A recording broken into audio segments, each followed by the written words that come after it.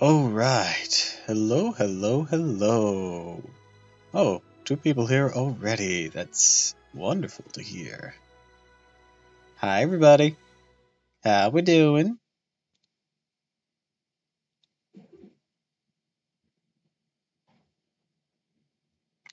I'm doing alright. I had some I had some chicken and Cajun fries from Popeyes. I got a drink still from it. And of course their biscuits. Or one of their biscuits. It was good. That's good to hear that you're doing alright.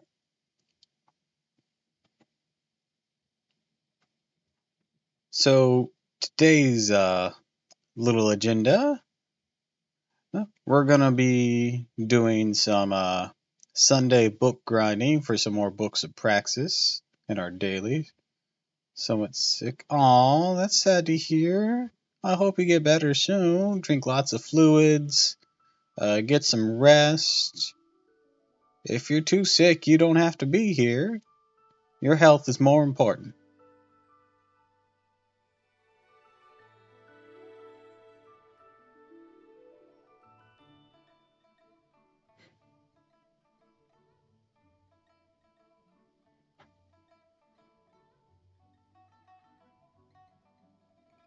Okay? I mean, I'm not kicking you out or nothing. Just make sure you're taking care of yourself first and foremost.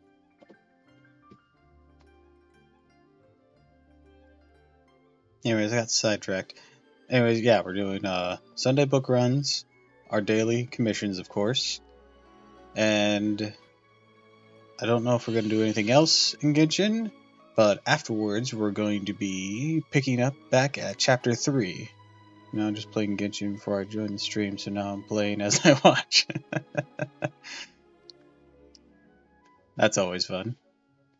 Anyways, after that we'll be picking up back at the start of Chapter 3 with Dracula. I've been enjoying reading that on stream.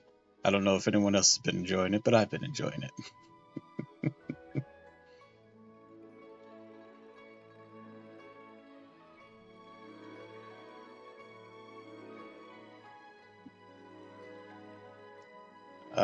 Is there anything else I need to address first? I don't think so.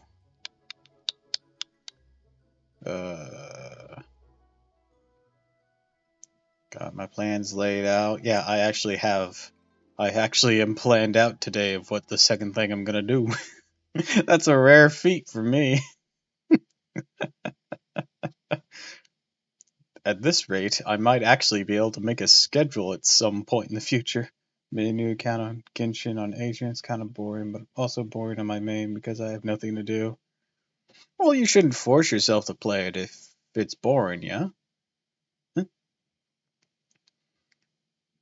mean, there's no point in playing a game, if it doesn't entertain you. Unless you're just trying to keep up until a new exciting part gets, which I can understand that viewpoint. But hey, I ain't your mama. I can't tell you what to do.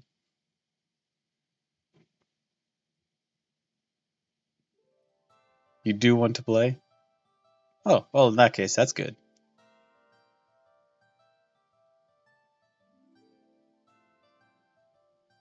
There's just nothing to do. Even on the new account?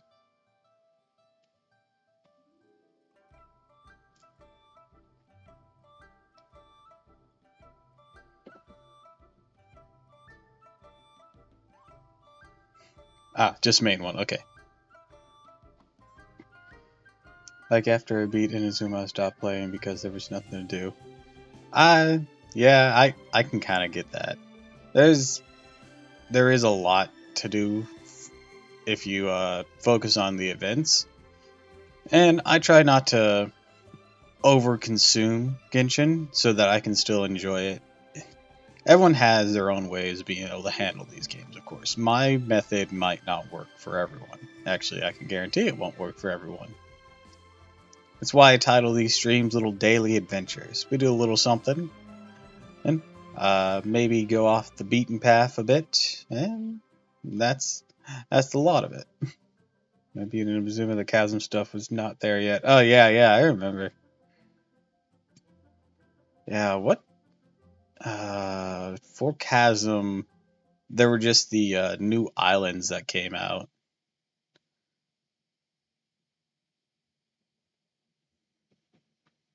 Well, the one new island, and Inkonomiya,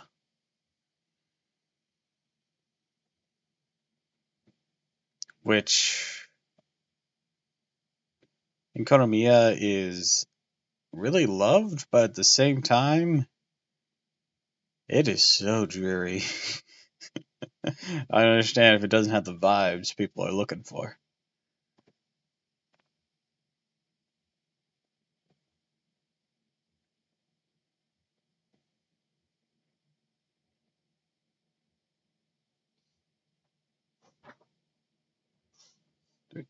Anyways, let's start getting our show on the road, and we can continue chatting instead of just sitting here on this piece of paper.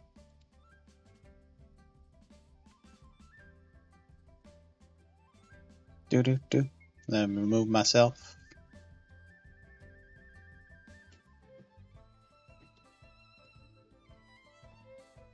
Yeah, I actually enjoyed exploring the desert with people. Come across Leo, so if like the chasm or Inkonomiya aren't your vibe, maybe the desert might be your vibe because it's nice and sunny. Yeah, I'm just taking wild guesses though.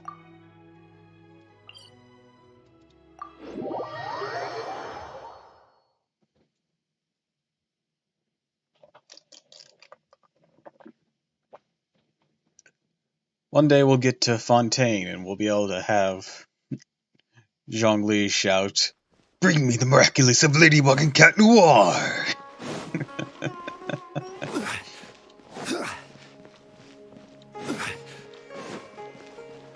Am I positioned alright? Do I need to lower myself maybe? Yeah, let's lower me a little bit. Do.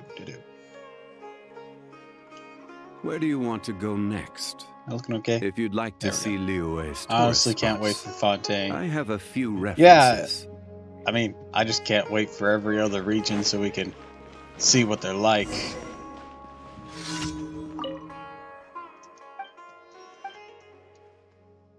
I think the only place I'm not looking forward to is possibly Snezhnaya. Not because I don't think the story is going to be good.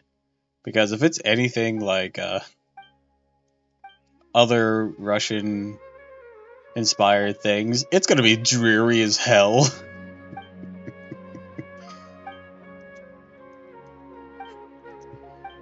That's my only fear there.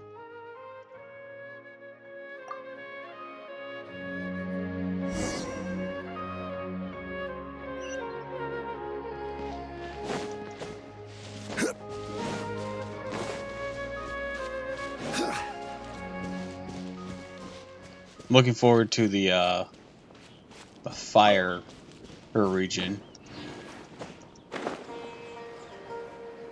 Mostly because I want to see what the Pyro Archon's like.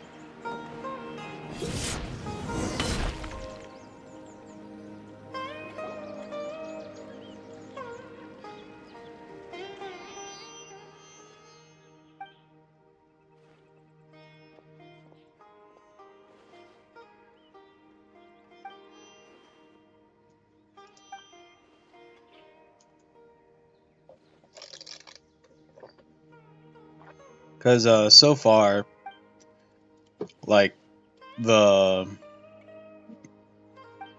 slimes sort of show a little bit of their moveset and a little bit of lore. And then... Right now, right here, right now.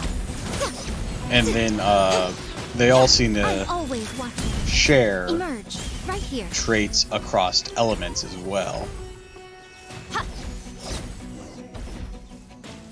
Like personality traits. I'm thinking it's just like Diluc, but to the extreme. Extreme Batman. Well, the the wider trait of Pyro seems to be the overwhelming optimism in the face of common sense, or despite the hate common sense.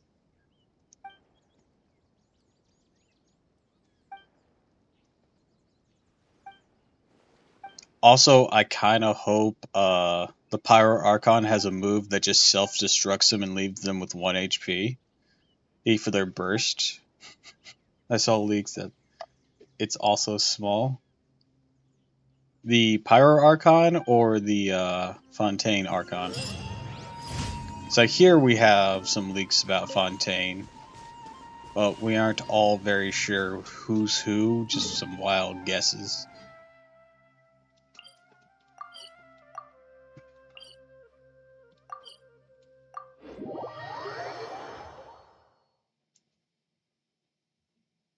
Pyro Archon? That'd actually be hilarious. Because isn't the Pyro Archon supposed to be like the god of war or some shit? I'm the god of war! Aw, you're so small. Fear me! No, Luke, but small.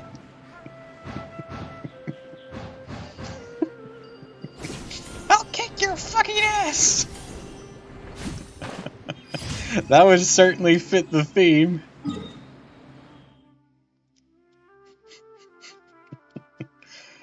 Just this tiny little shrimp be like, 1v1 me, bitch!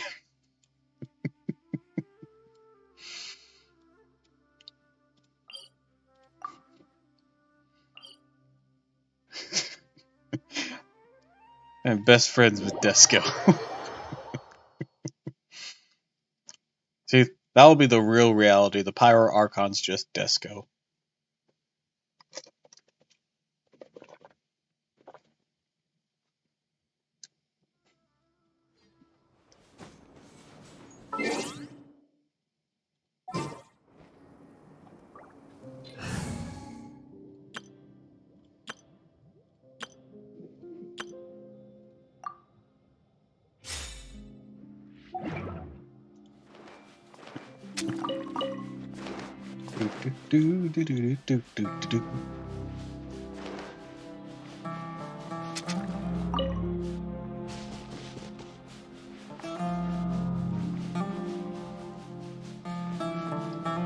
Yeah, I kind of hope the Pyro Archon has a self-explosion move. That'd be really cool. Leaves him with 1 HP. It does damage based on amount. I think that would be really kind of cool. Risky, but cool.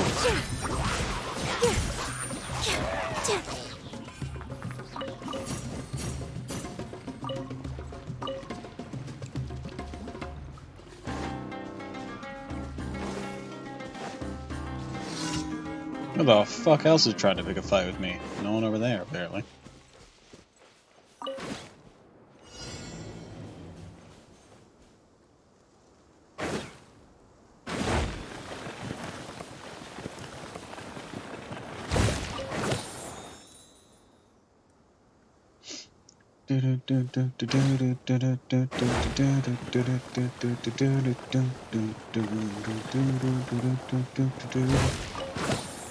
All right.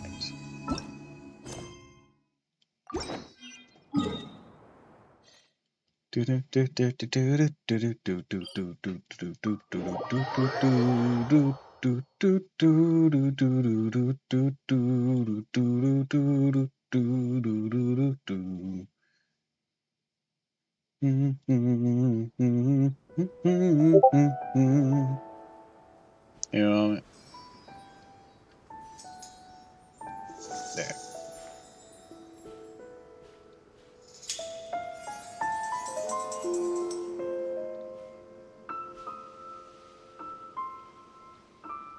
And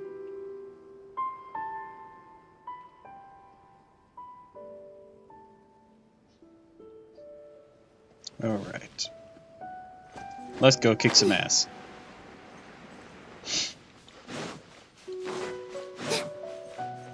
Sorry, Hilla Trolls. You all have to be sacrificed for the power of Sino, Eula, and eventually Razor when I get around to him. And whoever else uses scrolls and masks and whatnot.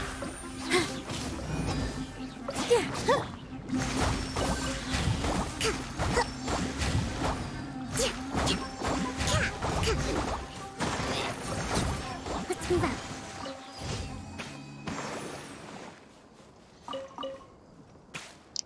Thinking of, I've been collecting masks for a while.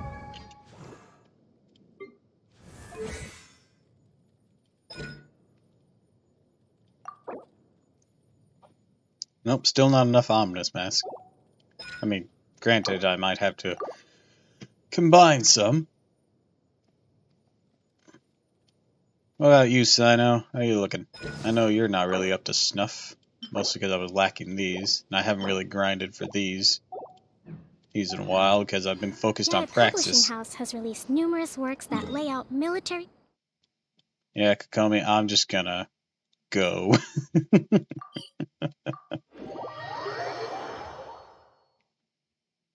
Whoosh. Do do do do do do do do do do do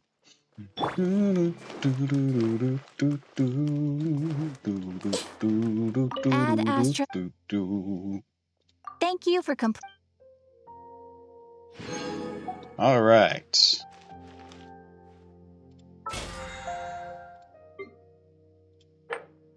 Oh, nice.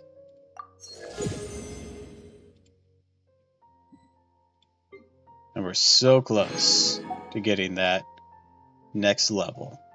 So close. Anyways, let's get us some more books of praxis. Let's go!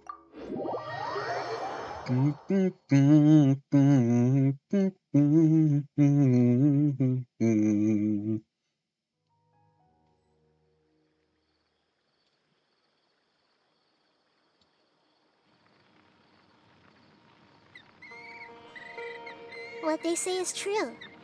You have to see the world for yourself to appreciate how beautiful it is. This seems like it's rigged.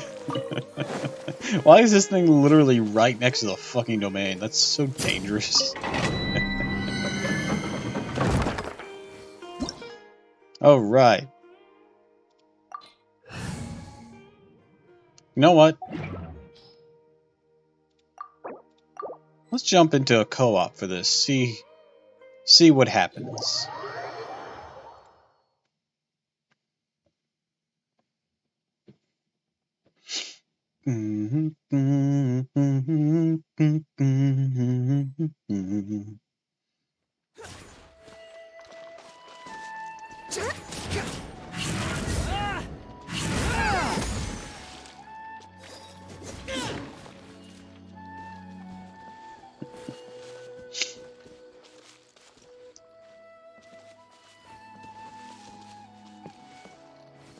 That Shao has the catch.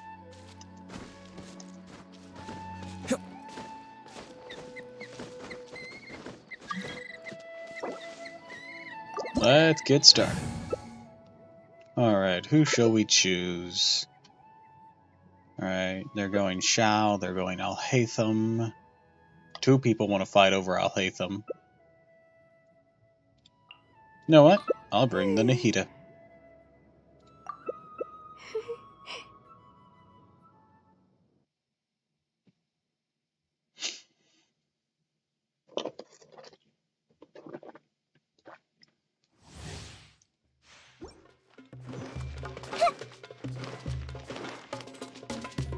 I hope that Shao's gonna live.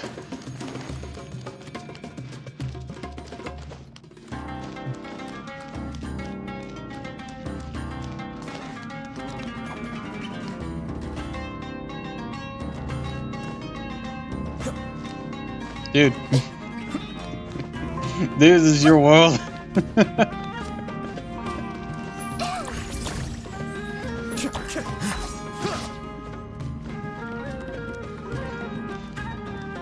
Dude, what are you doing? Start the fight. I see everything. La di da di da di da da da da da.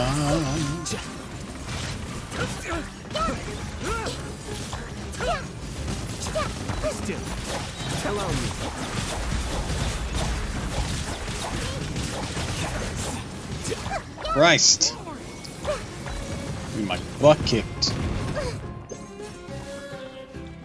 Okay, yeah, we're gonna need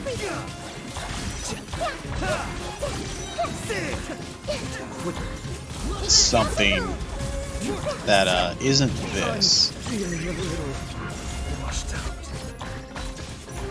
And we just lost our hydro. Fantastic.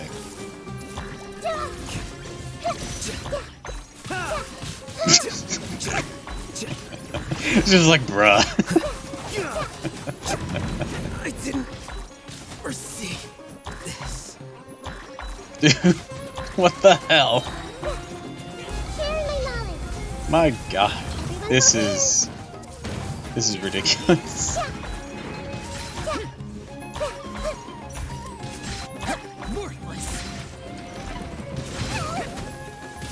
I'm reaction build. Don't judge me.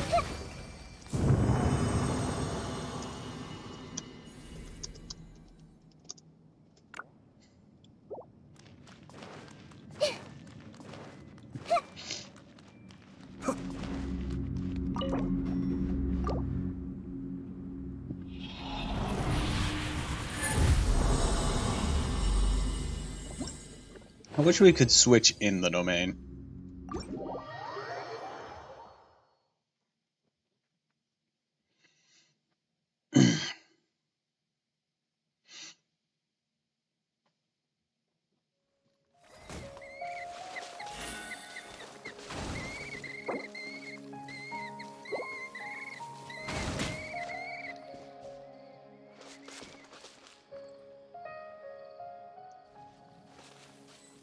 Or, okay, they just gave up on that prospect. Okay. Okay. Maybe because everyone died. Oh, yeah.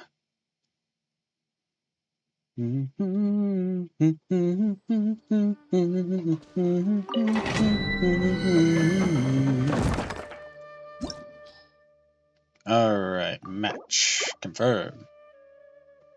Let's go!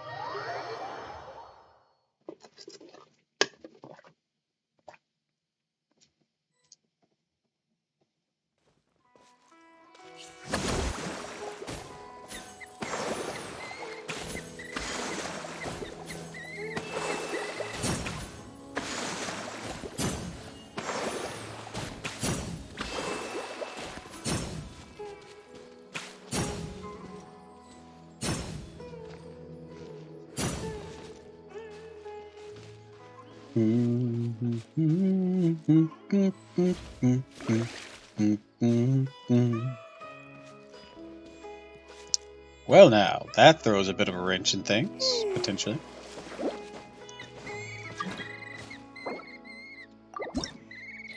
It was weird to find a child main.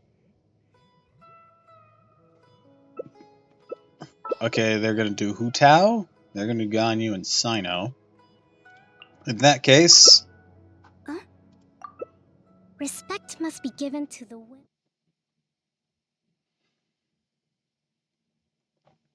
We're gonna go with Unlimited Burst Works.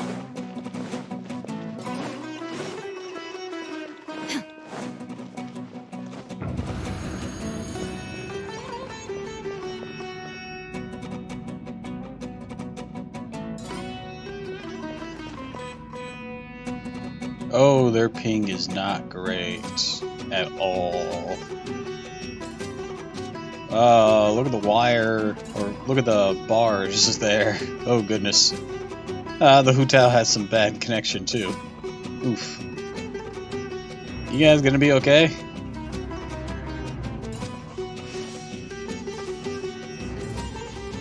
I have concerns.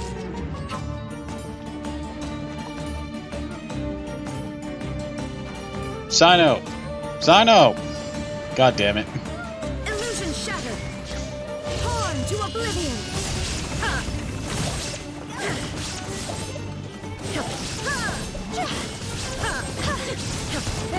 escape.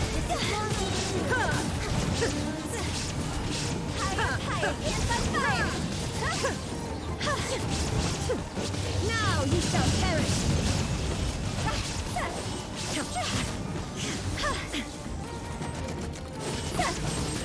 Shine down.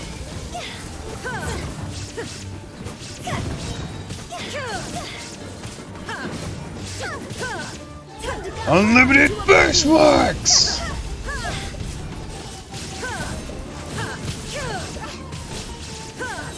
There is no escape.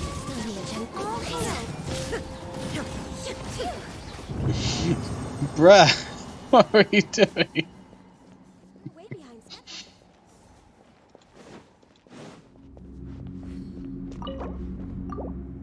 Would you like to join the class next time? Jesus. And he dipped. Alright. Oh, but I did get a gold book out of it, so that's nice.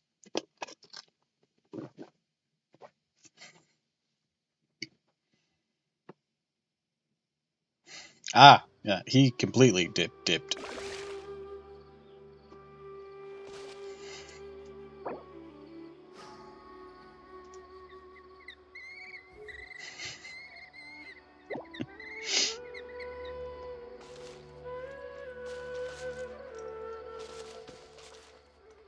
Hold the line.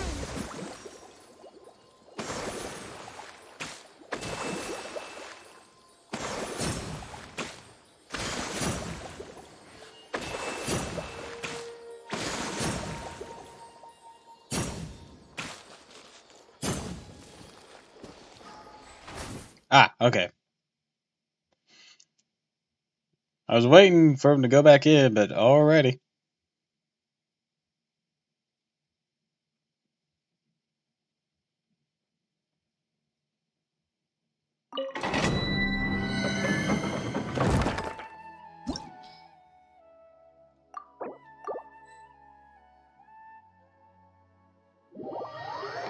The Hutao healing. They weren't moving.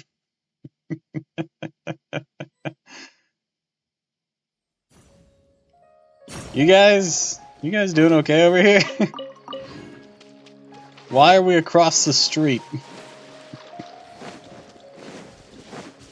Apparently they went to pick a fight with that leopard.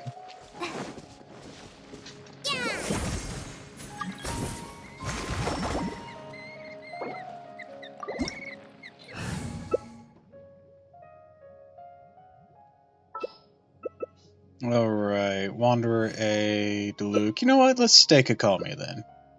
Power Archon says the same stuff as Diluc, but it says it as GG. That's adorable. Yeah, whenever you guys make up your mind, I'll still be Kami over here.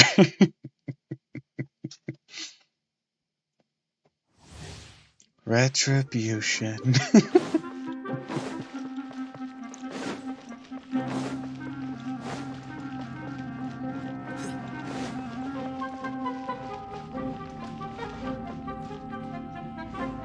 Burn. Just sounds completely disinterested.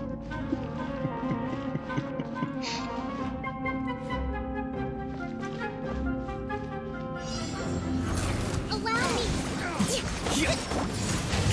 Covenant of the deep. Helpful. Rest and rebuild.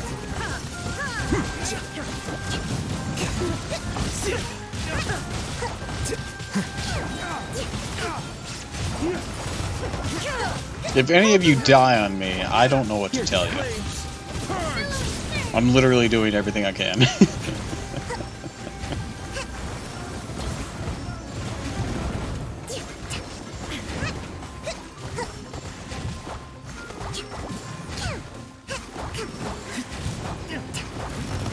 Hey, thank you. Skill issue then. Time to oblivion.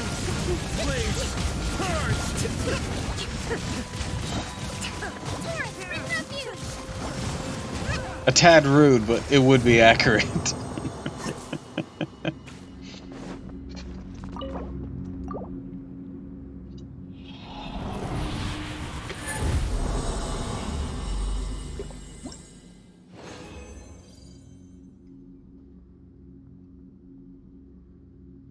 God damn it. We just can't have one consecutive run, can we? JK, I'm not toxic. I figured not.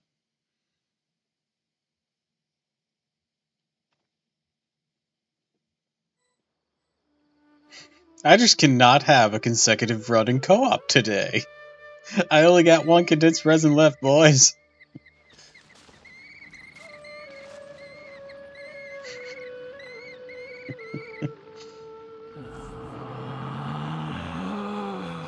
The fact we can't just keep going. Yeah. It's a bit annoying, but we'll live.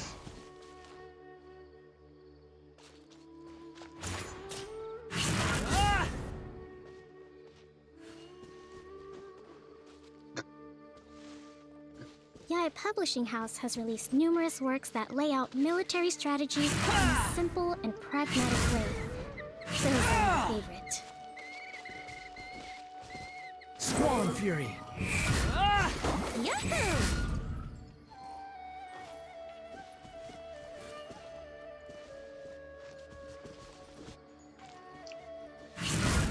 Do do do do do do do do do do do.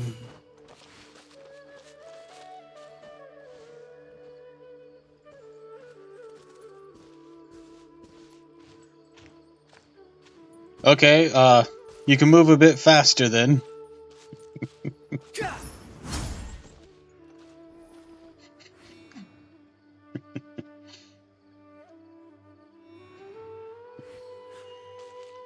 He's like, I'll change domains.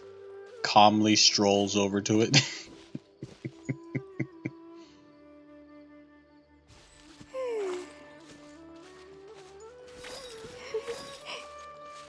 All this wind. Allow me!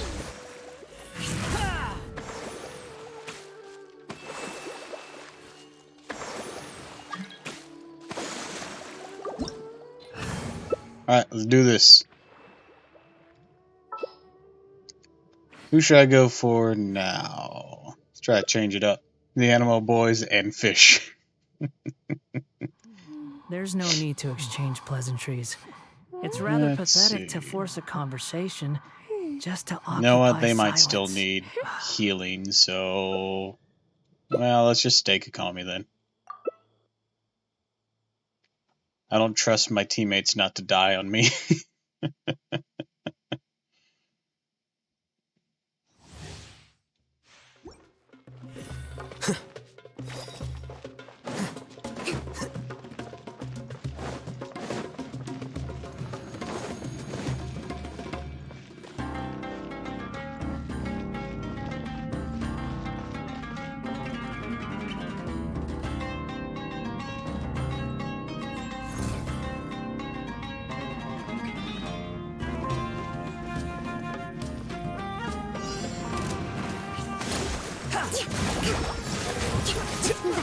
Da da da da da da.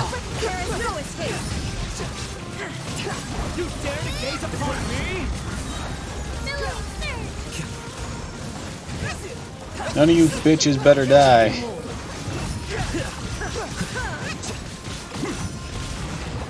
Rebuild!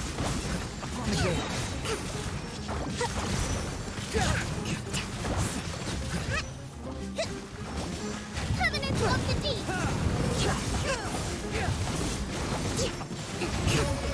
La di da di da di da. Yeah, I keep playing Kakami today, but I usually prefer playing Barbara. I don't dislike Kakami. Oh, wasted burst. Whiff.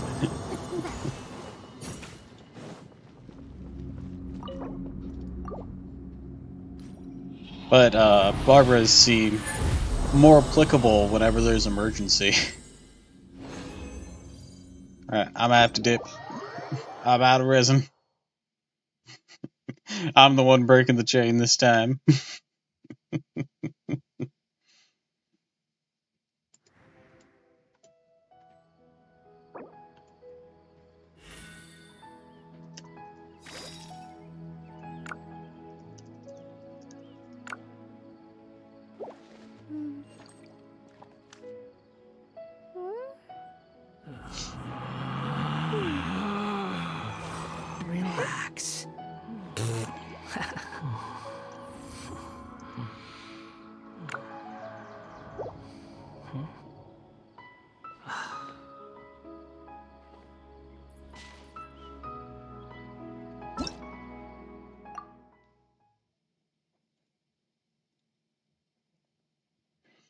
Do do do do do do do do do do do. Before we finish with Genshin, I'm gonna check up on my boss drops for weekly bosses in regards to Diab pre-farming. Granted, we have, what, 2 more weeks? Technically 3, if we count the week of Dia arriving. But if we want to, like, triple crown her right away, it'd only be, like, 2 more weeks if I want to, because I usually postpone Boss Rush Monday until later in the week to not be Monday, whenever the version update happens. So, are you gonna pull on Deha on stream? Yeah, I'm gonna resist my urges to immediately smack that pull button on update. Hey, no, I'm gonna wait till I stream to pull for her. If I get her early enough, I'm thinking I might pull for her weapon as well.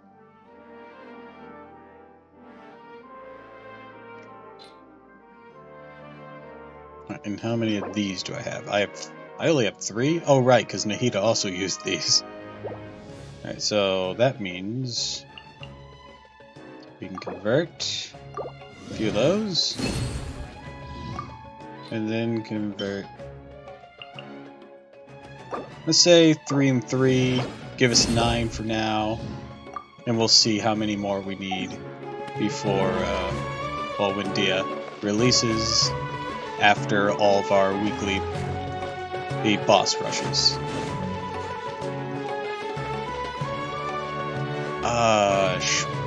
So the question will be, when we do get to that point where, how many wishes do you Oh, do I have something to show you? You've probably missed it up till now. I've been a busy bee. Note all of these are from Welkin's Battle Pass and events and whatnot ever since being pretty much completely drained by Wanderer. Take that as a note for what you're about to see.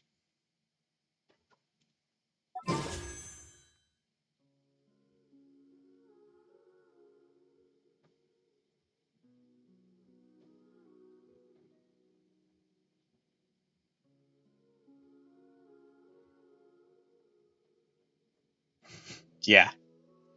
Yeah. I was quite literally drained by Wanderer. He is the most recent 5-star I've gotten.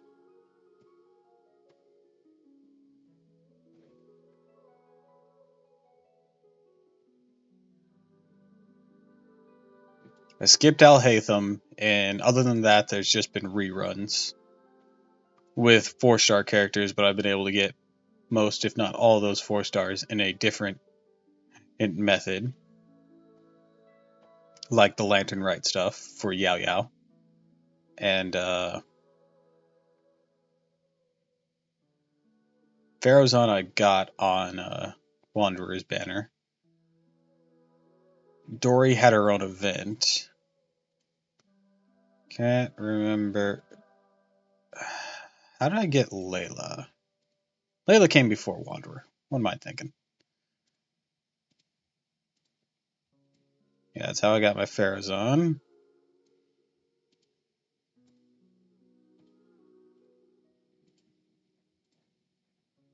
Yeah, I got Chi-Chi'd on that Wanderer banner.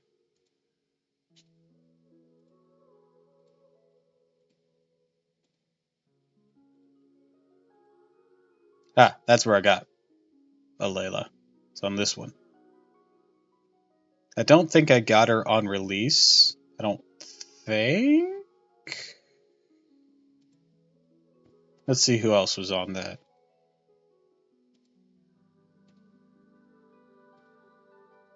whoever my most previous 5-star was will. I'm seeing Hazo Toma on that. Oh, okay. I guess I got Layla on Nahita's banner? Maybe?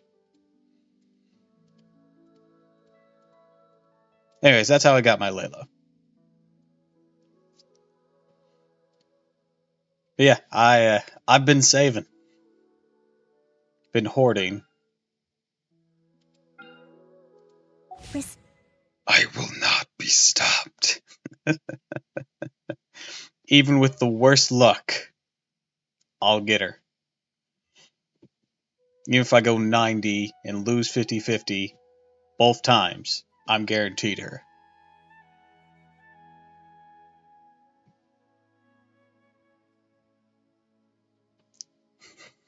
The sad part is I hear her kit isn't great, but you know what? I'm sure that's gonna age like milk in the sun. Because that's what always happens with these. That's what happened with Shinha. That's what happened with Yomiya. That's what happened with Yai. That's what happened with Kokomi.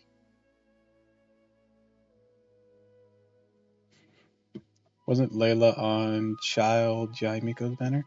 You know, it might have been. Oh, actually, yeah, that'd be it.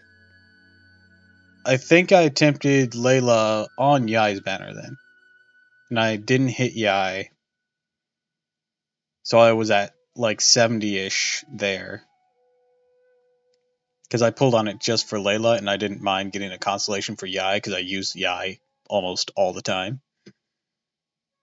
And I was originally planning to skip Wanderer, but then, well, his trailer was cool, and his test run was fun, and I was still on the fence then.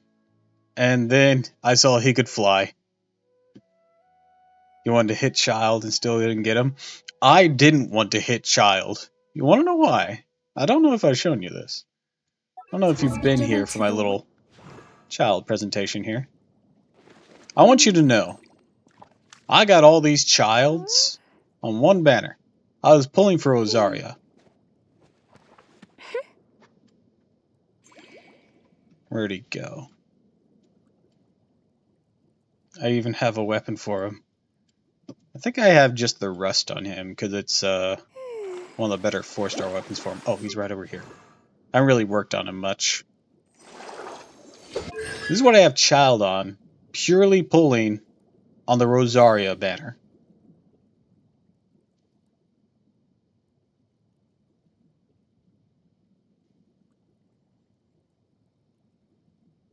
Got it 6 pity? That's awesome.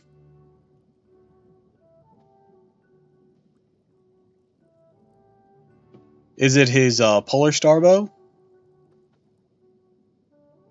Or do you have something else for him? Yeah, it's Polar Star bow. Gotcha. But yeah, C3 Child I got on that one banner.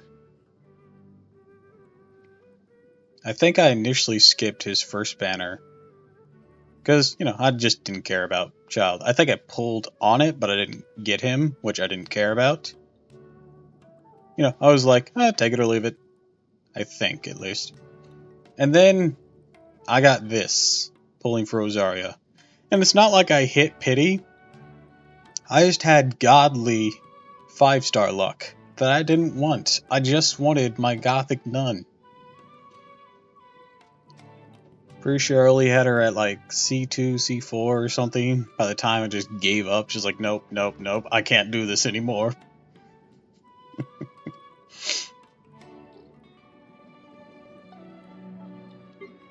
Also, my Kaya's almost C6. I'm so happy about that. Amber's not. At least it's at C4, so that's good. Those starting guys are so hard to get constellations for because they don't have a boosted banner, and I don't know why.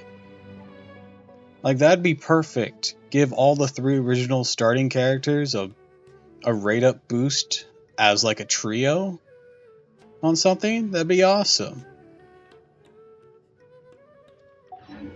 You get a lot of nostalgia points for that. Of every creature, Each fish Also, in the so you know ocean how they swims in did its own direction. that Kuching banner?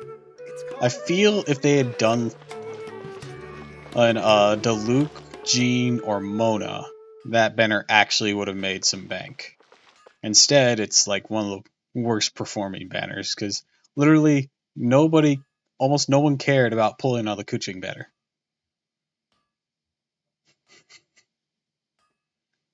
But Mona, Jean, and Diluc were the highly sought after early game standard 5 stars, so if they had made it any of their banners, it would have done modestly well. And especially if they just took the idea I just suggested and put the standard free 4 stars there as boosted rates, that would have been perfect. You'd have a moderately That successful publishing banner house has released while numerous they works that waited lay out out the military timer for strategy in a simple and pragmatic way. the Lantern Rite to end Those are and to my do the Hu Tao favorite. stuff. It's called being a freelancer. Old folks just don't get it.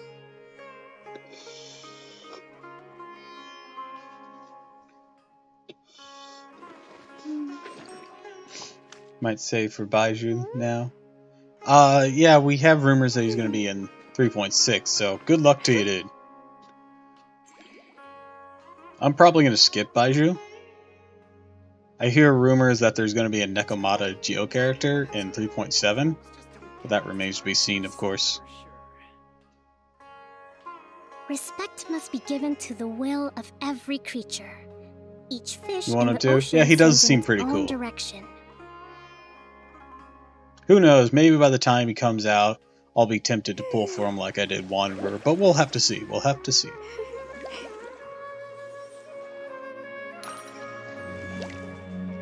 Sounds so girly pop. I don't know what that means.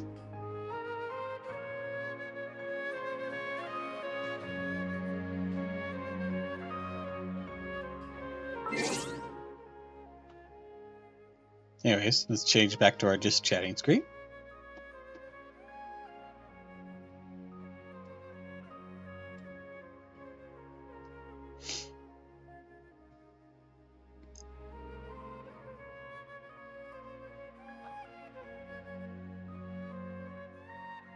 What does girly pop mean? I don't care if he's bad. I'm still pulling for him. He's like the first Dendro we ever met. Yeah. He is the first Dendro we met. And also, as for the bad thing, I mean, yeah, I get it. I don't know his skill set yet. Supposedly there's beta test already out for him, but I haven't heard much on him. Most I hear from beta test right now is, oh, they gave Dia a whole 3% increase and buffed Mika to be stronger than her. God, that's an insult.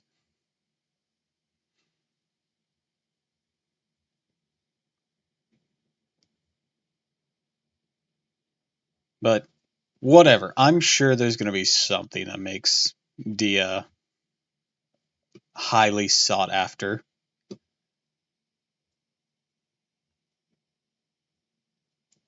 I mean, I just keep saying it. It's happened with previous characters. I'm sure it's going to happen again.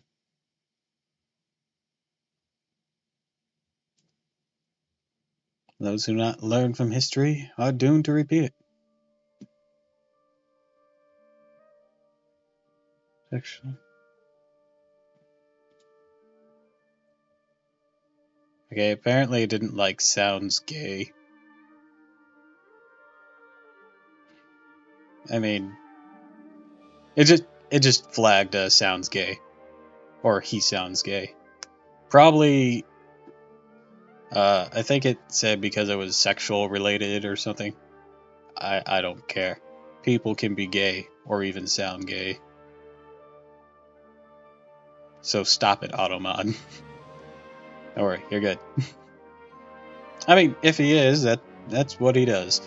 But I don't think they're ever going to go in on that because China isn't too hot on those kind of topics. Plus, you know, they seem to steer away from any playable character having a relationship in general.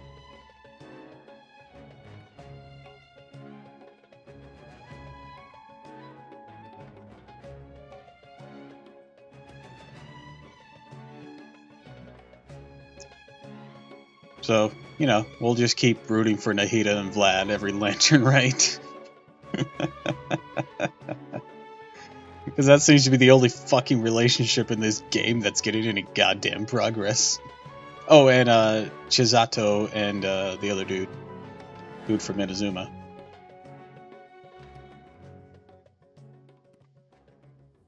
Who else is having a relationship progress? We had a small spark between Tamias and the perfume lady. I can't remember her name. No matter what the fan base does with two male characters or a male and female character, or female and female, or you know, it's just fan bases are gonna ship. Shippers gonna ship. I get it though. I ship characters too. I'm more of a harem man myself, so I don't restrict myself to a single avenue per character. Some, yes, but some, no.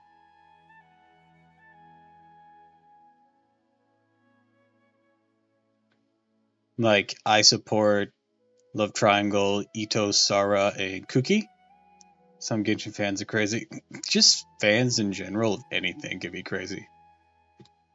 It's not just Genshin. Genshin's just loud because it's popular.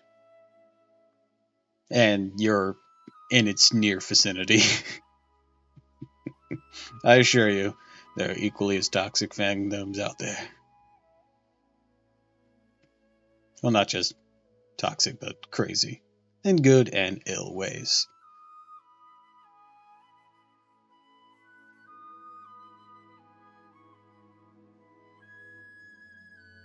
I do find humorous that Yelan and Shinha have a ship despite not really having met. And it's basically just a runoff of the Shincho Chongyun ship that people have. Because both of them look so similar. But of course, Shinha is actually related to Chongyun. I wonder if they all have white hair. Because Shinha didn't always have white hair if the flashback is anything to go on.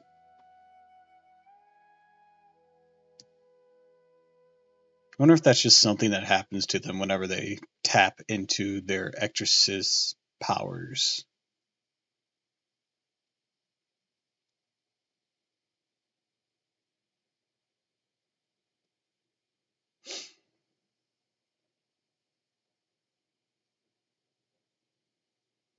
I'm trying to think of an example, but I can't think of one. It's not like Super Saiyan because that's a temporary transformation. It's like a permanent change. I'm trying to think of a character that has a change like that that sticks around that is somewhat relevant.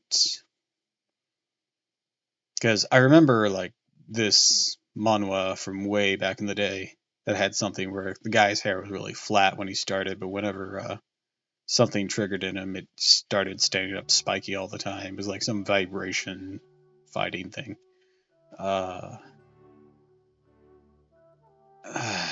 Well, what's a good example?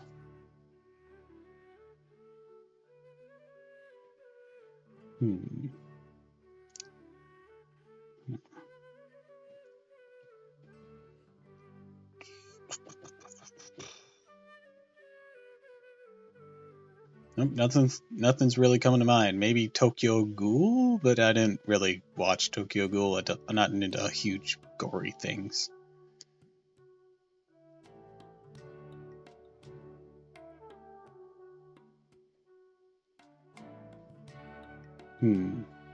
Yeah, I can't really think of anything. Anyways, I'm gonna BRB. Gotta use the restroom right quick.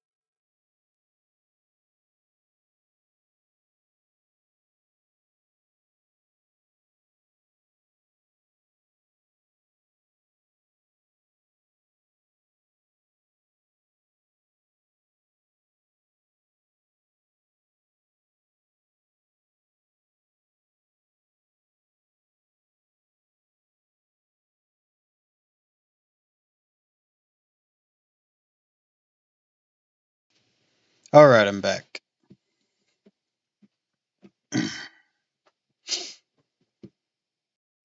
Yeah, I was unmuted. Alright. So let's go ahead and close Genshin.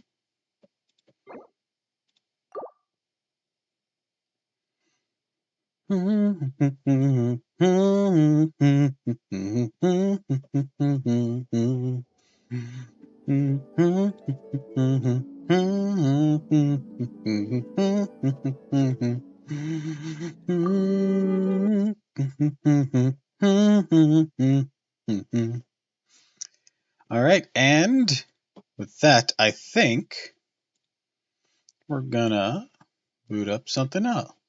And that something else be Dracula. We'll be starting back with chapter 3. Da, da, da, da, da. Gonna make that a new window. Da, da, da, da, da, da, da. All right.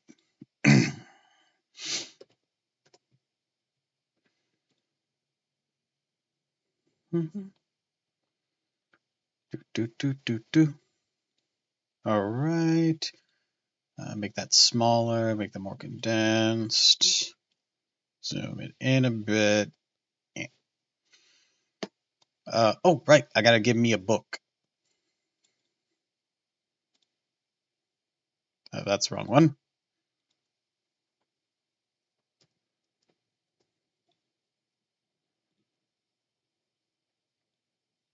Do it like this.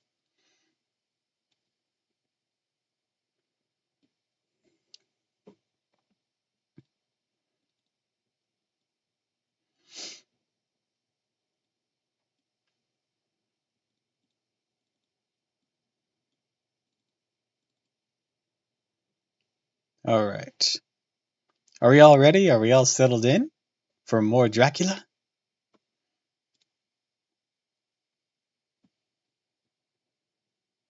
Let me just make sure I'm looking at everything right.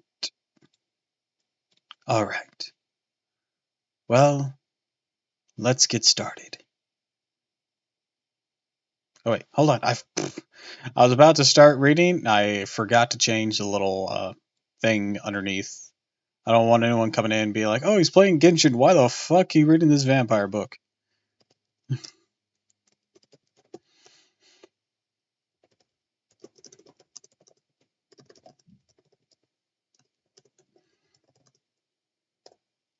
Da, da, da. Unfortunately, there's no reading category for Twitch, but oh well. So I'll have to have it as just chatting.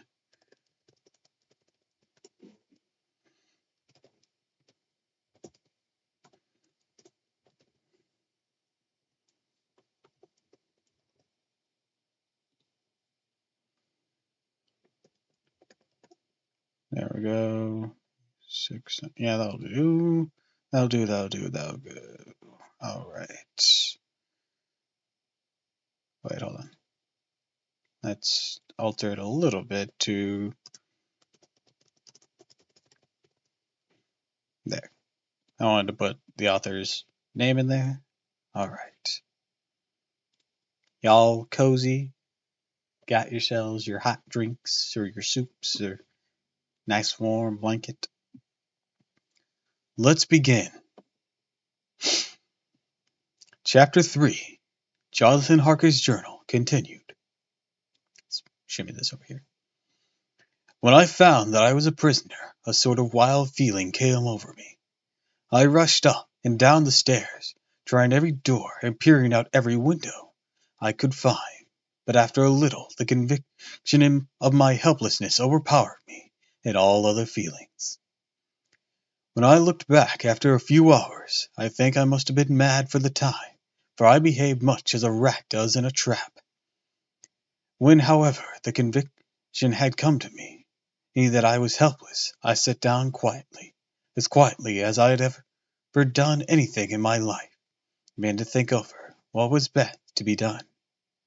I am thinking still, and as yet have come to no definite conclusion. Of one thing only am I certain, that it is no use making my ideas known to the Count. He knows well that I am imprisoned, and as he does it himself, and has doubtless his own motives for it. He would only deceive me if I trusted him fully with the facts. So far as I can see, my only plan will be to keep my knowledge and my fears to myself. My eyes open, I know, either being deceived like a baby by my own fears, or else I am in a desperate straits. If the latter be so, I need and shall need all my brains to get through. I had hardly come to I had hardly come to this conclusion when I heard the great door below shut, and I knew the Count had returned. He did not come at once into the library, so I went cautiously to my own room, and found him making the bed. This was odd, but only confirmed what I had all along thought, that there was no servants in the house. When later I saw him through the chink of the hinges of the door, laying the table in the dining room, I was assured of it, for he does himself all these menial offices. Surely it is proof that there is no one else to do them. This gave me a fright, for if there was no one else in the castle, it must have been the Count himself, who was the driver of the coach that brought me here. This is a terrible thought, for it was so. What does that mean, that he could control the wolves as he did, by only holding up his hand in silence? How was it that all the people at Lipton and on the coach had some terrible fear for me? What meant the giving of the crucifix, of the garlic, of the wild rose, of the mountain ash? Bless that good woman who had hung the crucifix around my neck, for it is a comfort and a strength to me even whenever I touch it. It is odd that a thing which I had been taught to regard with disfavor and idolatrism should in time of loneliness and trouble be of help. Is it that there is something in the essence of the thing itself, or that its medium, a tangible, will help in conveying memories of sympathy and comfort? Some time, if it may be, I must examine this matter and try to make up my mind about it. In the meantime, I must find all I can about Count Dracula, as it may help me understand. Tonight he may talk of himself. If I turn the conversation that way, I must be very careful, however, not to awake his suspicion. All right. Midnight. I had a long talk with the Count. I asked him a few questions on Transylvanian history, and he warmed up to the subject wonderfully. In his speaking of things and people, and especially of battles, he spoke as he had been present at them all. This he afterwards explained by saying that to a boyar, the pride of his house and name is his own pride, that their glory is his glory, that their fate is his fate. Whenever he spoke of his house, he always said we, and spoke almost in plural, like a king speaking. I wish I could put down all he said exactly, as he said it, for to me it was most fascinating. It seemed to have in its whole history of the country. He grew excited as he spoke, and walked about the room, pulling his giant white moustache, and grasping anything on which he could lay his hands as though he would crush it by main strength. One thing he said which I shall put down nearly as I could, for it tells in its way the story of his race. We Skalaxes have a right to be proud, for in our veins flows the blood of many brave races, who fought as the lions fight, for lordship. Here in the whirlpool of European races, the Ulgric tribes pulled down from Iceland the fighting spirits which Thor and Woden gave them, which their berserkers displayed to such fell intent on the seaboards of Europe, aye, and of Asia and Africa too, till the people thought that the werewolves themselves had come. Here too, when they came, they found the Huns, whose warlike fury had swept the earth like a leaping flame, till the dying people held that in their veins ran the blood of those old witches who expelled from Shrakia had mated with the devils in the desert. Fools, fools! What devil or what witch was ever so great? It is Attila, whose blood is in their veins. He held up his arms. It is a wonder that we were a conquering race, that we were proud, and that when the Magyars, or the Lombards, the Arva, and the Bulgar, and the Turks poured his thousands on our frontier, we drove them back.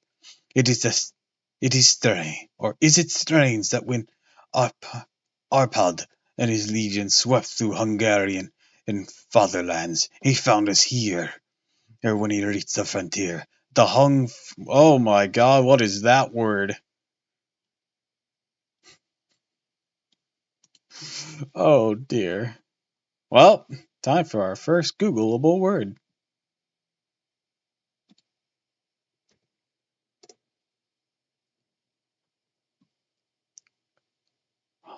Okay. How to say this word? Hongfoglolis. The Hungarian conquest of the Capuchans basin, also known as the Hungarian conquest or the Hungarian land-taking, was a series of historical events ending with the settlement of the Hungarians in Central Europe in the late 9th century and early 10th century. All right.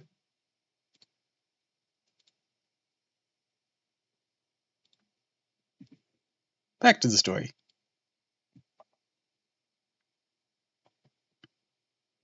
Where was I? That the Hungfogalis was completed there. And when the Hungarians' flood swept eastward, the Selkirk.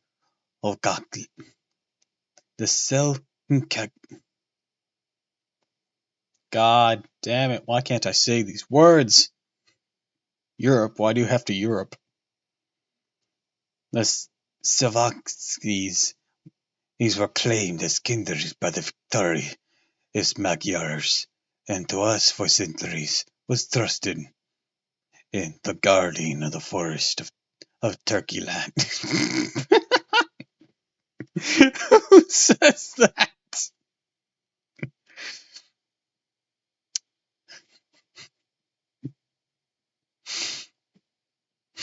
Okay, that's one I gotta keep.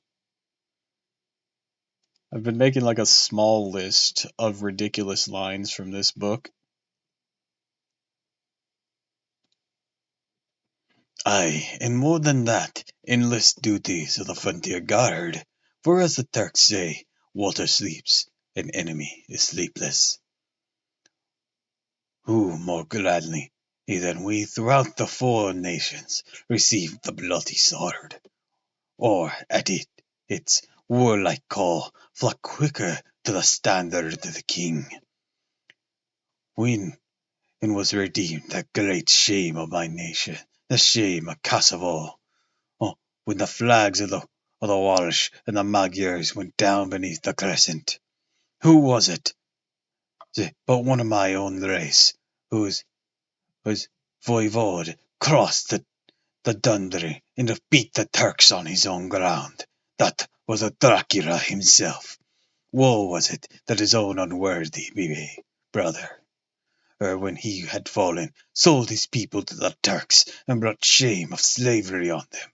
Was it not this Dracula, indeed, who inspired that others of his race, who in a later age again and again brought his forces over the great river into Turkey land?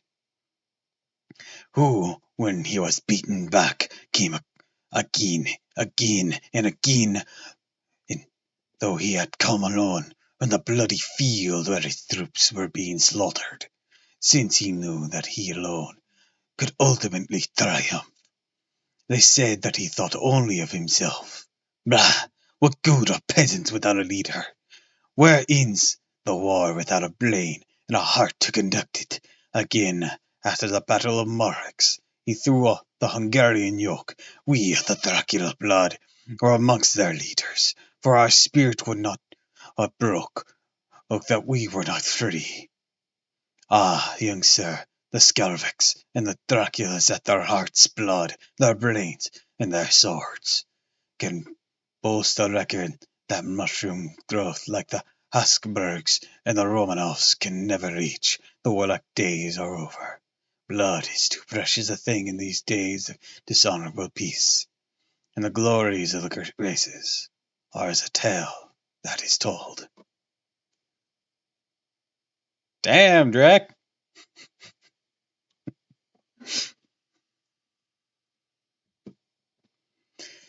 Whew. God damn, dude. Guy's got some fucking pride there. Holy shit. It was by that time, close on our morning, we went to bed. Memo, this diary seems horribly like the beginning of the Arabian Nights, for everything has to break off at cockcrow, or like the ghost of Hamlet's father. Hold on, need a drink. Need to get me that hydrate command.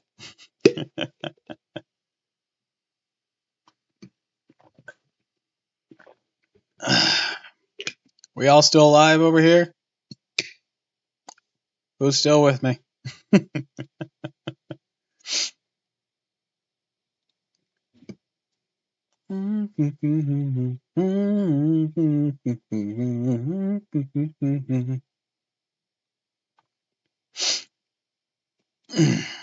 All right, continuing on. May 12th. Let me begin with the facts.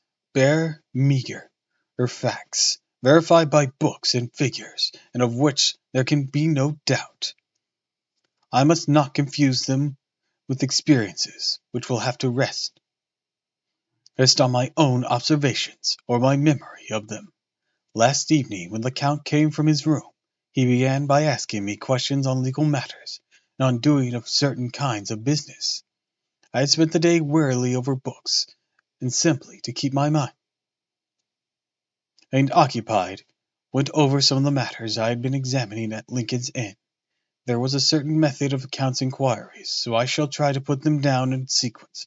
The knowledge may somehow or some time be useful to me. First he asked if a man in England might have 2 solicitors or more. I told him he might have a dozen if he wished, but that it would not be wise to have more than one solicitor engaging in one transaction, as only one could act at a time, and that to change would be certain to... What is this word? Militate? Or militate? To... M-I-L-I-T-A-T-E.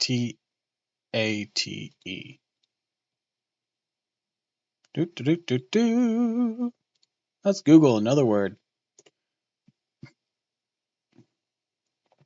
A fact or circumstance be powerful or conclusive factor in preventing.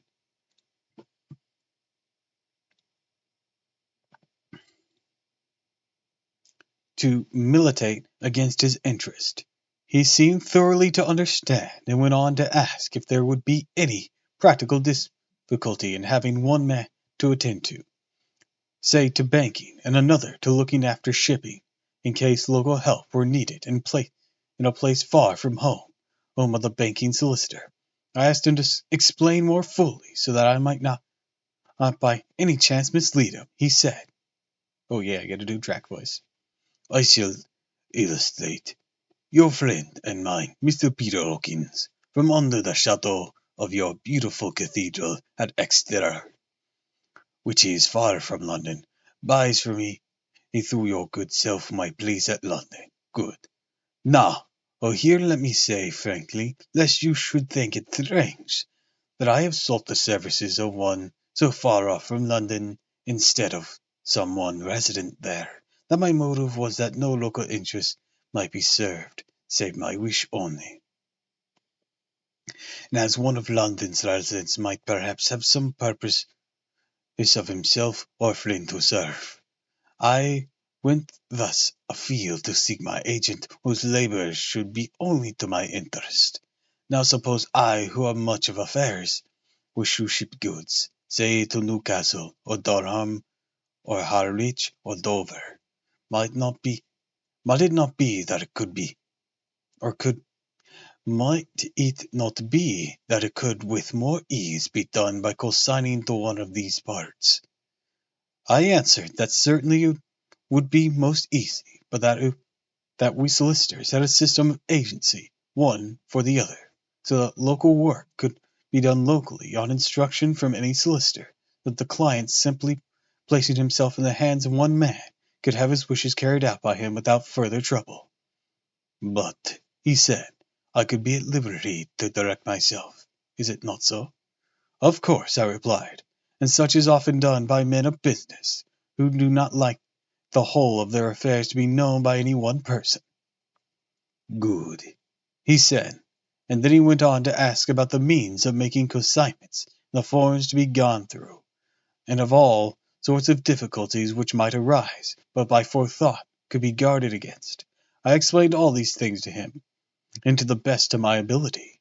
He certainly left me under the impression that he would make a wonderful solicitor, for there was nothing that he did not think of or foresee. For a man who was never in the country, and did not evidently do much in the way of business, his knowledge and acumen were wonderful. Or acumen? That's a weird word. What does that mean? Da da da da da.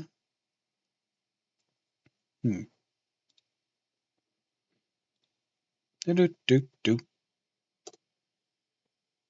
An ability to make good judgments and quick decisions, typically in a particular domain, or a particular domain.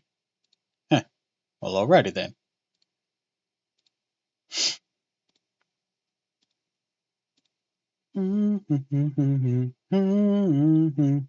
Alright.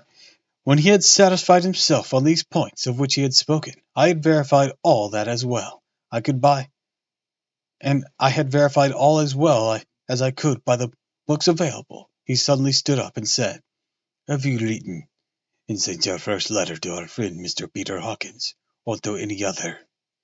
It was with some bitterness in my heart that I answered I had not, that as yet I had not seen any opportunity of sending letters to anyone. Then write now, my young friend, he said, laying a heavy hand on my shoulder. Write to our friends, to any other, and say, if it will please you, that you shall stay with me until a month from now. Do you wish me to stay so long? I asked, for my heart grew cold at the thought. I desire it much. Nay, I will take no refusal when your master, employer, what you will, engage is that someone to come on his behalf. It was understood that my needs only were to be consulted. I have not stinted. Is it not so? Whew, that Drac voice is grating at my vocal cords here.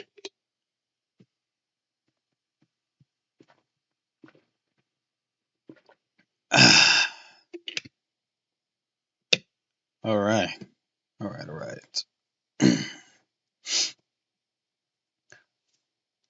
What could I do but bow acceptance? It was Mr. Hawkins' interest, not mine. Now I had to think of him, not myself. Besides, while Count Dracula was speaking, there was that in his eyes and in his bearing which made me remember that I was a prisoner, that if I wished it, I could have no choice. The Count saw his victory in my bow, and his mastery in the trouble of my face, for he began and at once to use them, but in his own smooth, resistless way. I pray you, my young friend, that you will not discourse of things other than business in your letter. It will doubtless please your friends to know that you are well, and that you are looking forward to getting home to them. Is it not so?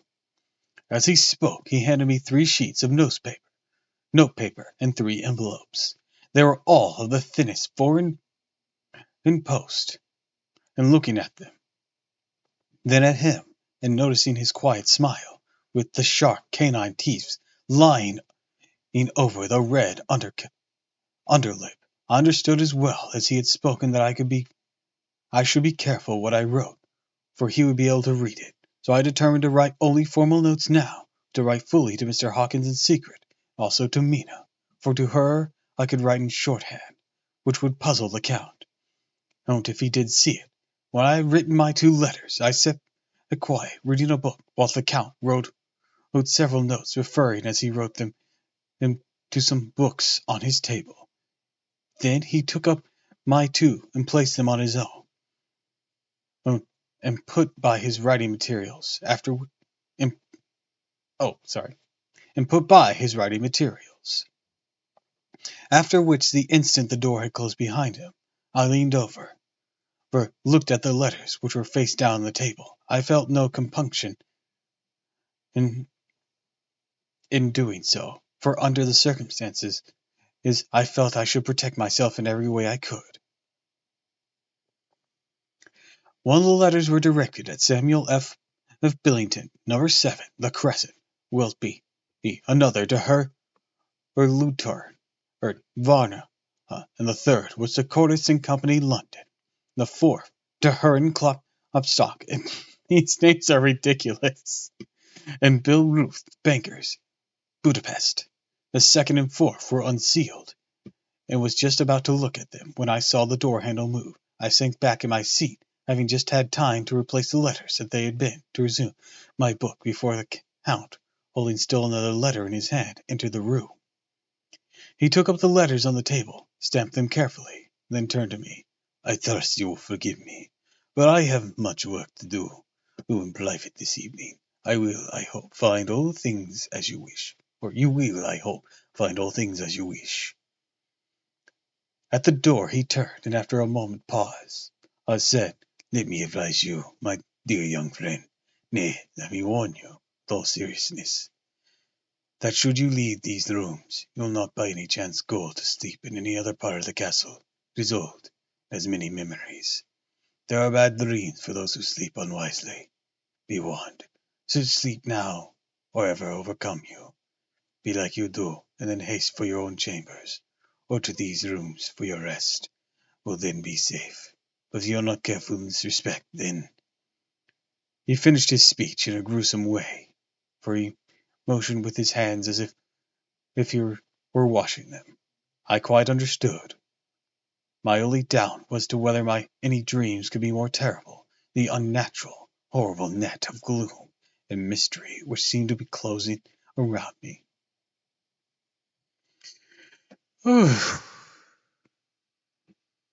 I am... That voice can be exhausting. I thought it might have just been because I was doing other things beforehand, but All right.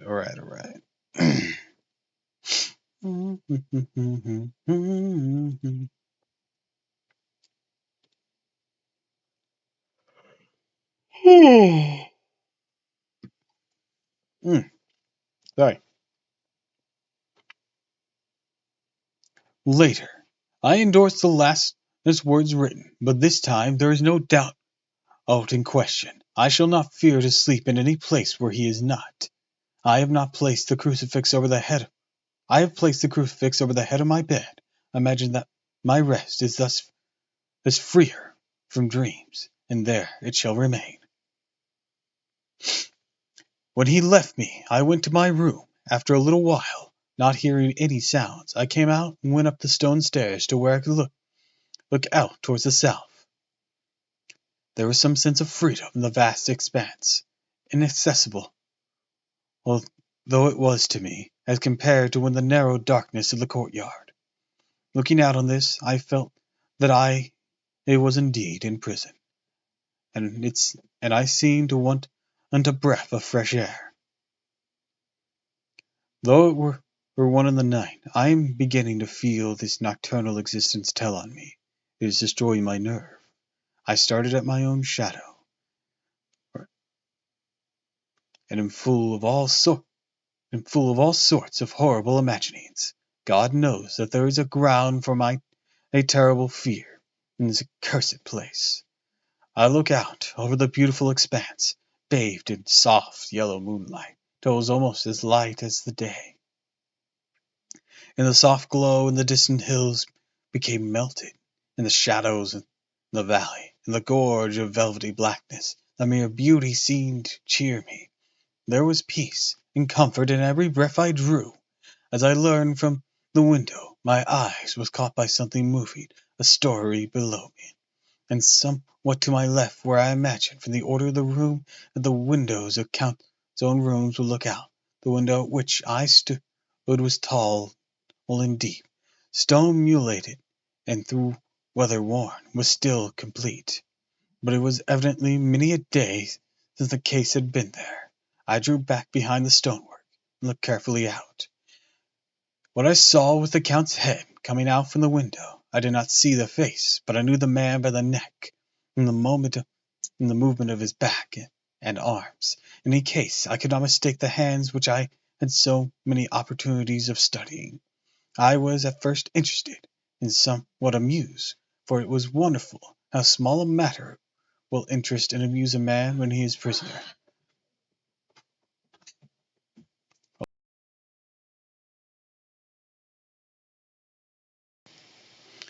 But my feelings changed to repulsion and terror when I saw the whole man slowly emerge from the window, being crawling down the castle wall over that dreadful abyss, face down, with his cloak spread out around him like great wings. At first I could not believe my eyes. I thought it was some trick of the moonlight, some weird effect of shadow. I kept looking, and I could be no delusion, or it could be no delusion.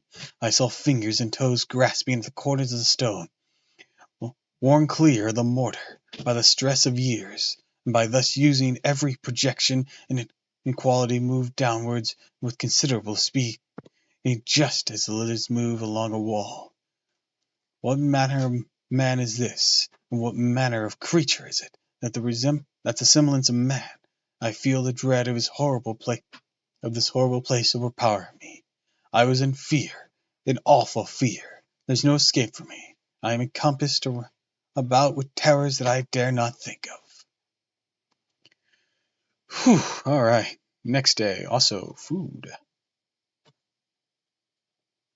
I got a snack. Oh. Ooh, yummy.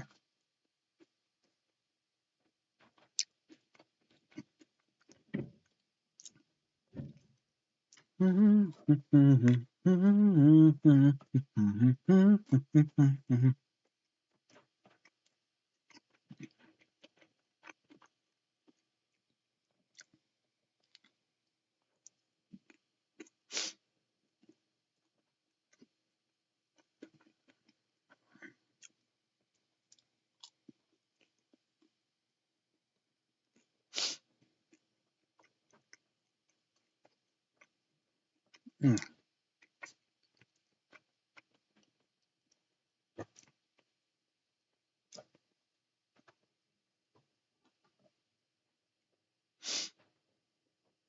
Mm.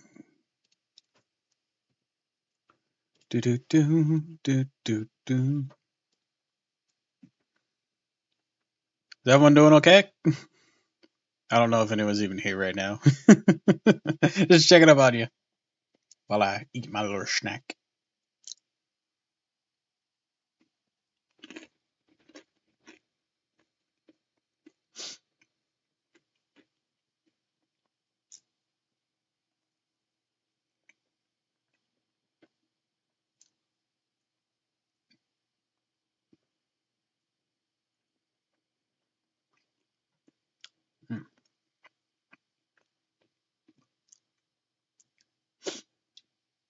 Mm. Mm. Mm.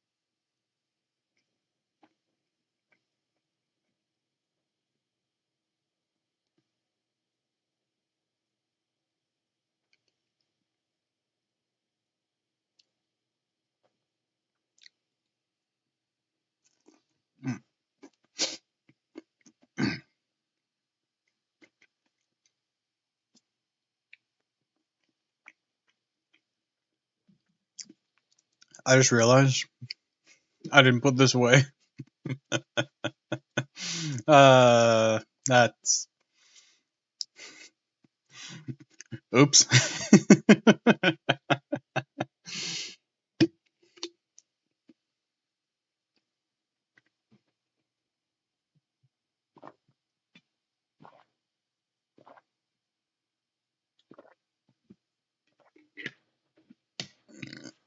Excuse me.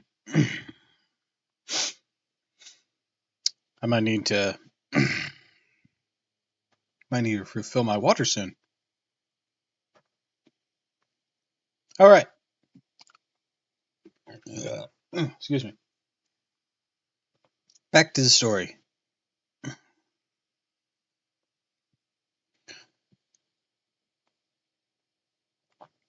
May 15th. Once more, I had seen the Count go out. Why did I start that at the end of a breath? 15th of May. Once more, I have seen the Count go out in his lizard fashion. He moved downwards in a sight long way, some 100 feet down, and a good deal to the left.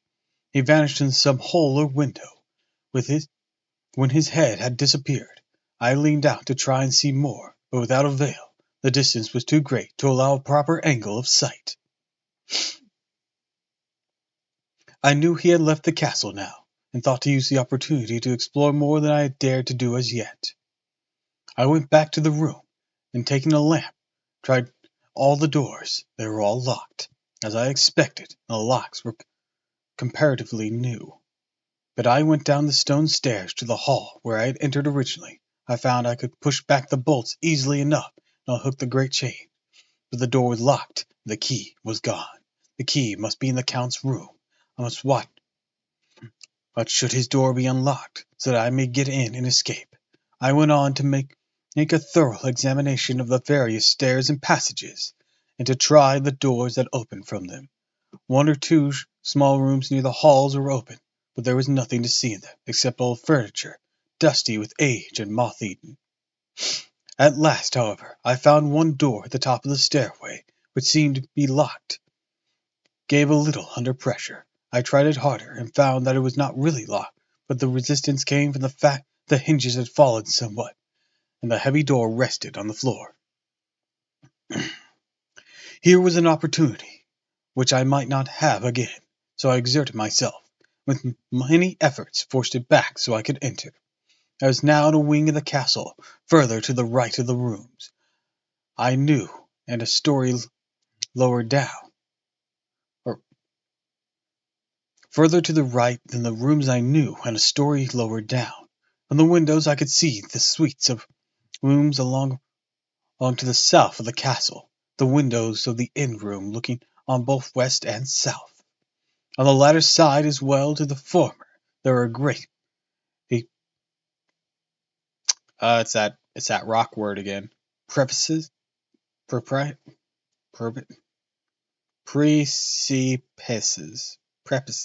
prefaces. Words. The castle was built on the corner of a great rock, so on three sides it was quite impregnable, and great windows were placed here, where sling or bow or culverin could not reach. What? Culverin? Culverin? What is this? Da, da, da, da, da.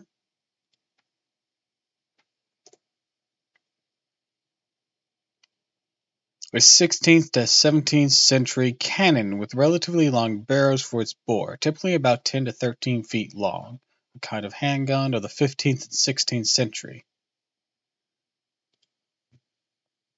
Those are two very different types of weapons to use that name. And consequently, light and comfort impossible to a position which had to be guarded, were secured. To the west was the great valley, and then rising far away, great jagged mountains fastness. Rising peaks on peaks, the sheer rocks studded with the mountain, to ash and thorn, whose roots clung in cracks and crevices and crannies of the stone.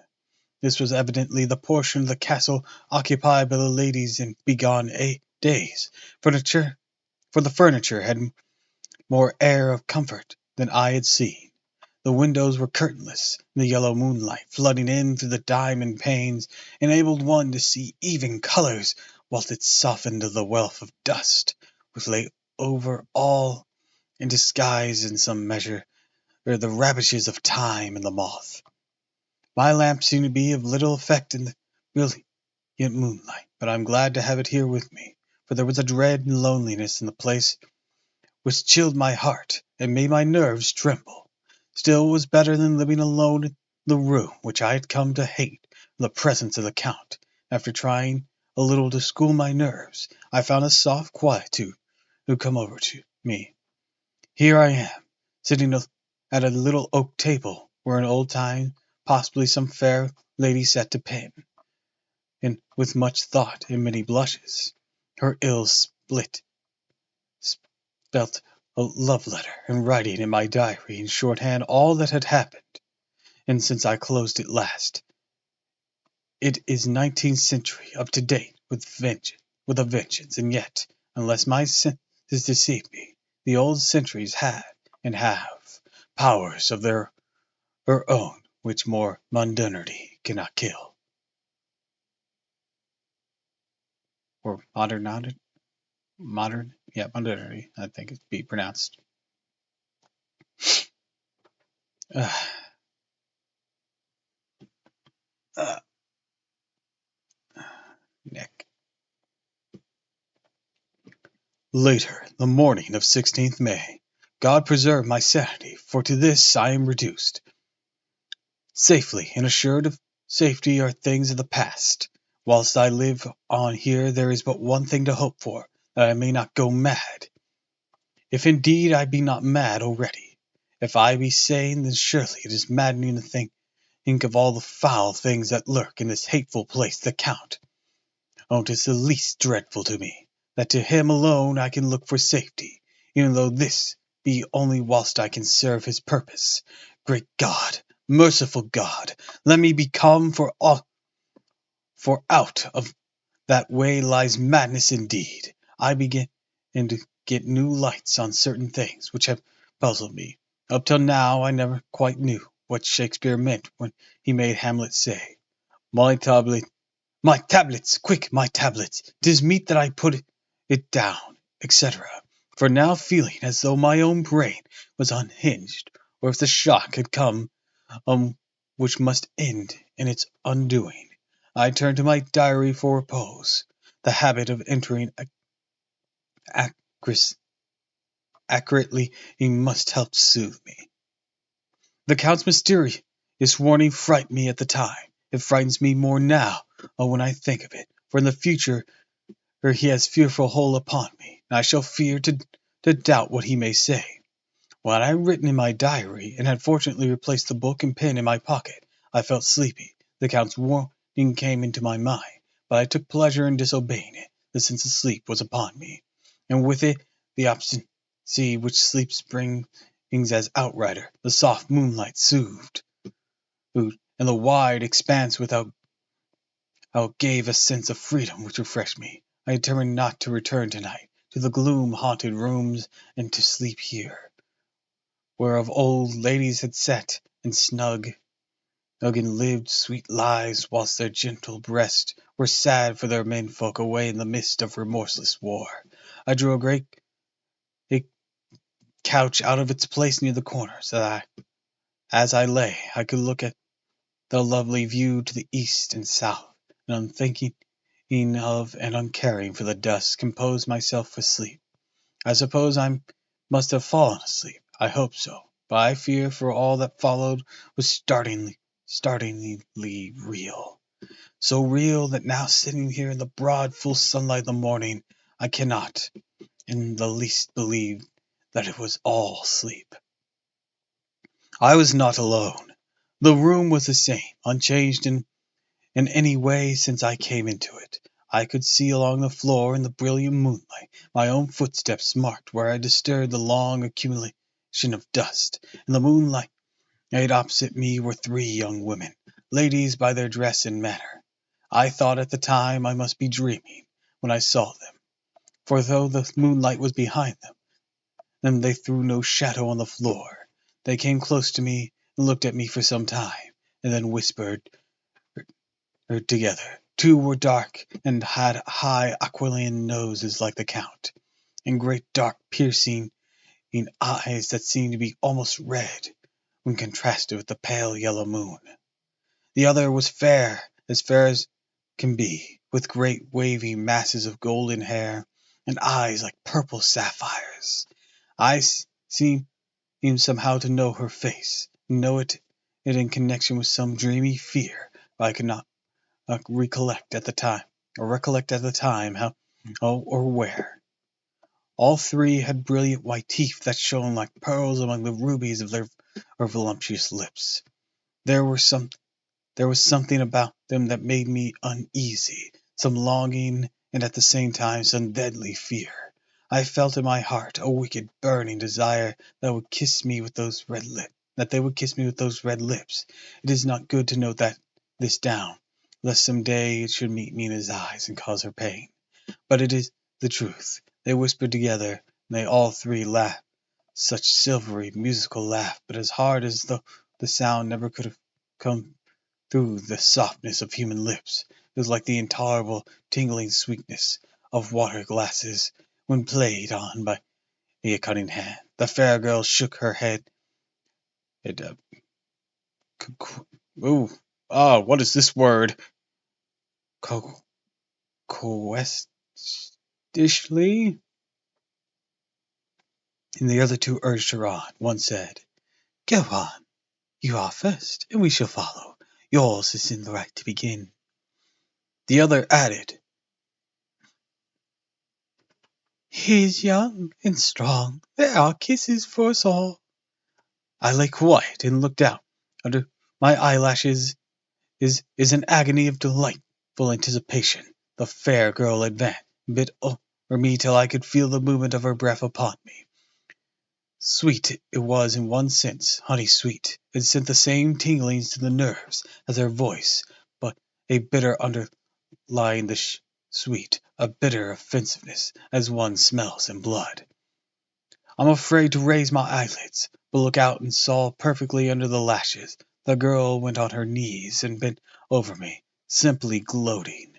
There was a deliberate voluptuousness which was both thrilling and repulsive, and as she arched her neck, she actually licked her lips like an animal, till I could see in the moonlight the moisture shimmering on the scarlet lips, on the red tongue as it lapped the white sharp teeth.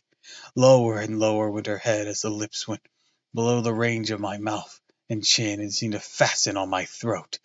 Then she paused, and I could hear the churning sounds of her tongue as it licked her teeth and lips, and I could feel the hot breath on my neck, and the skin of my throat began to tingle, as one flesh does when the hand that is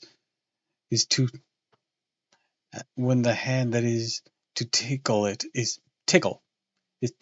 approaches nearer. Nearer. I could feel the soft, shivering touch of the lips on the supersensitive skin of my throat, and hands instead of two sharp teeth just touching and pausing there. I closed my eyes in languid ecstasy, waiting with beating heart. But at that instant, another sensation swept through me as quick as lightning. I was conscious of the presence of the Count, and of his being as if lapped into a storm of frenzy. As my eyes opened involuntarily, I saw his strong hand grasp the slender neck of the fair woman, with giant's power draw it back, the blue eyes transform with fury, the white teeth chomping with rage, the fair cheek blazing red with passion of the Count. Never did I imagine such wrath and fury, even to the demons of the pit. His eyes were positively blazing, and the red light in them were lurid, as if the flames of hell fire blazed behind them. His face was deathly pale, and the lines of it were hard like drawn wires. The thick eyebrows that met over the nose now seemed like heavy being bars of white-hot metal. With a fierce sweep of his arms he hurled the woman from him, and then motioned to the others as though he was beating them back. It was the same impervious gesture I had seen to the wolves, a voice which, though seemed low and almost a whisper, seemed to cut through the air, ring around the room as he said, "How dare you touch him, any of you? How dare you cast your eyes on him when I have forbidden it? Back, I tell you all. This man belongs to me. Beware how you meddle with him, or you will have to deal with me." The fair girl, with a laugh and ribald courtly, turned to answer him.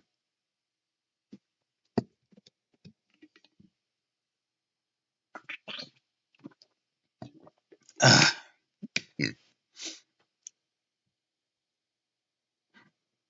you yourself never loved. You never love."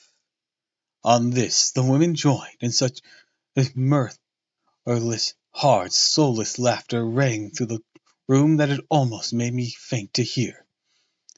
It seemed like the pleasure of fiends. Then the Count turned, after looking at my face attentively, and said in a soft whisper, "Yes, I too can love. You yourselves can tell it from the past, is it not so? Well, now I promise you that when I am done with him, you shall kiss him at your will. Now go, go! I must awaken him, for there is work to be done." "Are we to have nothing tonight?" said one of them, with a low laugh. She pointed to the bags which he had thrown upon the floor, moved as though some living thing within. For answer he nodded his head. One of the women jumped forward and opened it. If my ears did not deceive me, there was a gasp and a low wail, as of a half-smothered child. The women closed round, whilst I gasped with horror, that as I looked they disappeared, with them the dreadful bag. There was no door near them. They could not have passed me without my noticing. They simply seemed to fade into the rays of the moonlight, pass through the window, for pass through the window, for I could see outside the dim, shadowy forms for a moment before they entirely faded away. Then the horrors overcame me, and I sank back down into consciousness. Whew, okay, that was chapter 3.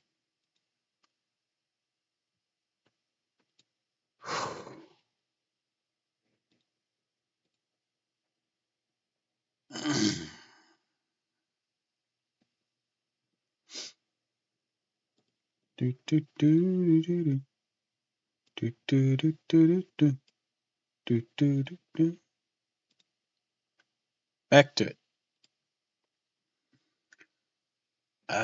Should we start chapter 4? Yeah, no, we got time. We have plenty of time, it seems.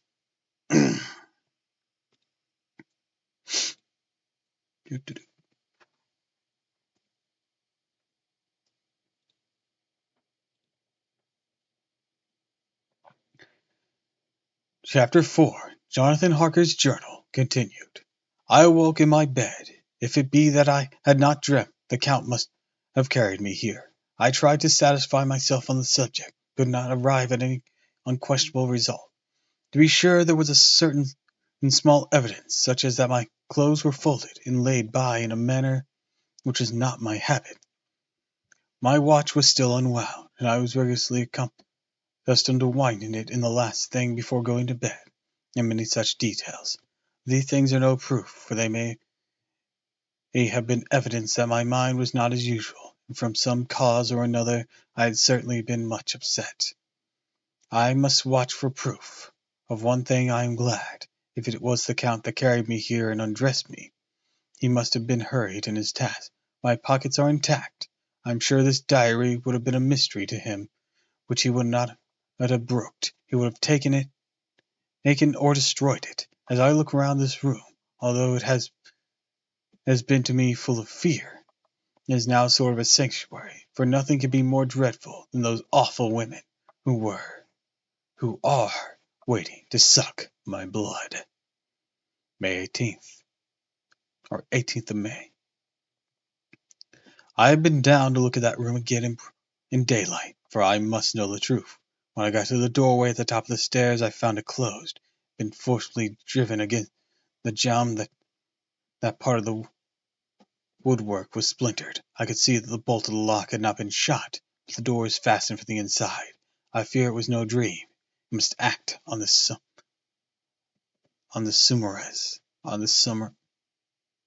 surmise? Okay. 19th of May. I am surely in the toils. Last night the Count asked me in the suavest tones to write 3 letters, one saying that my work here was nearly done, that I could start for home within a few days, another that I was starting on the next morning from the time of the letter, the third that I had left the castle and arrived at Brisbane. I would have fain having rebelled, but felt that in the present state of things it would be madness to quarrel openly with the Count, while I was so absolutely in his power. To refuse would be to excite his suspicion, to arouse his anger. He knows I know too much, that I must not live, lest I be dangerous to him. My only chance is to prolong my opportunities. Something may occur which will give me a chance to escape. I saw in his eyes something that gathered wrath, which was manifest when he hurled that fair woman from him. He explained to me that posts were few and uncertain, that my writing now would ensure ease of mind to my friends. He assured me with so much impressiveness that he would contement in the later letters, which would be held over at Brisbane until due time, in case chance would admit of my prolonging my stay, and that to oppose him would have been to create new suspicion, and therefore I pretended to fall all in with his views, and asked him what dates I should put on the letter. He calculated in a minute, and said, "The first should be June 12th, the second June 19th, the third June 29th. I know now the span of my life. God help me." 28th of May. There is a chance of escape, or at any rate of being able to send word home. A band of Strangies have come to the castle and camped in the courtyard. These Strangies are gypsies. I have note of them in my book, that they are particular in this world. Well, though allied to the ordinary gypsies all the world over, there are thousands of them in Hungary and Transylvania, who are almost outside of all law. They attach themselves as a rule to some great noble or boyar, and call themselves by his name. They are fearless and without religion, save superstition. They save only their own varieties of the Romanian tongue. I shall write some letters home. Shall try to get them into them posted. I have already spoken in them through my window to begin acquaintanceship. They took their hats off and became Amostants and many signs, which, however, I could not understand any more than I could their spoken language. I have written the letters. Mina's is in shorthand. I simply asked Mr. Hawkins to communicate with her. To her I have explained my situation, but without horrors which I may only surmise. It would shock and frighten her to death were I to expose my heart to her. So the letters not carried, and the Count shall not yet know my secret or extent of my knowledge. I have given the letters. I drew them through the bars of my window, and with a gold piece, and what signs I could to make them posted. The man who took them pressed them to his heart, and bowed, and put them in his cap. I could do no more. I stole back to my study and began to read. If the Count did not come in, I have written here. The Count has come. He sat down beside me and said in a smooth voice as he opened 2 letters, The Strachnies are giving me these, of which I know not whence they come. I shall, of course, take care. See, you must have looked at it. One is from you, and to my friend Peter Hawken. The other. Here he caught sight of the strange symbols as he opened the envelope, and a dark look came into his face, and his eyes blazed wickedly. The other is a vile thing, an outrage upon friendship and hospitality. It is not signed. Well, so it cannot matter to us. And he calmly held letter and envelope in the flame of the lamp. And he calmly held letter and envelope in the flame of the lamp until they were consumed. He then went on. The letter to Hawkins. That I shall, of course, send on, that it is yours. Your letters are sacred to me. Your pardon, my friend, that unknowingly I did break the seal. Will you not cover it again? He held out the letter to me with a courteous bow, handed me a clean envelope. I could not redirect it, and handed it to him in silence. When he went out of the room, I could hear the key turn softly. A minute later, I went over and tried it. The door had been locked. When an hour or two after the Count came quietly into the room, his coming awakened me, for I had gone to sleep on the sofa. He was very courteous and very cheery in his manner. Seeing that I had been sleeping, he said, So, my friend, you are tired. Go to bed. There is the surest rest. I may not have the pleasure to talk tonight, since there are many labors to me, but you will sleep, I pray. I passed to my room and went to bed, and strange to say, slept without dreaming. Despair has its own calms.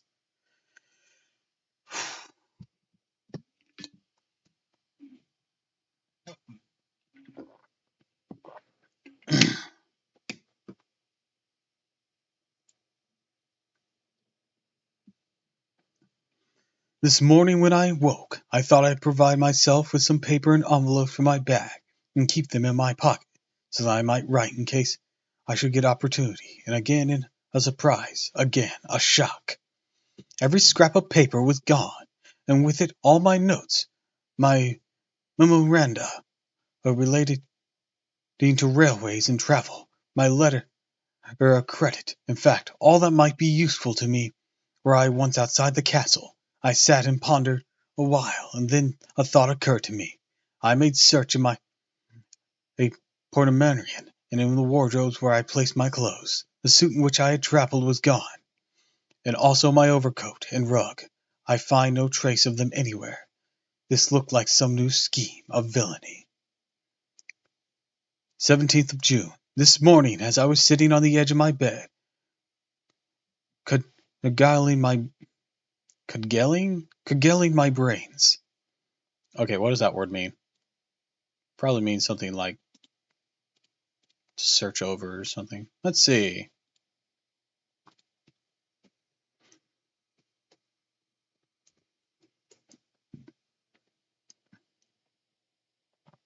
Beat with a cudgel.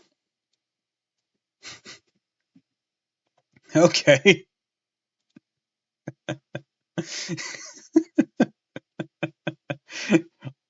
Let us beat that rubbish brain into submission. Cudgelling in my brains, I heard without a cracking of whips and pounding and scampering of horse feet up the rocky path beyond the courtyard. Sorry.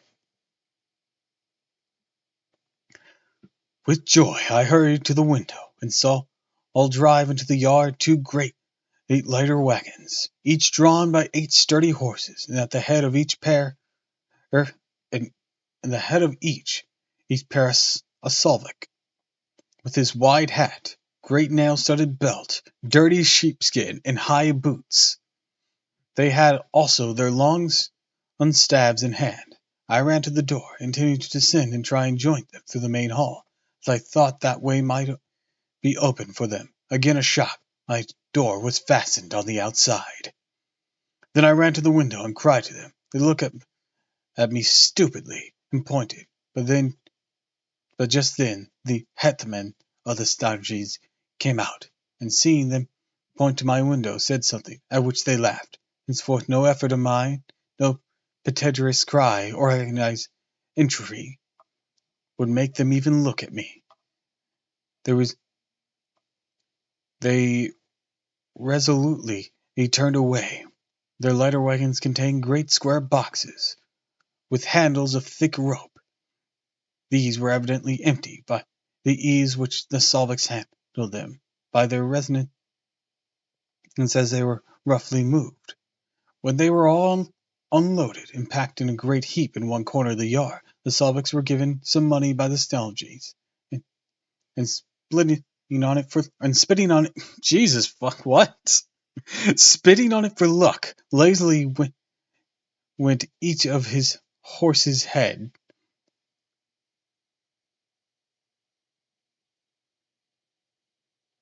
What?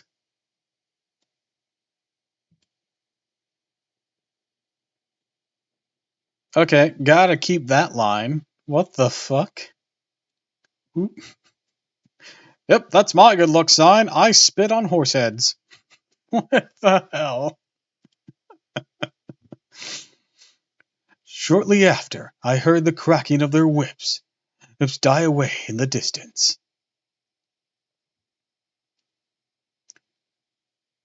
24th of June, before morning. Last night the Count left me early and locked himself in his own room.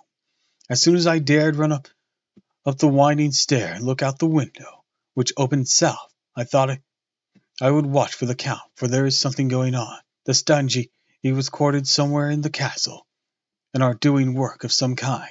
I know it, for now and then I hear a faraway muffled sound, as of mattock and spade. Whatever it is, it must be the end of some ruthless villainy. I had been at the window somewhat less than half an hour when I saw something coming out of the Count's window. I drew back and watched carefully, and saw the whole man emerge. It was a new shock to me to find out he had on the suits of clothes which I had worn whilst travelling here, and slung over his shoulder the terrible bag which I had seen the women take away.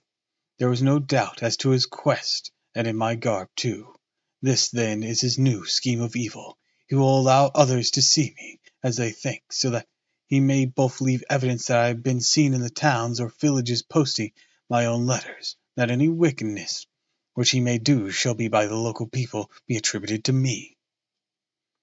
It makes me rage to think that this can go on, and whilst I am shut up here, a veritable prisoner, without protection of the law, which is even a criminal's right and consolation.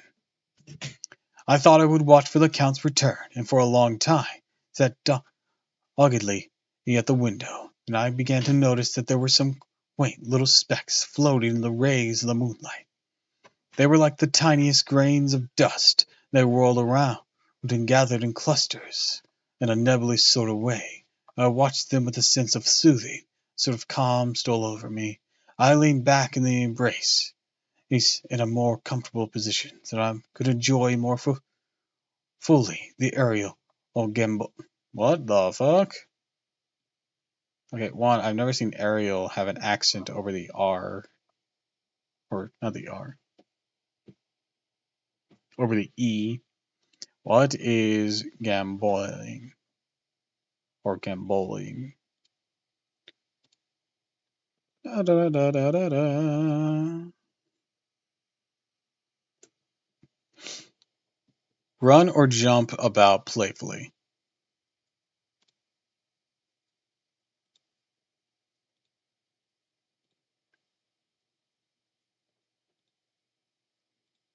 Something made me start up. A low, pious, is howling of dogs somewhere far below in the valley, which is hidden from my sight. Louder it seemed to ring in my ears than the floating notes or motes of dust, as to take new shapes to the sounds as they danced in the moonlight. I felt myself struggling to awake to some call of my instincts. Nay, my very soul was struggling, and my half-remembered sensibilities were striving to answer the call. I was becoming hypnotized.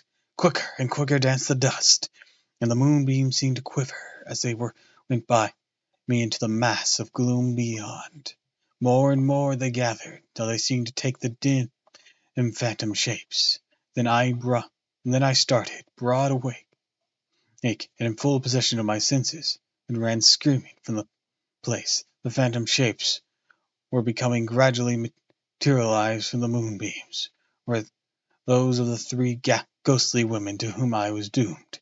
I fled, and felt somewhat safer in my own room, where there was no moonlight, when the lamp was burning brightly.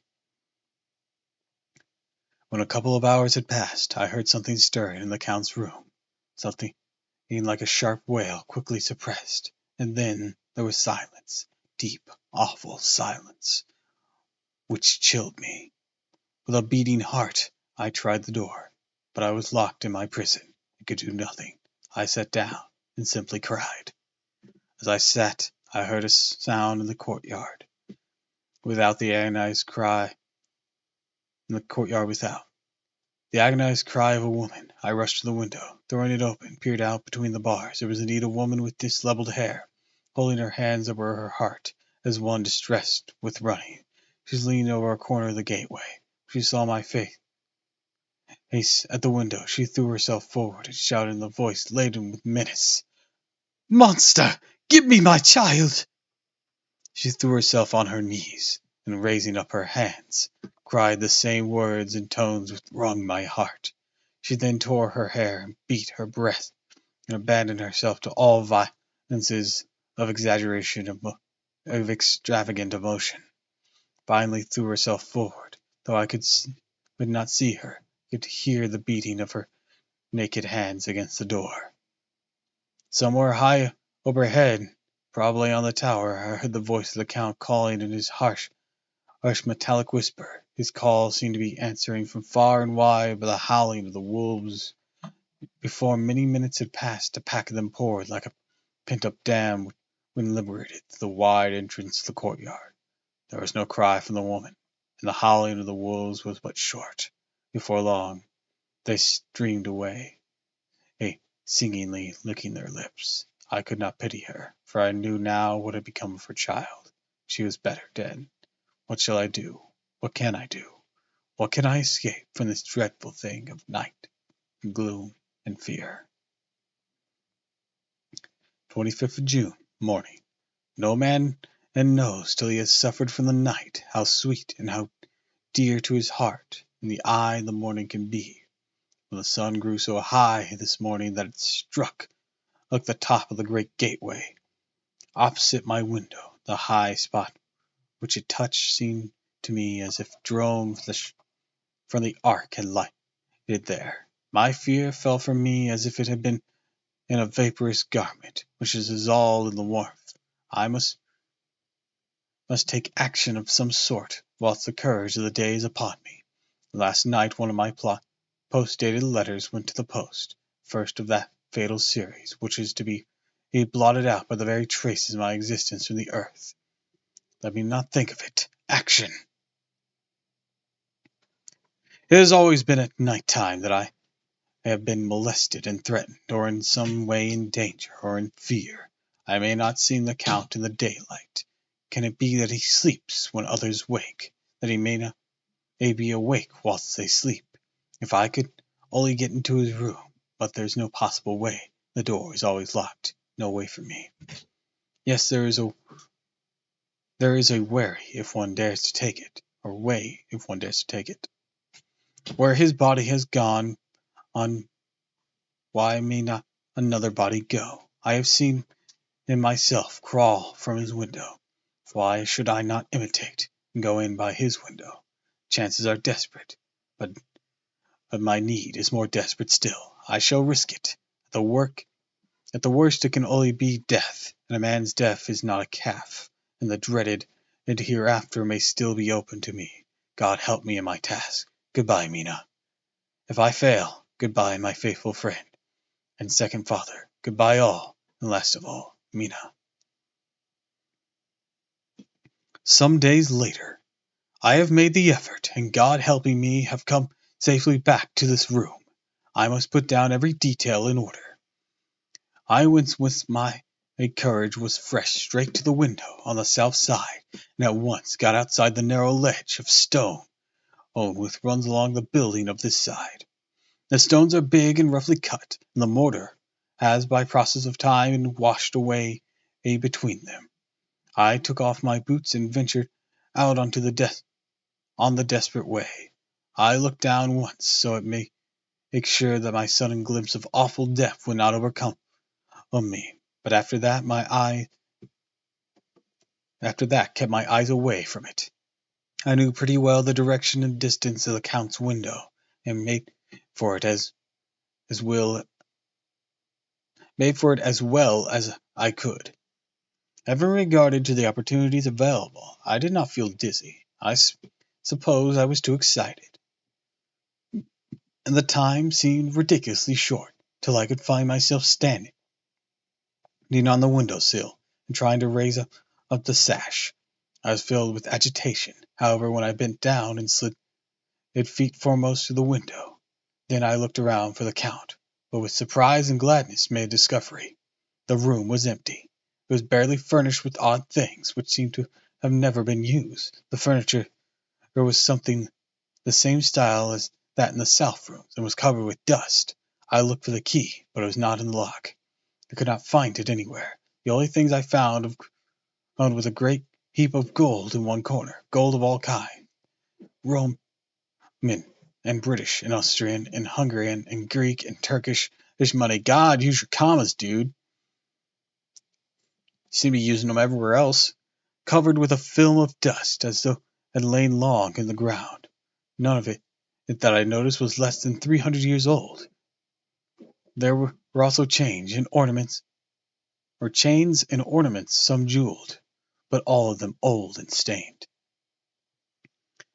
At one corner of the room was a heavy door. I tried it, for since I could not find the key of the room or the key of the outer door, which was the main object of my search, I must take further examination of all my efforts would be in vain.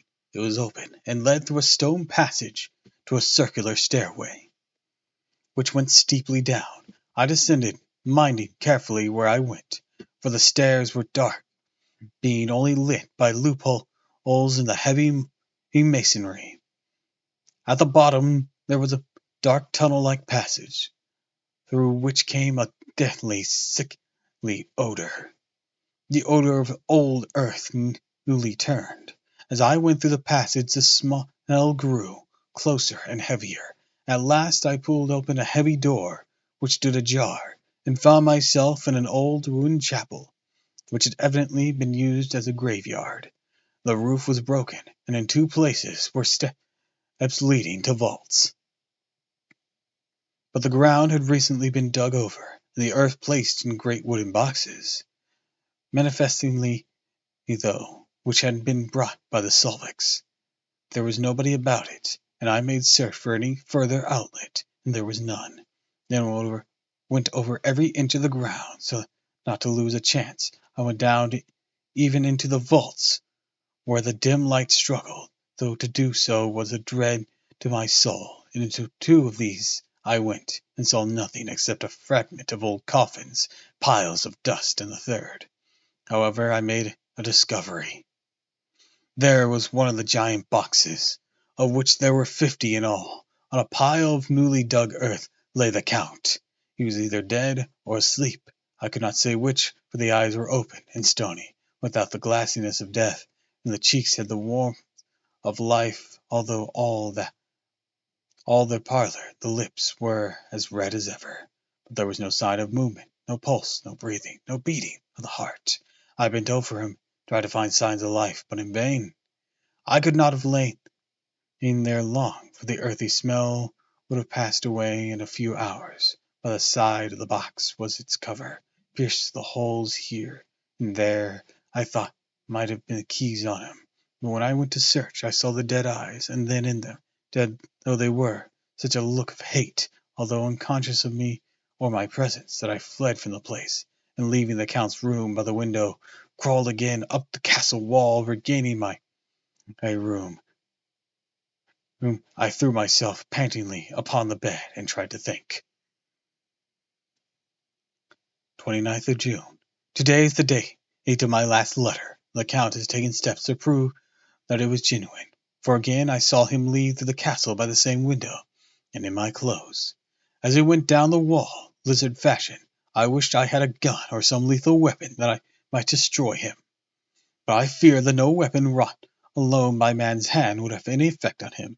I dared not wait to see him return, for I feared to see those weird sisters. I came back to the library, and read there till I fell asleep. I was awakened by the Count, who looked at me as grimly as a man can look it, as he said, "Tomorrow, my friend, we must part. You return to your beautiful England, I to some work which may have such an end that we may never meet. Your letter home has been dispatched. Tomorrow I shall not be here, for all shall be ready for your journey. In the morning come to the Sagaling, who have some labourers of their own here, and also come some Slovaks. When they have gone, my carriage shall come for you, and I shall bear you to Bargo's Pass to meet the diligence of Bulgaria to Britsbin. But I am in hopes that I shall see more of you at Castle Dracula." I suspected him and determined to test his sincerity. Sincerity! It seemed like the definition of the word to write it in connection with such a monster. So asked him point blank, "Why may I not go tonight?" "Because, dear friend, my coachman and horses are away on a mission." "But I would walk with pleasure. I want to get out of here at once." He smiled a soft, smooth, diabolical smile that I knew there was some trick behind his smoothness. He said, "And your baggage?" "I do not care of it. I can send for it some other time." The Count stood up, and said with a sweet courtesy which made me rub my eye, it seemed so real, "You English have a saying which is close to my heart, for its spirit is that which rules our boyars. Welcome to the coming, speed the parting guest. Come, my friend, my dear young friend, not an hour shall you wait in my house against your will. Though sad I am at your going, that you so suddenly desire it. Come." With a stately gravity, he, with his lamp, proceeded with me down the steps and along the hall. Suddenly he stopped. "Hark!" Close at hand came the howling of many wolves. It was almost as if the sound sprang up at the rising of his hand, just as the music of great orchestras seemed to leap under the baton of the conductor. After a pause of moments, he produced his stately ways to the door, drew back at the ponderous bolts, unhooked the heavy chains, and began to draw it open. To my intense astonishment, I saw that it was unlocked. Suspiciously I looked all around, but could see no key of any kind. As the door began to open, the howling of the wolves without grew louder and angrier. Their red jaws with champing teeth, their blunt clawed feet, as they leaped came in through the opening door. I knew then that to struggle at that moment against the Count was useless. With such allies as these at his command, I could do nothing. But still the door continued slowly to open, and only the Count's body stood in the gap. Suddenly it struck me that this might be the moment and means of my doom. I was to be given to the wolves, and at my own instigation. There was diabolical wickedness in the idea great enough for the Count. At a last chance I cried out, "Shut the door! I shall wait till morning!" and covered my face with my hands to hide my tears of bitter disappointment. One sweep of his powerful arm, the Count threw the door shut, and the great bolt clanged and echoed through the halls as they shot back into place. In silence we returned to the library, and after a minute or two I went to my own room. The last I saw of Count Dracula was his kissing his hand to me with a red light of triumph in his voice, with a smile that Judas in hell might be proud of.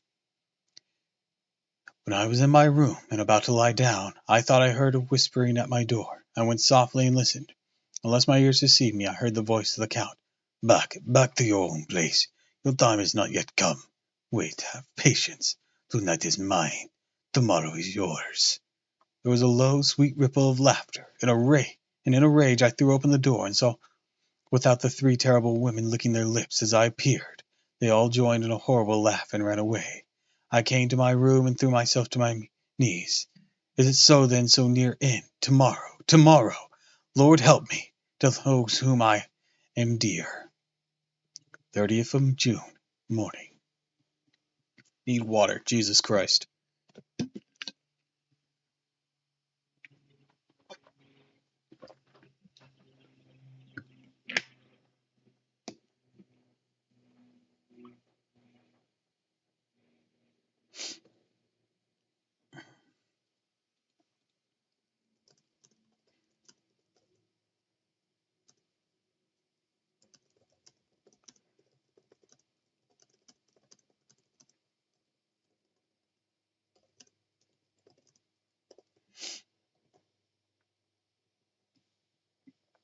These may be the last words I ever write in this diary. I slept till just before the dawn, and when I woke, threw myself on my knees, for I determined that if death came, he would find me ready. At last I felt the subtle change in the air, excuse me, and knew that the morning had come. Then came the whole welcome. This voice is exhausting.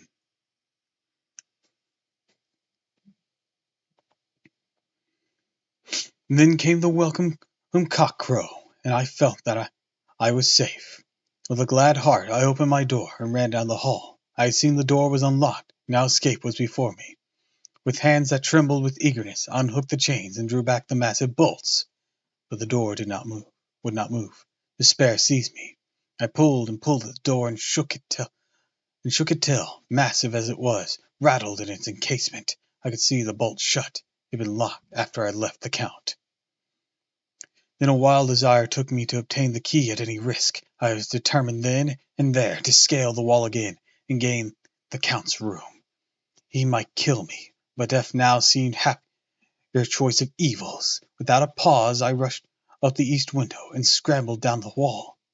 Well, as before, into the Count's room. It was empty. But that was as expected. I could not see a key anywhere, but the heaps of gold remained.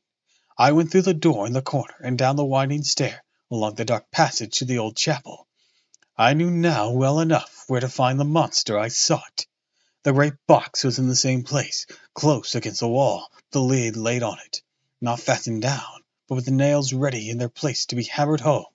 I knew I must reach the body for the key, so I raised the lid, raised it back against the wall. Then I saw something which filled my soul with horror. There lay the Count, looking as if his youth had been half renewed, for the white hair and moustache had changed to a dark iron gray. The cheeks were fuller, the white skin seemed ruby red underneath. The mouth was redder than before, was redder than ever, for our lips were gouts of flesh blood, which tickled from the corners of the mouth and ran over the chin and neck. Even the deep burning eyes seemed set amongst swollen flesh. The lids and porches underneath were bloated. It seemingly as if the whole awful creature were simply gorged with blood. He lay like a filthy leech, exhausted with this replenishing, or replenishing, whatever. I know what that word is. I know what it means. I've never seen it used in that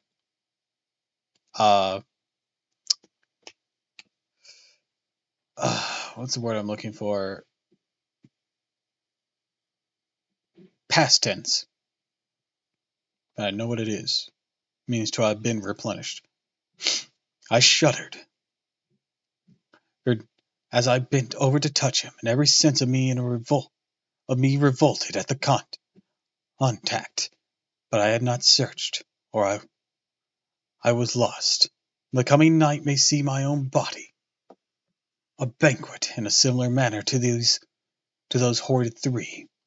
I felt all over the body, but no sign could I find the key. Then I stopped and looked at the Count. There was a mocking smile on the bloated face, which seemed to drive me mad. This was the being I was helping to transfer to London, or perhaps for centuries to come he might, amongst its teeming millions, satiate his lust for blood, create a new and ever-widening circle of semi-demons to batten on the helpless. The very thought drove me mad. A terrible desire came over me to rid the world of such a monster. There was no lethal weapons at hand, but I seized a shovel with the workman had been using to fill the cases, lifted high, struck the edge downward at the hateful face. As I did, the head turned, the eyes fell upon me, with all their blaze of basilisk horror. The sight seemed to paralyze me. The shovel turned in my head, a glance in the face, merely making a deep gash above the forehead. The shovel fell from my hands across the box. As I pulled it away from the flange of the blade, it caught the edge of the lid, which fell over again, and hid the horrid thing from my sight. The last glimpse I had was of the bloated face, blood-stained face, and fixed with a grin of malice, which would have held its own in the nethermost hell. I thought and thought what should be my next move, but my brain seemed on fire as I waited with this despairing feeling growing over me. As I waited, it had heard in the distance a gypsy song sung by merry voices, coming closer, and thoroughly their song, the rolling of heavy wheels and cracking of whips, the Sanji and the Solviks, of whom the Countess spoken, were coming. With a last look around and at the box which contained the vile body, I ran from the place and gained the Count's room, determined to rush out at the moment the door should be opened. With strained ears I listened, and heard downstairs at the grinding of the key in the giant lock, falling back of the heavy door. There must have been some other means of entry, or some had a key for one of the locked doors. Then there came the sound of many feet trampling and dying away in some passage, which sent up a clanging echo. I turned and ran down again towards the vault, where I might find the new entrance. But at the moment there seemed to come a violent puff of wind. The door to the winding stair blew open with a shock that settled the dust from the lintels was flying. When I ran to push it open, I found that it was hopelessly fast. I was once again a prisoner. The net of doom was closing round me more closely. As I write, there is a passage below, a sound of many trampling feet, the crashing of weights being set down heavily. Doubtless the boxes with their freight of earth. There is a sound of hammering, as the box being nailed down. Now I can hear the heavy feet trampling again along the halls, with many other idle feet coming behind them. The door is shut, the chains rattled. There is a grinding of the key in the lock. I can hear the key withdrawn. Then another door opens and shut. I hear the creaking of lock and bolt. Hark in the courtyard! And down the rocky way the rolls of heavy wheels, the cracks of whips, the chorus of the scourging as they pass into the distance. I am alone in the castle with these awful women. Fuck! Mina is a woman, and there is aught in common. They are devils of the pit. I shall not remain alone with them. I shall try to scale the castle wall further than I have yet attempted. I shall take some of the gold with me, lest I want it later. I may find a way from this dreadful place. Then away from home, away to the quickest, nearest train. Away from this cursed spot, this cursed land where the devil and his children still walk with their earthly feet. At least God's mercy is better than that of these monsters, and the precipice is steep and high. At its foot a man may sleep as a man. Goodbye all. Mina. Oh, Jesus.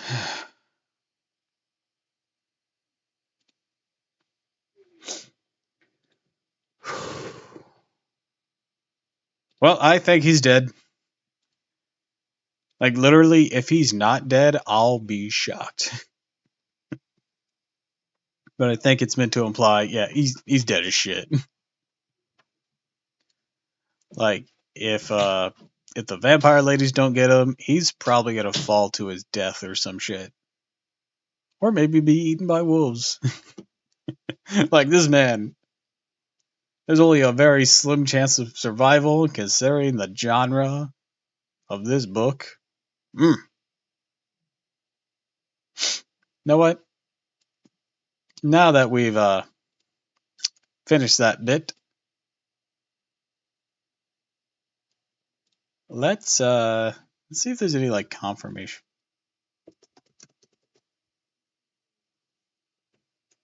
Showing what happens to him.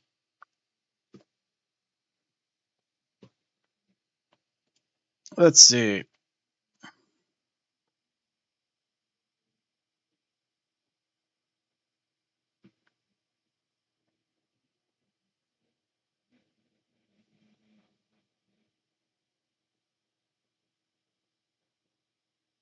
Okay, so I'm not going to read any further because apparently he does escape. Awesome, awesome, awesome. Well, let's proceed.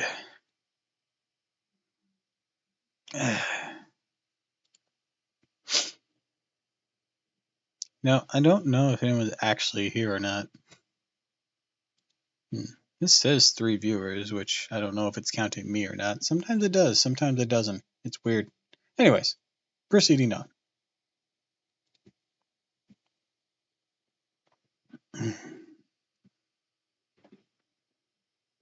Chapter 5. Letters from Miss Mina Murray to Miss Lucy Westerin. Oh no, I gotta do a female voice for all of this? Oh shit.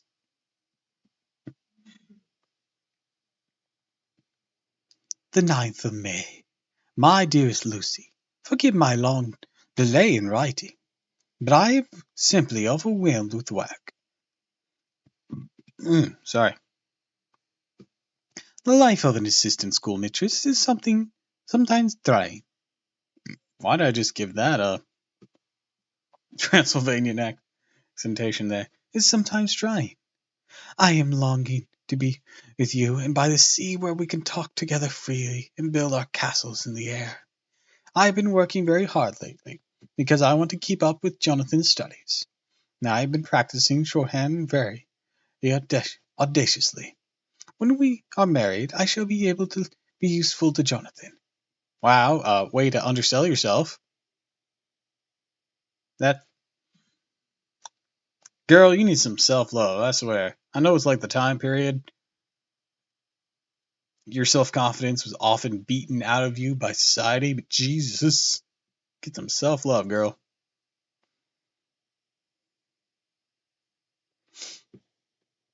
Where was I? Sorry, that really distracted me.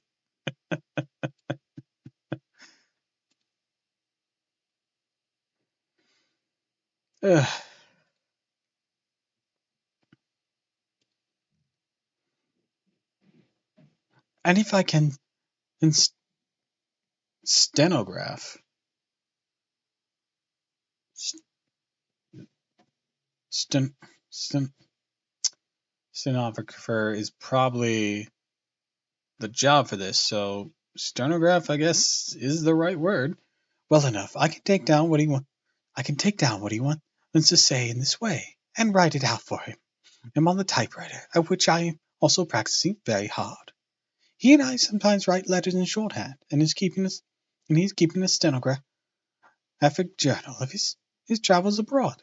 When I am with you, I shall keep a diary in the same way. I don't mean one of those 2-page to the week with Sunday squeezed into a corner diaries. What?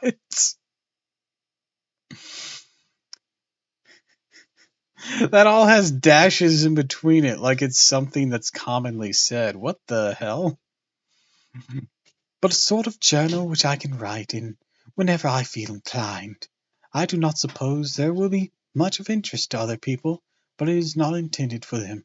I may show it to Jonathan some day if there is anything worth sharing, but it is really an exercise book. I shall try to do what I see lady journalists do, interviewing, writing descriptions, and trying to remember conversations. I am told that with a little practice, one can remember all that goes on, all that one hears said during a day. However, we shall see. I shall tell you of my little plans when we meet. I have just a few hurried lines from Jonathan from Transylvania.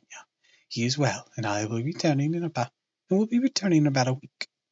I wonder if we, I mean Jonathan and I, shall ever see them together.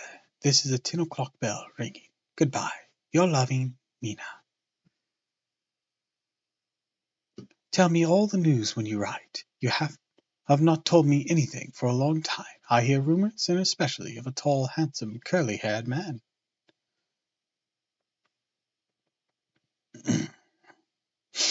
Oh, so we're reading letter correspondence now. All right.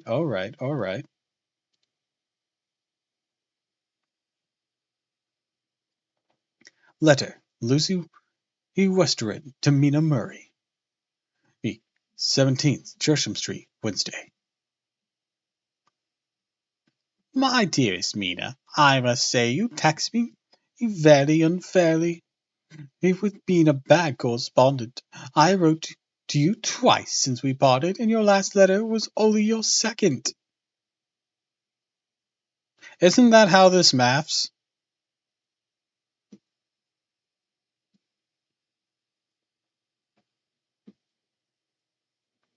Whatever.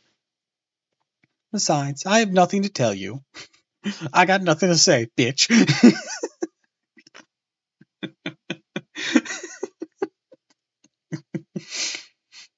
There is really nothing to interest you. Town is very pleasant just now, and we can go a good deal to picture galleries and for walks and rides in the park. As to the tall curly-haired man, I suppose it was the one who was with me at the last pop. Why is pop capitalized? Someone has evidently been telling tales. That was Mr. Holmwood. He often comes to see us, and he and Mamma. Yeah, that's what it is. Get on very well together. They have so many things to talk about in common. We met some time ago, a man that would just do for you if you were not already engaged to Jonathan. He is an excellent party, being handsome, well off, and of good birth. What is this word? P-A-R-T-I. We're learning words. Learning words.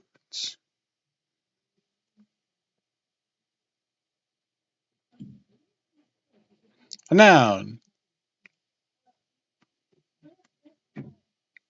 Scheme. Okay, so a basic central or main concept, drawing, or scheme of architecture or architectural. Yeah, architectural design. Dated. Someone, especially a man, who is considered to be good choice for marriage because of wealth or status. So this dated one's the one probably used here. All right. All right.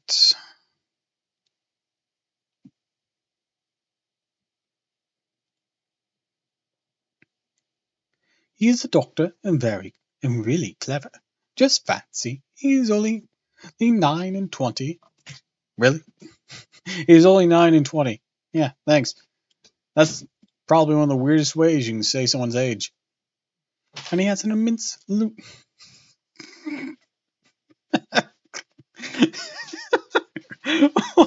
would you say this? I gotta keep this line. I'll finish reading it in just a moment.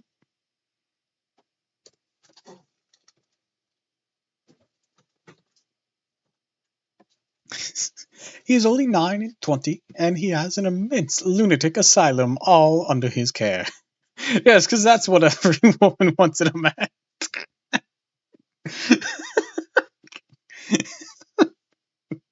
What is this? Oh, goodness.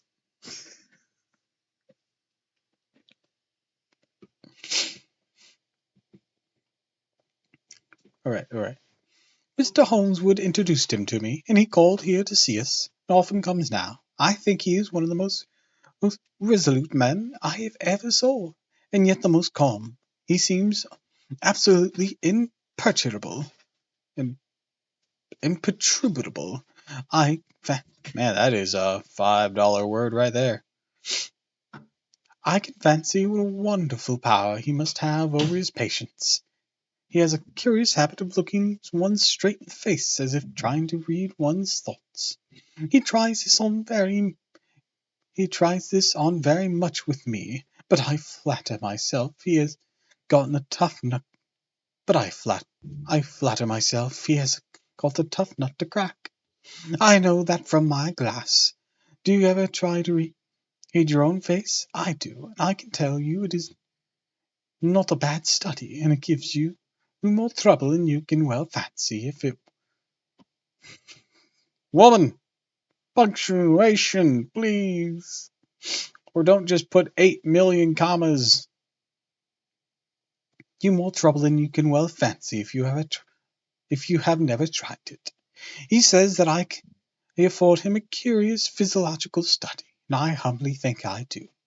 I do not, as you know, take sufficient interest in dress to be able to describe the new fashions. Dress is a bore. That is slang again, but never mind. What? Dress is a bore. Was bore slang back then? Okay. Arthur says that every day there it is all out, Mina. We have told all our secrets to each other since we were children. We have slept together. I know what it's implying, but not that. And eaten together, and laughed and cried together. And now, though I have spoken, I would like to speak more. Oh, Mina, couldn't you guess? I love him. I am blushing as I write, for although I think he loves me, he has not told me so in words. But oh, Mina, I love him. I love him, I love him. There, that does me good. I wish I were with you, dear, sitting by the fire, undressing as we used to sit. What? Oh my goodness. Maybe Careless Whispers wasn't such a tasteless joke.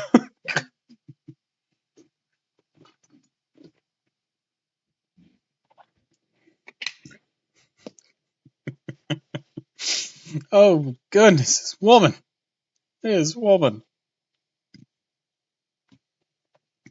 Sitting by the fire and dressing as we used to sit, and I would try to tell you what I feel.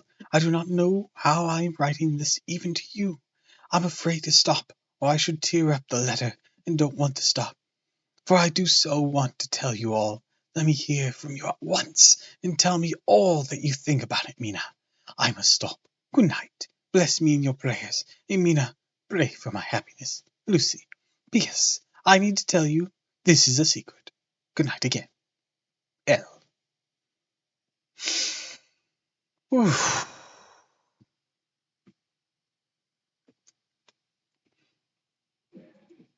Ooh. Ooh, ooh, oof.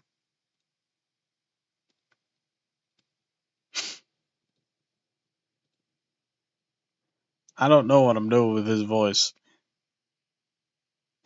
Whatever. Letter. Letter. Lucy Western to Mina Murray. 24th of May. My dearest Mina, thanks and thanks and thanks again for your sweet letter. I was so nice to be able to, it was so nice to be able to tell you and have your sympathy. My dear, it never rains but it pours. But true the old proverbs are. Here am I, who shall be 20 in September, and yet I have never had a proposal till today. Not a real proposal. Today I had 3. Just fancy, 3 proposals in one day. Isn't it awful? I feel sorry, really, truly sorry, for the 2 of the poor fellows. Oh, Mina, I am so happy that I don't know what to do with myself. And 3 proposals, but for goodness sake, don't tell any of the girls, or they'll be getting all sorts of extravagant ideas, imagining themselves injured and slighted if in the first day at home they did not get 6 at least. Some girls are so vain. You and I, Mina dear, who are engaged and are going to settle down soon soberly to old married women, can despise vanity. The ego of this woman. Jesus.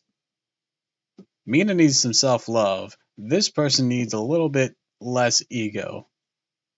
Lucy, that's her name, Lucy. Well, I must tell you about the 3, but you must keep it a secret, dear, from everyone, except, of course, Jonathan. Hold on, I'm gonna refill my water and use the restroom real quick. I'll be right back.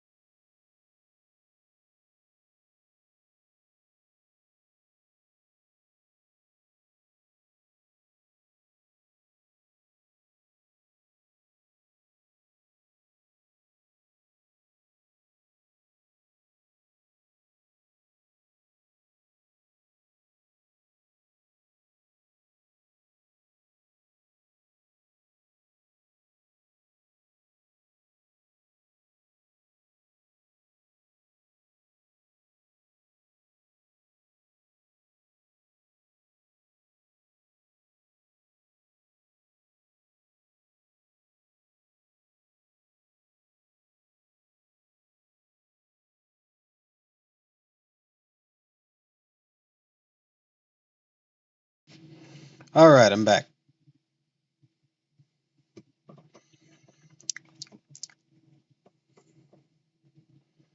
Now, where did we leave off?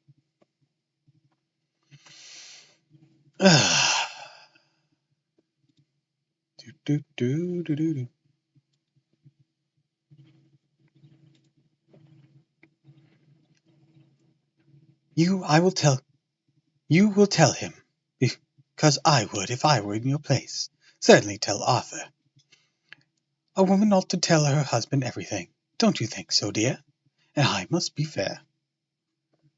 Men like women, certainly their wives, to be quite as fair as they are, and women, I am afraid, are not always quite as fair as they should be. What the fuck?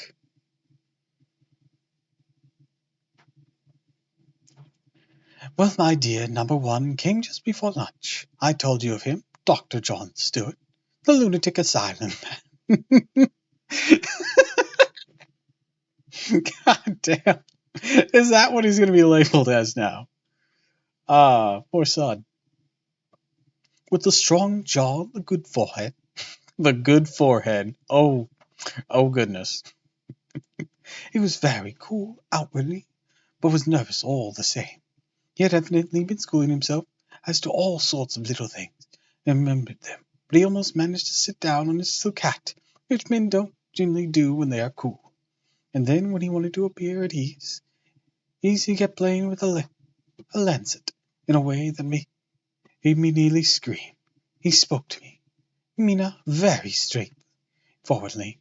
He told me how dear I was to him, though he had known me so little, and what his life would be with me to help and cheer him.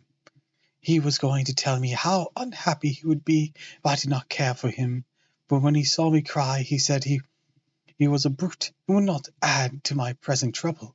He then broke off and asked if I could love him in time, and when I shook my head in his hands, his hands trembled, and then with some hesitation, if I cared already for him anyone else. He put it very nicely, saying that he did not want to wring my confidence from me, but only to know because of it, if a woman's heart was free. Because if a woman's heart was free, a man might have hope. And then, Mina, I felt a sort of duty to tell him there was someone. I told him that much, and he stood up and looked very strong and very gravely. As he took both my hands in his, he said I hoped I would be happy, that if I ever wanted a friend, I must count him one of my best. Oh, Mina, I can't help crying. You must excuse the letter being all blotted. Being proposed to all this is very nice and all sorts of things, but isn't at all a happy thing when you have to see a poor fellow who you know loves you honestly going away looking all broken-hearted, and to know that no matter what he may say at the moment, you're passing quite out of his life. My dear, I must stop here at present. I feel so miserable, though I am so happy. Oof. What the Wait, wasn't this the same guy? Hold on.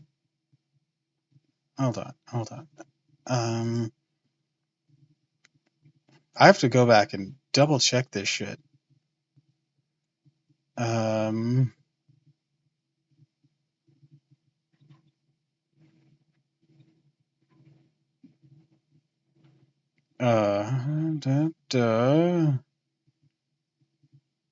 Mr. Holland introduced him to me. That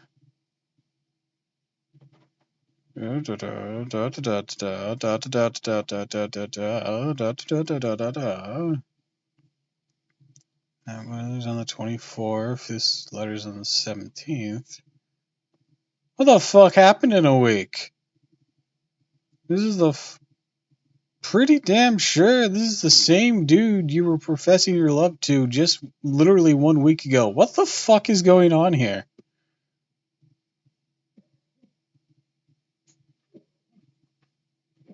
What? I'm so confused. Granted, yeah, it was a short time you knew each other by your own admission, but am I missing a name? Did I miss something? What the hell is going on?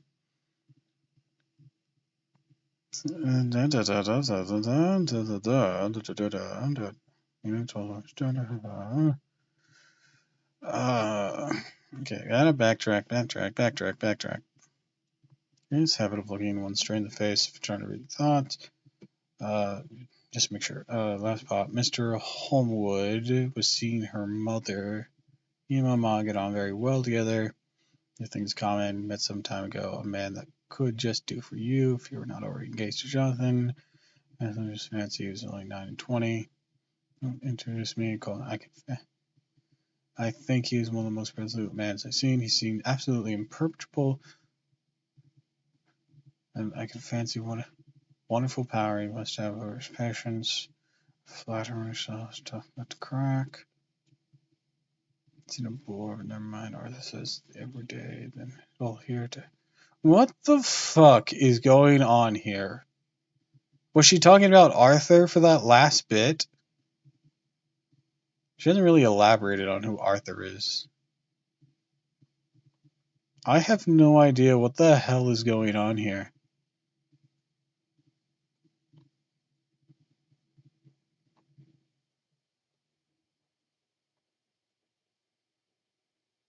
What the fuck?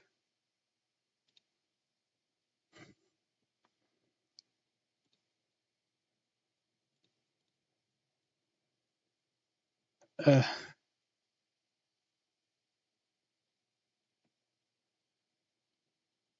what the hell is even happening? I don't know. I just don't know. I need to check something real quick. Da, da, da, da.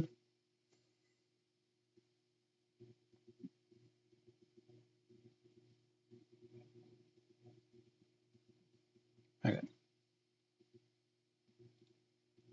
Alright. Guess we're getting back to it.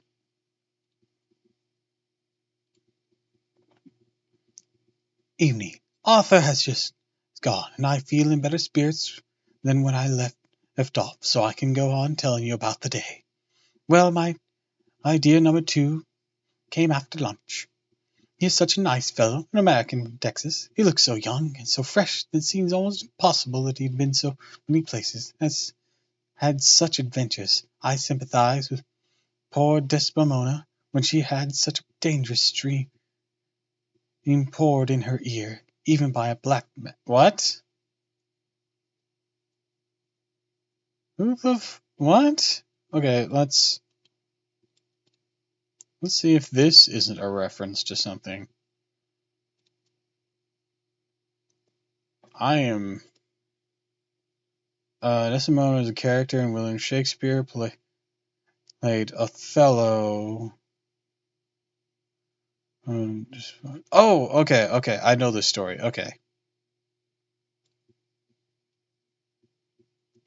It's a story. It's a Shakespearean story about racism and how it really goes like it destroys some dude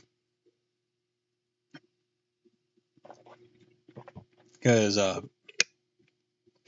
basically he was black. He had a good wife. There was another dude who was really jealous of him. I think that's the main character, Othello. Oh, and he tries pulling some shit, and everyone does things that are horrible.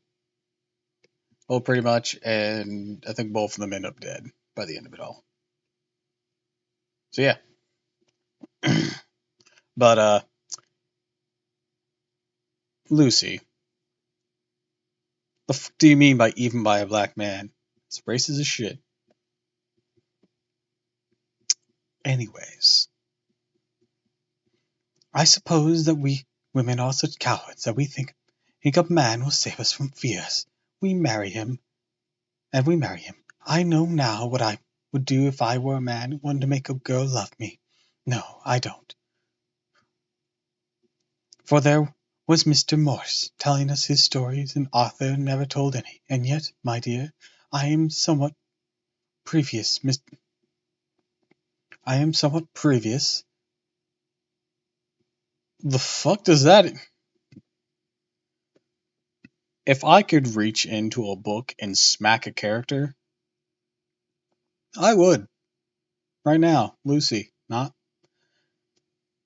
She's having some issues here. One, very inflated ego. Two, he didn't have to mention the fact he was black for that whole Desdemona comparison. That just shows racism. Three, your grammar, girl. Goddamn.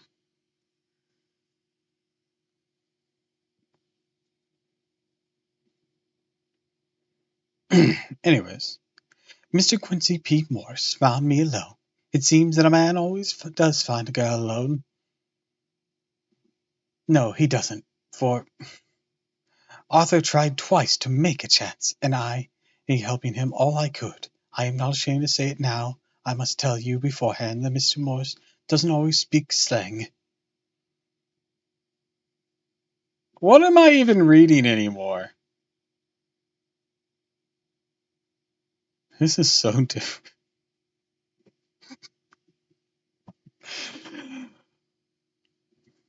No, please, what the hell am I reading? We go from one dude who described every fucking detail and a very horrific prisoner situation to some gossip mongerer that just seems to have a fucking an ill word to say about fucking everyone. Jesus Christ. Even herself. Or, well, her own gender at that. I think I hate this bitch.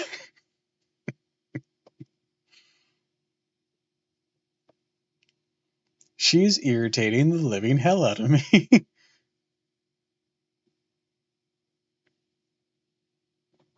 That is to say, he never does so to strangers, or before them, for he is really well educated and has exquisite manners.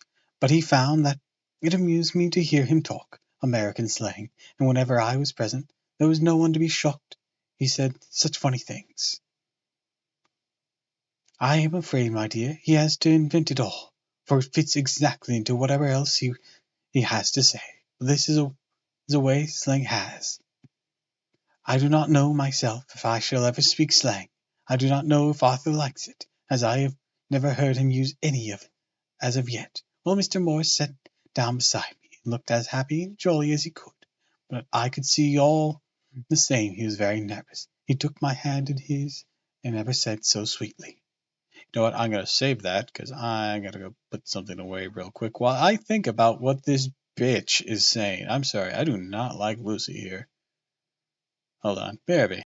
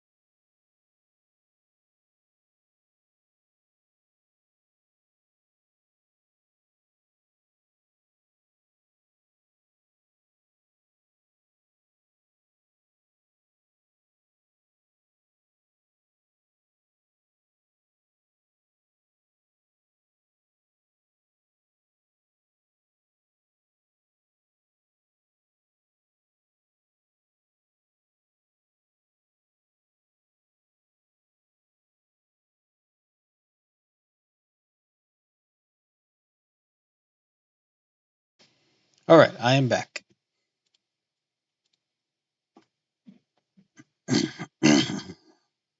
Now for whatever the hell Mr. Morris was saying.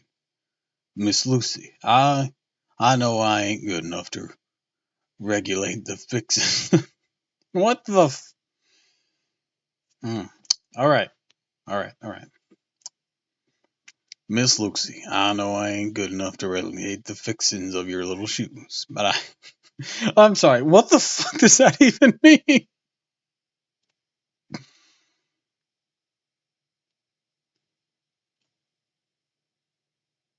Okay, I gotta save that line because that sounds so stupid.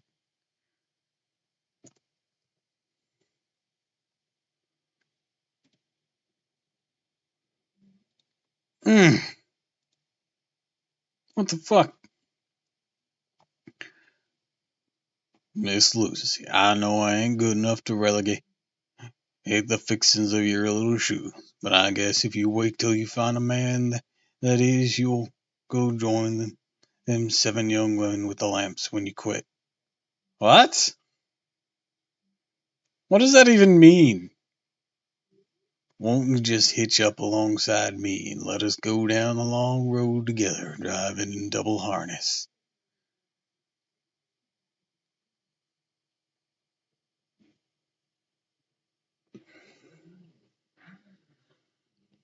What the hell am I reading?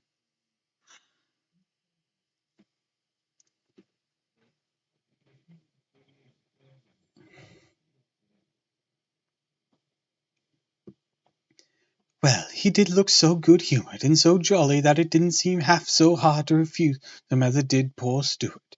So I said as lightly as I could that I did not know anything of hitching, that I wasn't broken to harness at all yet. He said that he had spoken in a light manner, and hoped that he had made a mistake in doing on so grave and so momentous an occasion for him. I would forgive him. And really, he really did look serious when he was saying it. I couldn't help feel a bit serious too. I know, Mina, you'll think me a horrid flirt, though I couldn't help feeling a sort of exhilaration that he was number 2 in one day. And then, my friend, before I could say a word, he began pouring out a perfect torrent of love-making, laying his very heart and soul at my feet. He looked so earnest over it that I shall never think that a man must be playful always and never earnest, because he is merry at times. I suppose he saw something in my face which checked him, for he suddenly stopped, and said with a sort of manly fervour that I could have loved him for if I had been free. Lucy, you're an honest-hearted girl. Is she? I'm gonna stop you there, dude. Lucy's awful. She seems to have an ego the size of a zeppelin.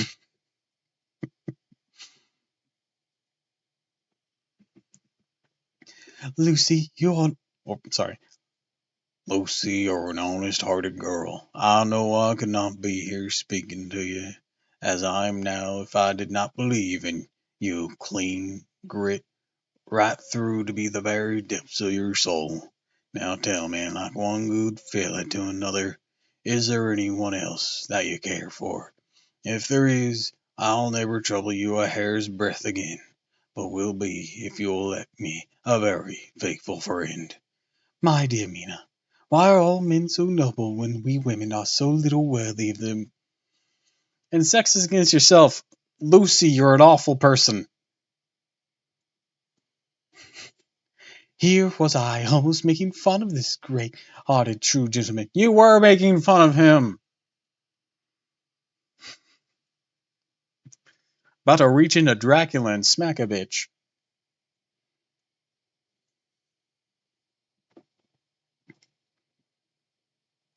I burst into tears. I am afraid, my dear, you will think this a very sloppy letter in many more ways than one.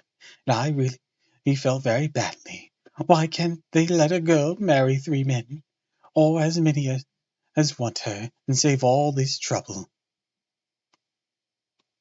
Politics. That's all I'm gonna say. This is heresy. Oh, and don't forget, sexism. politics and sexism. Is that? But this is heresy. I must not say it. I am glad to say, though, oh, I am crying. I was able to look into Mr. Morse's brave eyes and told him out straight. Yes, there is one I love. Although he has not told me yet that he even loves me, I am right to speak him so frankly, for quite a light came into his eye. Then he put out both his hands and took mine. I think I pulled them into his and said in a hearty way, "That's my brave girl. It's better or worth being late for a chance of winning you than being in time for any other girl in the world. Don't cry, my dear. If it's for me, I'm a hard nut to crack, and I take it standing up. If that other fella doesn't know his happiness, well, he better look for it soon, or he'll have to deal with me. Little girl, your honesty and pluck have made me a friend, and that's rarer than a lover. It's more unselfish anyhow. My dear, I'm going to have a pretty lonely walk between this and Kingdom Come. Why don't you give me one kiss? It'll be something to keep me off the darkness now and then. You can, if you like, for that other fellow. He must be a good fellow, my dear, and a fine fellow, or you could not love him. Hasn't spoken yet. That quite won me over, Mina, for it was brave and sweet of him, and all too. Our rival, wasn't it? He's so sad, so I leant over and... Oh, sorry. I was already doing her voice with his. God, that's weird. I should have noticed by the time it said Mina. That was quite won me over, Mina, for it was brave and sweet and of him and noble too. A rival, wasn't it? And he so sad, so I leant over and kissed him. He stood up with my two hands in his, as he looked down to my face, and I was afraid of blushing very much. He said, "Little girl, I'll hold your hand if you kiss me, and these things don't make us friends, nothing ever will. Thank you for your sweet honesty to me, and goodbye." He wrung my hands, and taking up his hat, went straight out the room without looking back, without a tear or quiver or pause, and I am crying like a baby. Oh, why must a man like that be made unhappy when there are lots of girls who would worship the very ground he trods? I know I would if I were free, but only I don't want to be free. My dear, this quite upset me, and I feel I cannot write of happiness just at once, after telling you of it, and I don't wish to tell of the number 3 until I can all be happy. Ever your loving, Lucy. P.S. Oh, about number 3. I need to tell you number 3, needn't I? Yes, you do, because it's confused the fuck out of me. Is it Arthur? Please.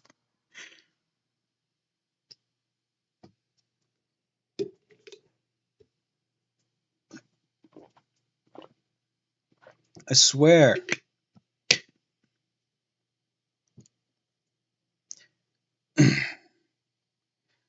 Besides, it was all so confused, and seemed only a moment from his coming into the room till both his arms were around me. He was kissing me. I am very, very happy, and don't know what I have done to deserve it. Not going to go there.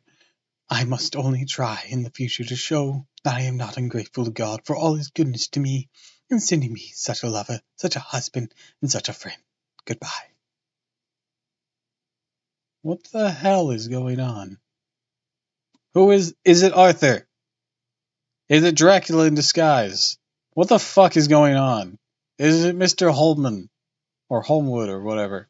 I don't even know. I'm so confused. This fucking bitch.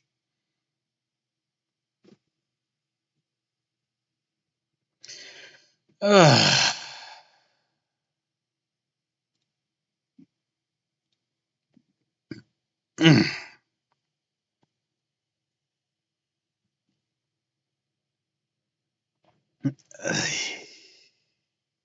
I can't stand her.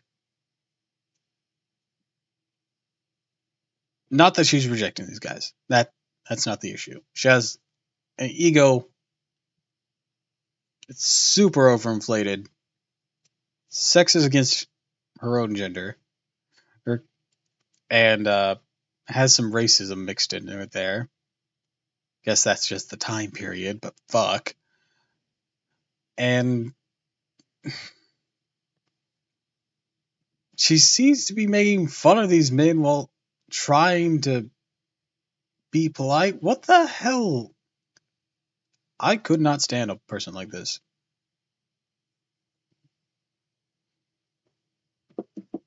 Ugh.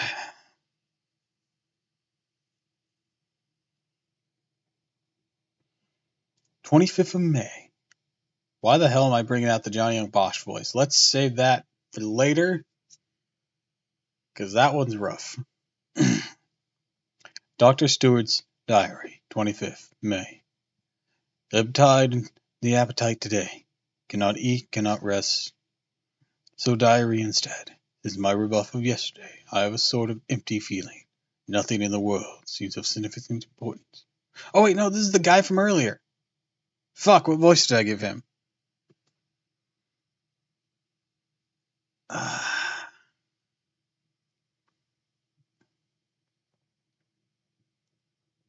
Did he even talk?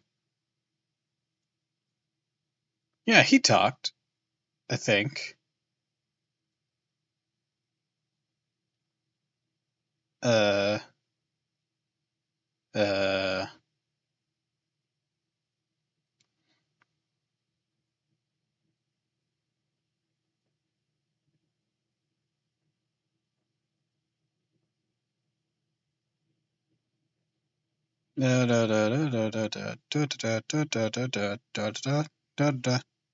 no, okay, he didn't talk. I didn't give him a voice yet. Okay. Also, kept in phonograph. What? Does he hide his diary there? That's a weird place to put it.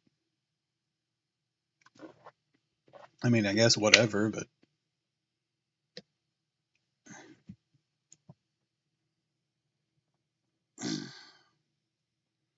Let's figure out a voice for him.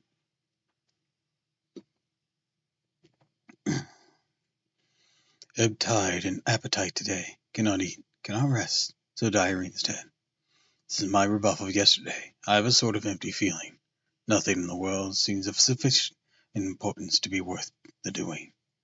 As I knew that the only cure for this sort of thing was work, I went down amongst the patients. I picked out one who has afforded me a study of much interest. He is so quaint that I am determined to understand him as well as I do. The day seemed to get nearer than ever before the heart of his mystery. I questioned him more fully than I had ever done, with a view into making myself master of the facts of his hallucination. In my manner of doing it there was, I now see, something of cruelty. I seemed to wish to keep him to the point of his madness, a thing which I avoided with patience, as I would the mouth of hell. Memo.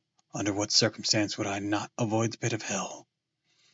Omnia Roman minna venalia sult. Hell has its price. Ver sap. If there is anything behind this instinct, it will be able to trace it afterwards accurately, so that I had better commence to do so thereafter. R.M. Runfield. A-E-T, E-A-T, and why does the A and E look like they're combined? That's weird. Author. At 59. Sanguine, intemperate, great physical strength. Morbidly excitable. Periods of gloom ending in some fixed idea which I cannot make out. I presume that a sanguine temperament itself. Okay, what does that word mean? Sanguine. Sanguine. Let me highlight the whole word, goddammit.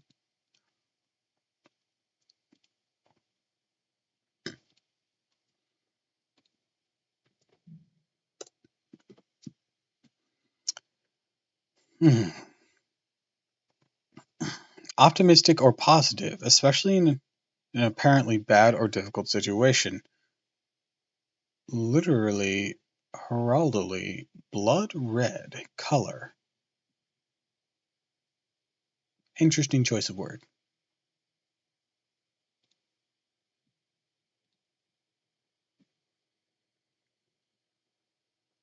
Where was I?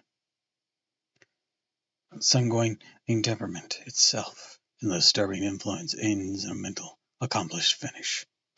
A possibly dangerous man, probably dangerous if unselfish. In selfish men, caution in selfish men, caution is as secure an armor for their foes as for themselves. What I think of on this point is when self is the fixed point, the centripetal, the centripetal force is balanced, or centrifugal, when duty, a cause, etc., is in a fixed point.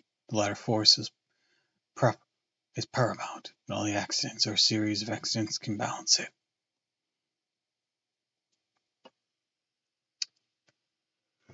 Oh boy.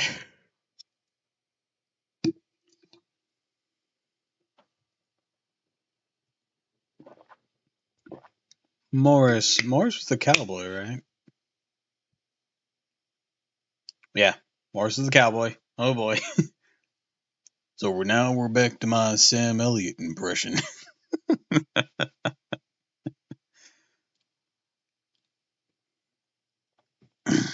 Letter or Quincy P. Morris to Han Arthur Holmwood, 25th of May. My dear Art, we once told yarns by the campfire in the prairies and dressed one another's wounds after trying to land in at the Marquise, and drunk healths on the shores of Titicaca. That's a weird ass place. Or, well, it's a weird ass name for a place. There are more yarns to be told, and other wounds to be healed, and another health to be drunk. Won't you let this be at my campfire tomorrow night? I have no hesitation in asking you, as I know a certain lady is engaged to a certain dinner party, and that you are free. There will only be one other. Our old pal at the Korea, Jax. What? Did you meet him there? Is that what that phrasing is supposed to mean? Jack's sword. He's coming too, and we both want to mingle our weeps over the wine cup and to drink a health with all our hearts to the happiest man in all the wide world, who's won the noblest heart that God has made. Okay, so Arthur was the other man in question. Okay. And the best worth winning. We promise you a hearty welcome, a loving greeting, and a health as true as your own right hand. We shall both swear to leave you at home if you drink too deep. If you drink too deep to a certain pair of eyes. Come. Yours as ever and always, Quincy P. Morris. Telegram from Arthur Holland to Quincy P. Morris.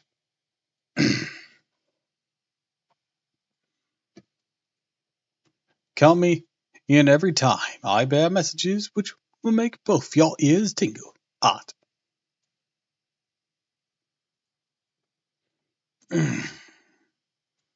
Alright, we're back to Mina's journal. In chapter 6. Man, I am just blazing through some of these chapters here. Granted, I started reading this a bit earlier than I usually did. How long have we been going? Almost 3.5 hours.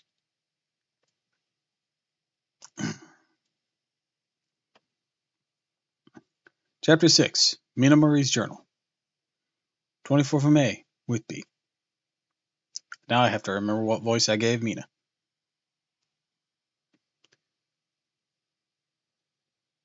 Lucy met me at the station, looking sweeter and lovelier than ever. We drove off to the house at the Crescent, in which they have rooms. It's a wonderful place. The little Liesk runs through a deep valley, which broadens out as it comes near the harbour. A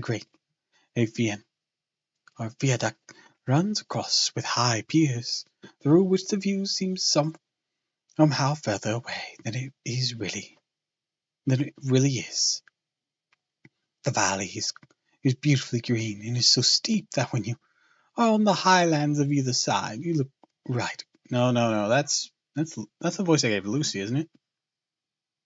Fuck.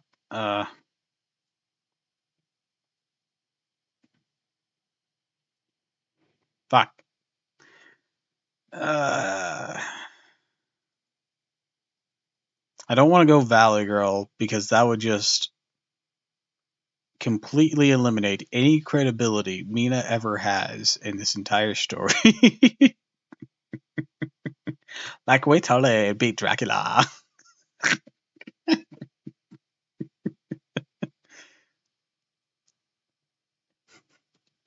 Man, this adventure was so fetch.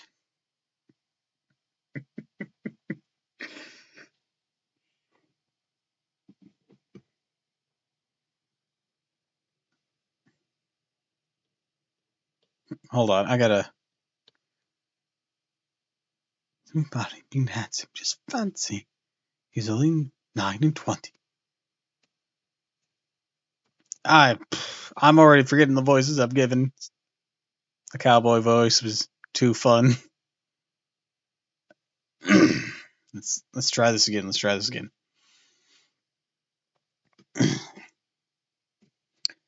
Lucy, meet me at the station. Looking sweeter, or met me at the station, looking sweeter and lovelier than ever, and we drove up to the house at the Crescent in which they have rooms. This is a lovely place. The little river, the Esk, runs through a deep valley. It broadens out as it comes near the harbour. A great viaduct runs across, which high piers through which the view seems somehow further away than it really is. The valley is beautiful green, and it is so steep that when you're on the high lands of either you look right across it. Unless you're near enough to see down, the houses of the old town, the side away from us, we are all red-roofed and seem piled up one over the other anyhow, like the pictures we see of Nuremberg.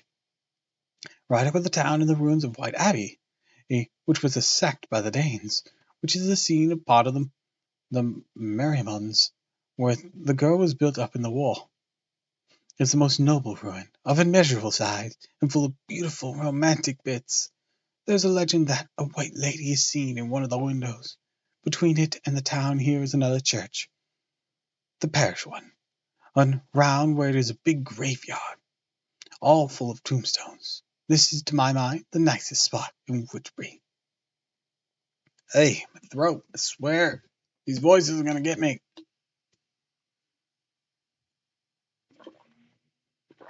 Mmm. Mmm.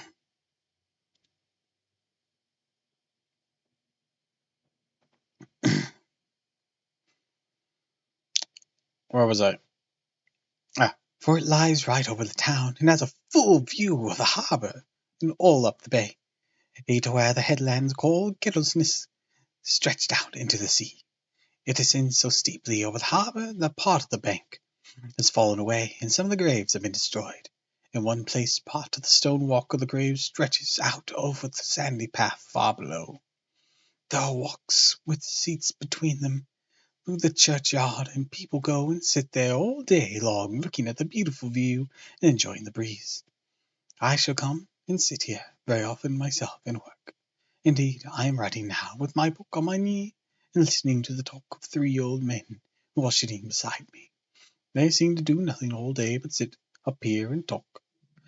The harbour lies below me, and with on far side one long granite wall stretching out in the sea, with a curve outward at the end of it, the middle of which is a lighthouse. A heavy sea wall runs along that side of it. On the near side, the sea wall makes an elbow crooked inversely, and its end too has a lighthouse. Between the 2 piers there is a narrow opening in the harbour, which then widens. It is a nice high water, but when the tide is out, it shoals away to nothing, and is merely the stream of Esk running between banks of sand, with rocks here and there. Outside the harbour on this side there rises for about half a mile a great reef, the sharp edges of which run straight out from behind the south lighthouse. The end of it is a buoy with a bell, which swings in bad weather, and lends a mournful sound of the wind. They have legends here that when a ship is lost, bells are heard out at sea. I must ask the old man about this. He is coming this way. He's a funny old man. He must be awfully old, for his face is all gnarled, twisted like the bark of a tree. He tells me that he is nearly 100, that he was a sailor in the Greenland fishing fleet, when Waterloo was fought. He is, I am afraid, a very susceptible person, or skeptical, or skeptical person. For when I asked him about the bells at sea and the White Lady at the Abbey, his very brusquerie. I wouldn't. Hold on, let me try and do that. Yeah, I wouldn't. No. Let's. Since Drac ended up being the carriage guy, let's try reusing that voice. Oh, I wouldn't fish muzzle. What the fuck does that mean?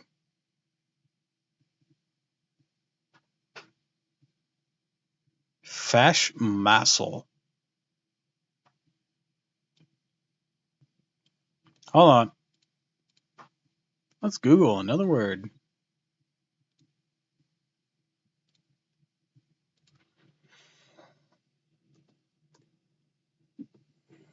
The phrase "fash model" is a Persian or Dialect dialect, or a flash from the fish range common to Scotland.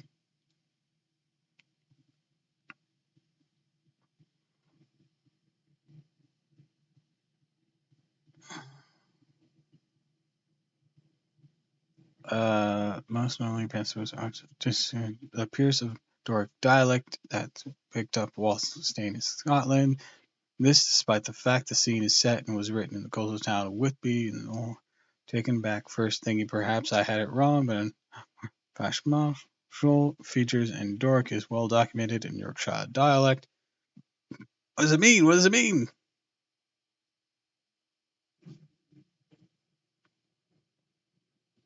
A way of saying I wouldn't fuss myself about them. Okay. And it is of a dialect that this exact place probably wouldn't actually have. Okay. That's so weird. Them things. Them thing. Hold on, let me try to do that again. I wouldn't fuss myself about them, miss. Them things be all war now. Mind, I wouldn't say they never were, but I do say that there wasn't in my time. They be all very well for comers and tripper. Nope, that's just going to Sam Elliott. I had a different voice for this. Fuck.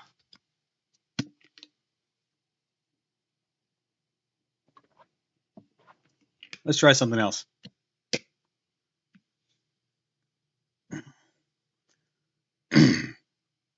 I wouldn't fuss myself. I bet they miss.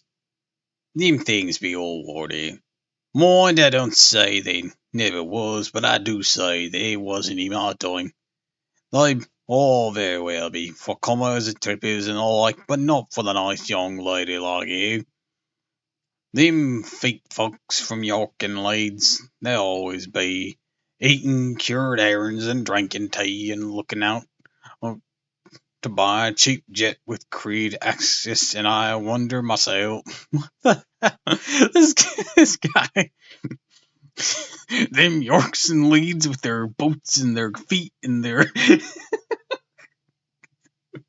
That's what he sounds like, I swear to God.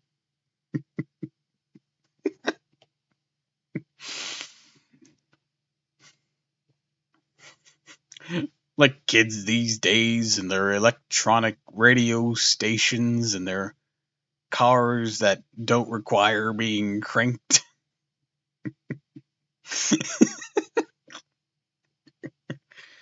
And their ice cream cones and their shovels and their fire and their rope. He sounds like a really old codger with the way he phrased that.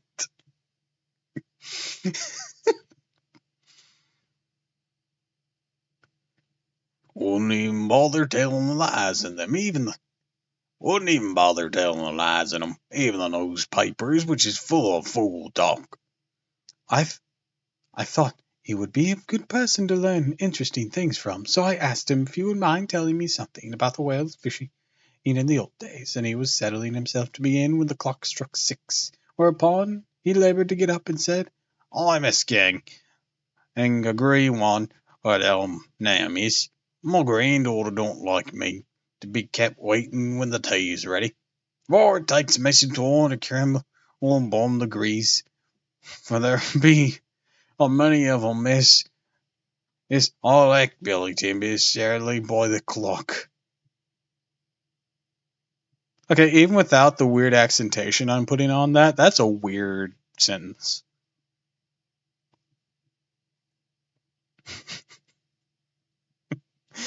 Oh goodness. Oh goodness, oh goodness. What am I reading? I keep asking myself, what the fuck am I reading anymore? He hobbled away, and I could see him hurrying as well as he could down the steps. The steps are a great feature on this place. I led from the town up to the church. There are hundreds of them. I do not know how many, and they wind up in a delicate curve. The slope is so gentle that a horse could easily walk up and down them. I'm going to need a better voice because that is going dangerously into Johnny and Bosch. So gently that a horse could easily walk up and... No. The slope is so gentle that a horse could easily walk up and down them. I think they must originally have had something to do with the abbey I shall go home to. Lucy went out visiting with her mother, as they were all out, or as they were only duty calls. I did not go. They will be home by this. 1st of August. I came up here an hour ago with Lucy, and we had a most interesting talk with my old friend. 2 others who always come and join him. He is evidently the Sir Oracle of them. I should think it must have been in his time a most dictatorial person.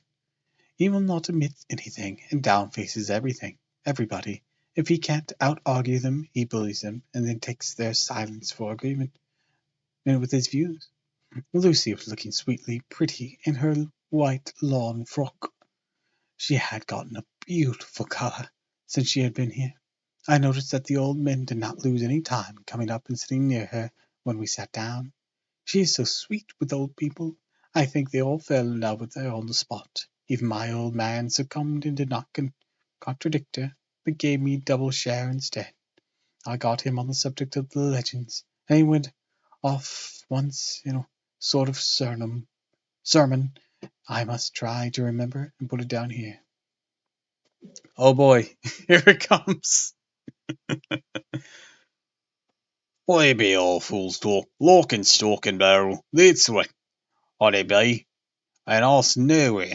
These bands and wolves and all ghost and beggargist and boggle.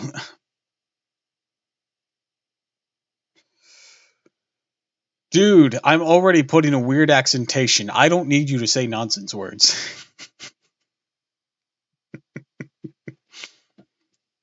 And boggles and all him and them and all they fits to see. Like the bands and dizzy women of blood. My guy. I know you're an old codger, but your tongue hasn't rotted out of your mouth, has it?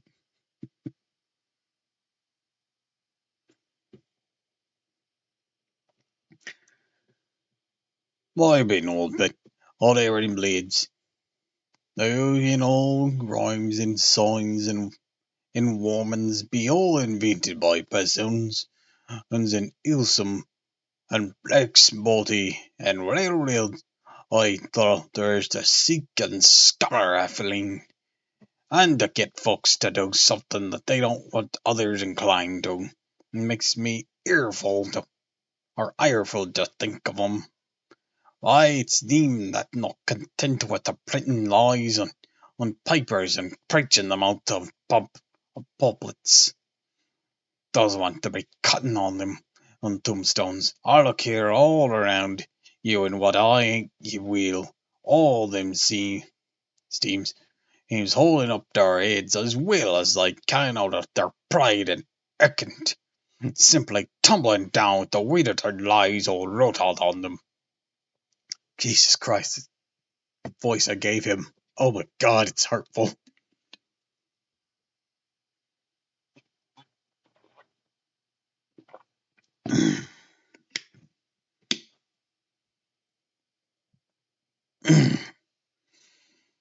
Here lies the body, or scared to them, or sacred to the memory, all wrote on all of them, and yet, in all half of them, and there bit no bodies at all, and the memories of them ain't being carried a pinch of snuff of about much less sacred. Lies all of them, nothing but lies of one kind or another. My God, oh, but it'll be a quite scandal or meant of the day of judgment when they come and tumbling up in their sacks, all joked together and trying to drag their tombstones with them to prove how good they are. Or there is some of them trembling and dithering, and with our hands dazzled and slippery from a line in the sea, that they can't even keep their drop up. I could see, God, that guy's voice. I just gave him, fuck. It suits a man who has half his tongue missing. Or maybe just has extra tongue. I have myself a 4-foot tongue.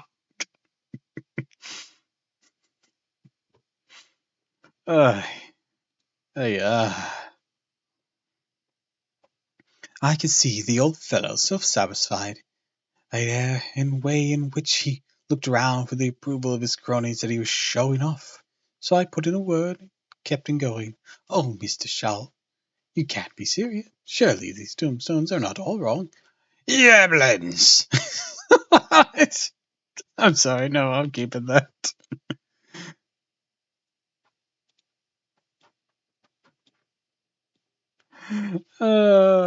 What is that?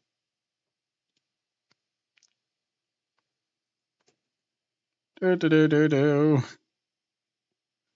we're putting that there, and then we're gonna look up what the fuck that means.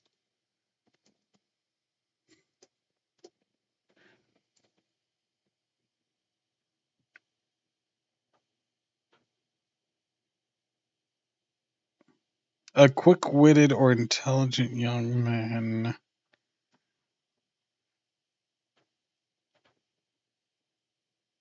I'm not sure if that's right. It might just be nonsense or accentation. Yablins. There may be a poor few not wrong saying where they might go. The people too good. For there be folks that do think a bumble be like the sea, if only it be their own. The whole thing be only lies. Now, you here. You come here, stranger, and you see the graph. I nodded, for I knew it was better to assent, and though I did not quite understand his dialect. Me neither, and I'm voicing him. I knew it had something to do with the church, and he went on. And you consent that all these things or things be a boon, and folks that be up in the air, snoring snug. I assert again. Then that be just where the lie comes in?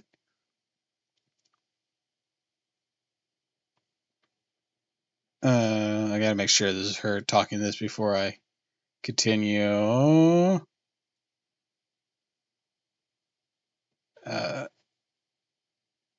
Okay, no, this is him. Then that be where the lie comes in. Why, there be scores of these laybeds that be commenced all done back-a-box on Friday night. He nudged one of his companions. They all laughed. And my gog, how could they be otherwise? Look at that one. That after above for the Bear Bank. Read it. I went over and read. Edward Spinchelas, Master Mariner, murdered by pirates off the coast of the Andes. April 1854. AET 30. When I came back to Mrs. Swalls went on. Who brought him in, I wonder? I wonder that. Him here, murdered off the coast of the Andes. Now you consolate his body lay under. Why, could name ye a dungeon whose bones lay in the Greenland seas above. His voice is very rough. He pointed northward. Where the currents may have drifted him. There be the steens around ye. Ye can, and with your young eyes, read the small print of the lies from here. This, it Betterthwaite Lowry. I knew his father. Lost in a lay off Greenland in 20, or Andrew Woody stranded in the same sea in 1777, or John Paxton drowned of Cape Farewell in a year ago, or lots of Johns here, or John Rolling, whom grandfather sailed with me, drowned in the Gulf of Finland in 50. Do you think that all these men would have to make a rush to Whitby for the trumpet sounds? Oh, me Athrum's about it. Oh, dear. That's when they got here. They'd be gentling and jostling one another that way. My God, what is he saying?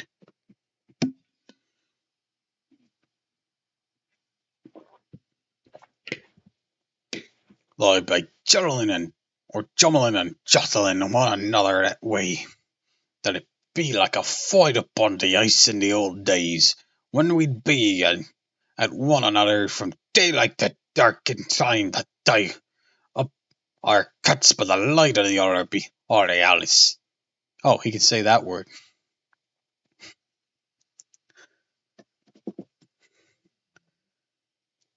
This was evidently local pleasantries for the old man, and cackled over it, and his cronies joined in with gusto. But, I said, surely you're not quite correct. For you start on the assumption that all poor people, or the spirits, will have to take their tombstones with them on the day of judgment. Do you think that would really be necessary?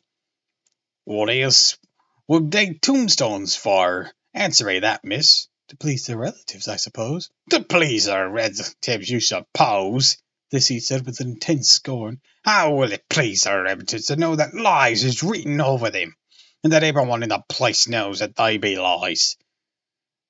And pointed to a stone at our feet, which had been laid down as a slab on which the seat was resting, close to the edge of the crate. Read the lies on this Taffenstein. The letters were upside down to me, from where I sat, but Lucy was more opposite to them, so she leant over and read. Scarret, sacred to the memory of George Cannon, who died in the hope of glorious resurrection on July 29, 1873, falling for the rocks of Ketterness. This tomb was erected by a sorry mother to her dearly beloved son. He was only son of his mother, and she was a widow. Really, Mr. Swallow, I don't see anything very funny about that. She spoke her comment, and very gravely and somewhat severely. You don't see nothing funny? Well, that's because you don't know the sorrowing mother with a hell cat. I hated him because he was a... What? What is that word? A crud. A regular lamenter he was, and he hated her, so he committed suicide in order that she might get an insurance she put on his life. Or might not get an insurance she put on his life. He blew nigh the top of his head off with an old musket that they had for scaring and the crows with. 'Twas for crows that, and for it brought the clerks and the drops to him. God damn. About to empty this cup of water I got.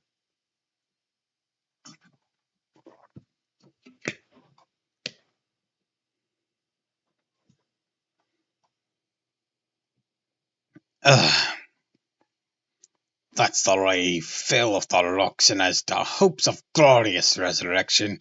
I often heard him say, myself, that he hoped he'd go to hell, for his mother was so pious that she'd be sure to go to heaven, and he didn't want to handle or where she was. Now, oh, isn't that Steen? In at any rate, he hammered it with his stick as he spoke. A peck of lies, and I won't make Gabriel cackle with children. What the fuck does that mean? Complainting of the cases with a tombstone bounced on his hump-and-esque. It to be took as evidence. I did not know what to say, but Lucy turned the conversation as she said, rising up. Oh my, why didn't you tell us? This is my favorite scene. I cannot leave it, and now I find I must go sitting over the grave of a suicide. Faint wool on ye, my pretty, and it might make Paul Cordery gladsome to have so trim a lass sitting on his lap. That won't hurt ye. Why, I set here off and on for 9 years past, and it ain't done me no harm. Don't ye fish about his lies under ye, or that don't lie there either. It'll be time for you to be getting scared when you see the tombstones all running along with the place as bare as Stubblefield. There's the clock, and I must be going. In my service to ye, laddies. And off he hobbled. Lucy and I sat a while. It was all so beautiful before us that we took hands as we sat. She told me all over about Arthur and their coming marriage. It made me just a little heartsick, for I haven't heard from Jonathan for a whole month. Whew.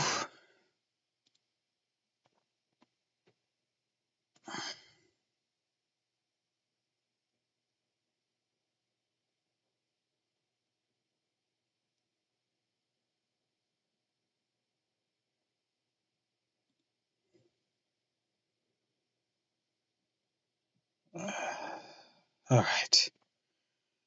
Is that old man going to talk anymore?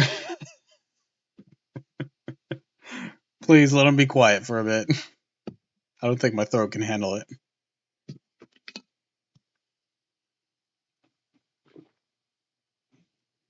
That was the last of that water. The same day I came up here alone, for I am very sad. There are no letters for me. I hope there can be anything the matter with I hope there cannot be anything the matter with Jonathan. The clock has just struck 9. I see the lights scattered all over the town, sometimes in rows where the streets are, sometimes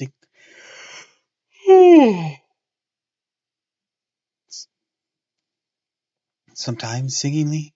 They run right up the Esk and die away in the curve of the valley. To my left, the view is cut off by a black line of roof of the old house next to the abbey.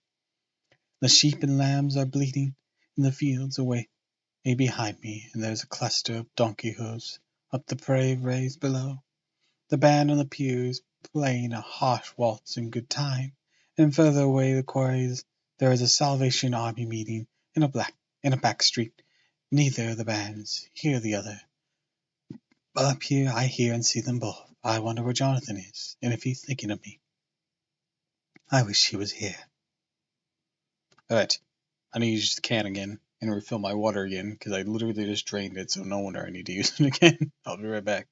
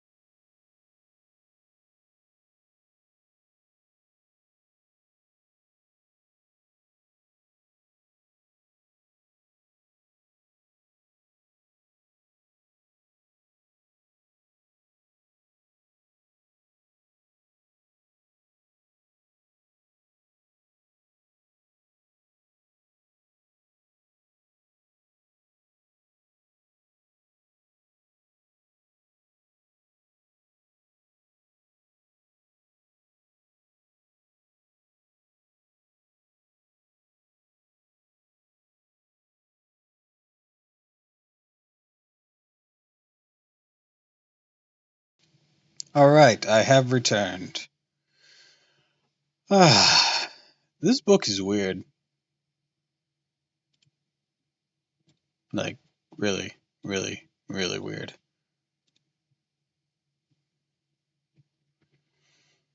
Give me a moment here.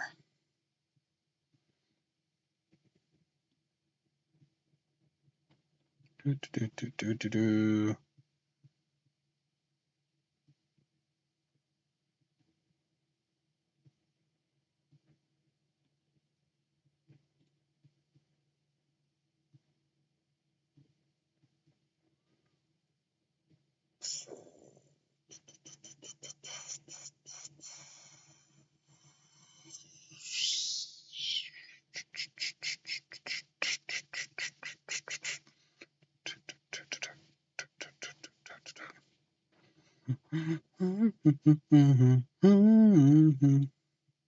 Sorry, checking up on something.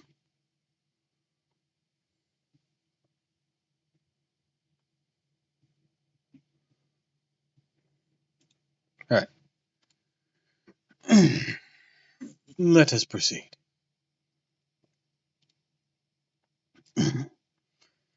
Dr. Stewart's diary, 5th of June. The case of Redfield grows more interesting the more I get to understand the man. He has certain qualities very largely developed: selfishness, secrecy, and purpose. I wish I could get at what is the object of the latter. He seems to has some settled scheme of his own, but what is it that I do not know yet? Or what it is I do not yet know. His redeeming quality is the love of animals, though indeed he has such curious turns in it, that I sometimes imagine he is only abnormally cruel. His pets are of odd sorts. Just now his hobby is catching flies. He has at present such a quantity that I had myself to exfoliate. To my astonishment he did not break out in a fury, as I expected, but I took the matter in simple serious. He thought for a moment and then said, May I have 3 days? I shall clear them away. Of course, I said that would do. I must watch him.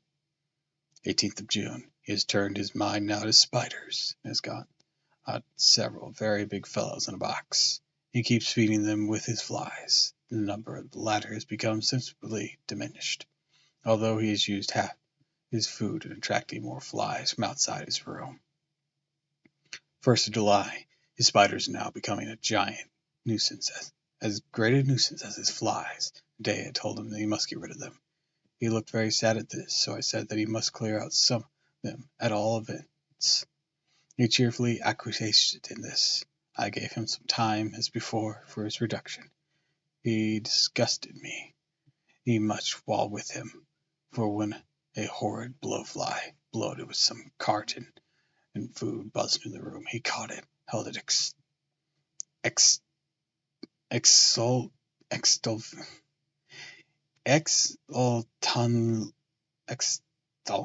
I don't know what this word is or how to pronounce it. I'm going to guess triumphantly of some variation. Exultantly for a few moments between his fingers and thumbs, for I knew what he was going to do, put it in his mouth and ate it. I scolded him for it, but he argued quietly that it was very good, very wholesome, that it was life, strong life, gave life to him. This gave me an idea, or the rudiment of one. I must watch how he gets rid of his spiders. He had evidently some deep problems in his mind, for he keeps a little notebook, in which he is always jotting down something. Whole pages of it are filled with masses of figures, generally single numbers added up in batches, then the totals added in batches again. So he's focusing in some account, as the auditors put it.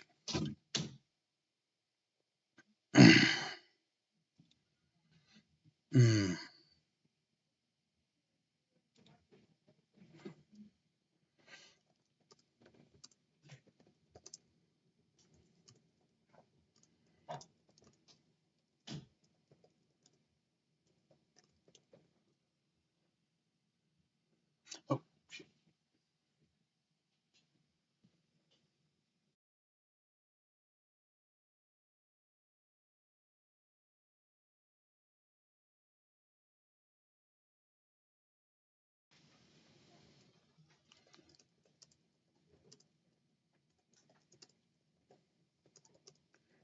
Hmm.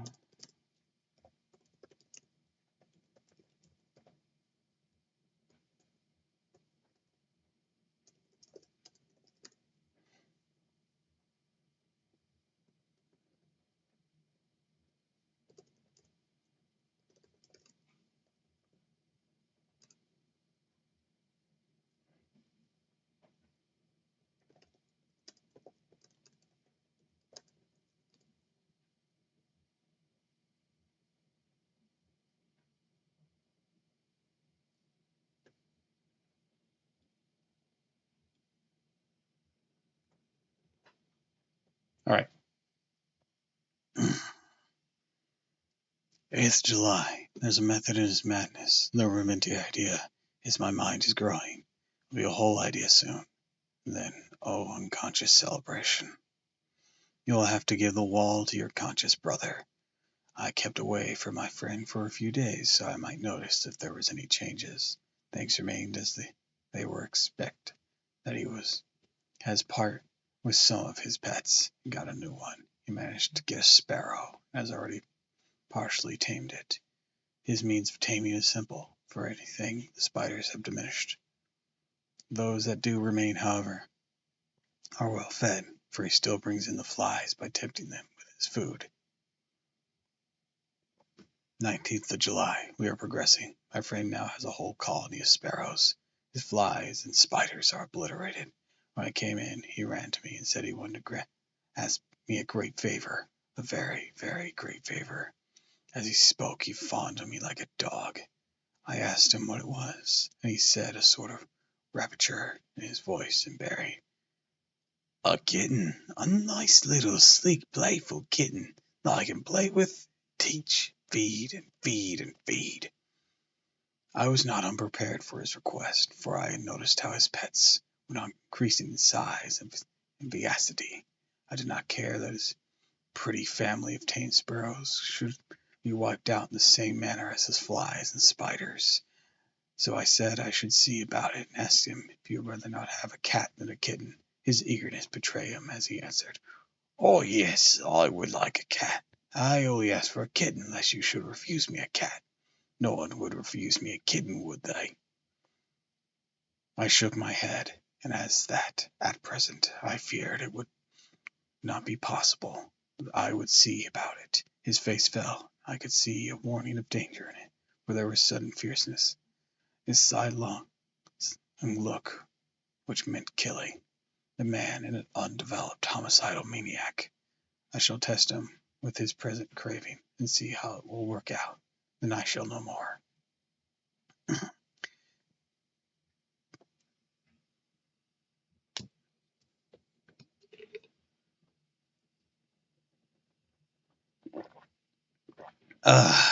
My throat grows weary.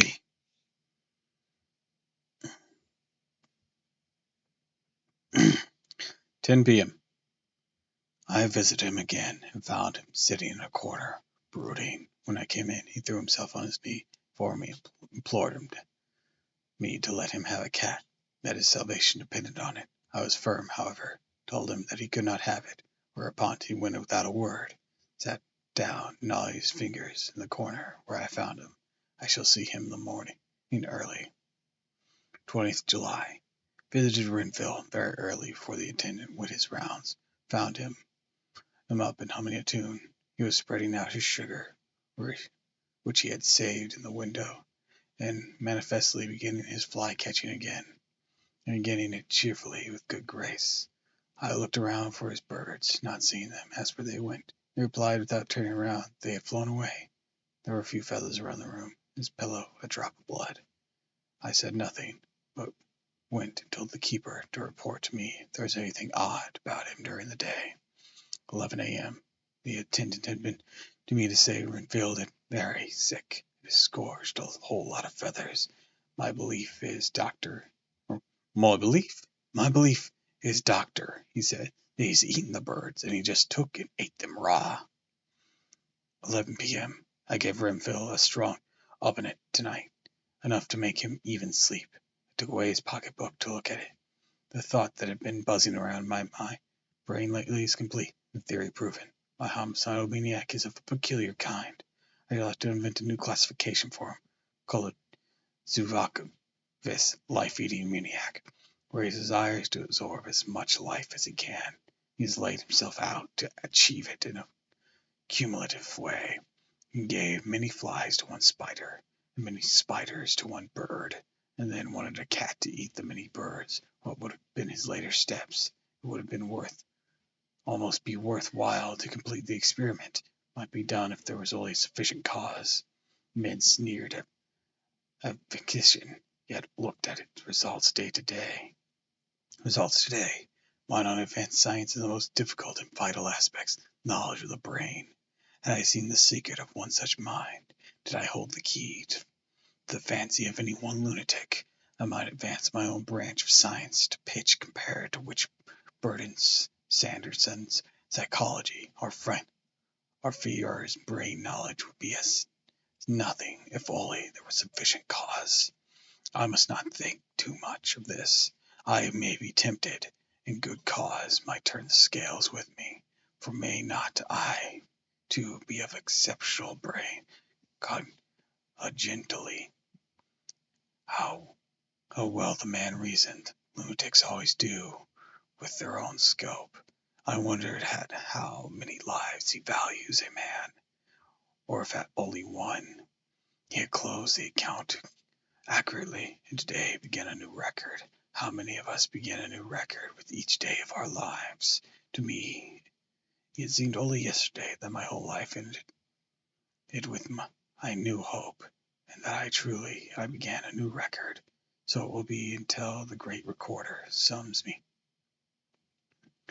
up and closes my ledger account with the balance to profit or loss. Oh, Lucy, I cannot be angry with you, nor can I be angry with my friend, whose happiness is yours. But I must only wait on hopelessness and work. If only I could have a strong cause as my poor mad friend here, a good, unselfish cause to make me work. That would be indeed happiness. Oy.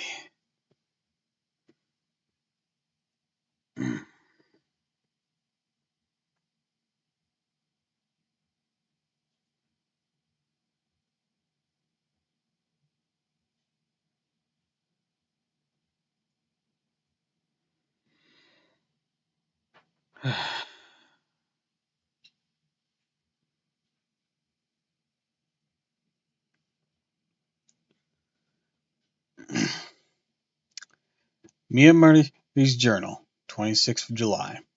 I am anxious, and it soothes me to express myself here. It is like whispering to oneself and listening at the same time, and there is also something about the shorthand symbols that make it difficult, or make it different from writing.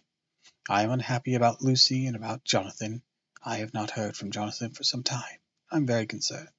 But yesterday, dear Mr. Hawkins, who was always so kind, sent a letter from him. I had written asking him if he had heard, and said the enclosed had been received, if only a line dated from Castle Dracula, and that he is starting for home. That is not like Jonathan. I do not understand it. It makes me uneasy. Then, too, Lucy, although she is so well, but lately taken to her old habit of walking in her sleep. Her mother has spoken to me about it, and we have decided that I am to lock the door of our room every night. Mrs.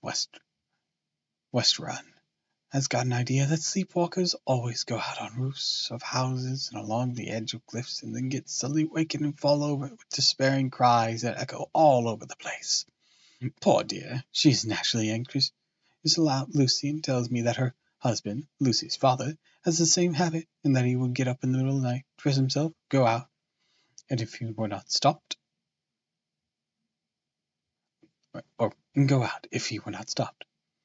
Lucy's to be married late in the autumn, and she is already planning out her dress, and how her house is to be arranged. I sympathize for her. I do the same. Only Jonathan and I will start in life a very simple way, and shall have to try and make both ends meet.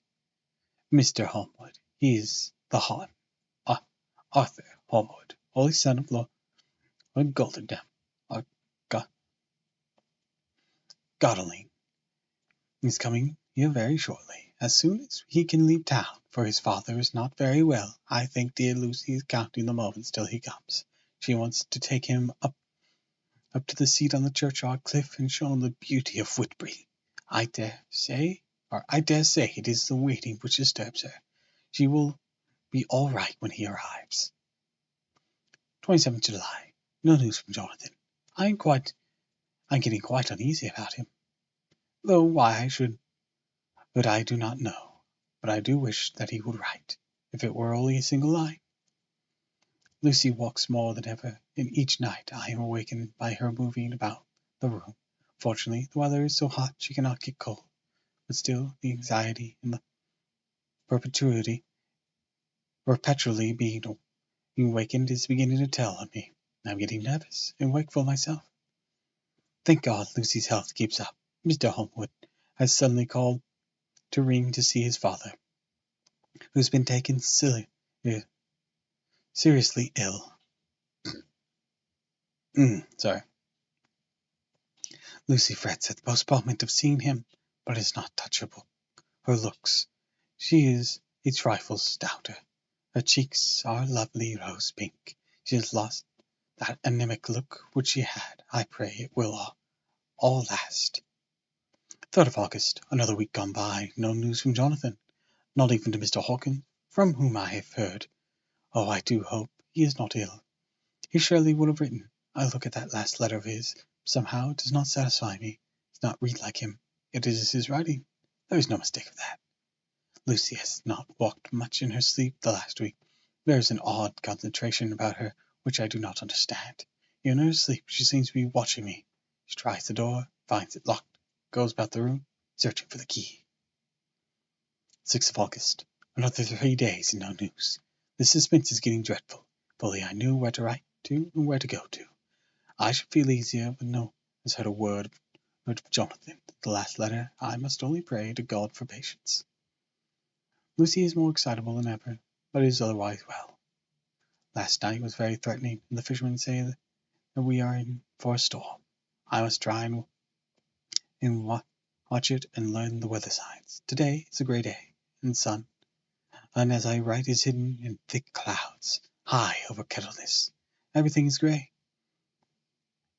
except the green grass, which seems like emeralds amongst it. Grey earthly rocks, grey clouds tinged with the sunburst at the edge hang over the grey seas in which the sand points stretched like grey fingers. The seas trembling in over the shallows and the sandy flats with a roar muffled in the sea mist drifting inland. The horizon is lost in a grey mist. All is vastness, and the clouds are piled up like rocks, and there is a roll over the sea that sounds like some presage of doom. Dark figures are on the beach here and there, sometimes half shrouded in the mist, and seen men like trees walking.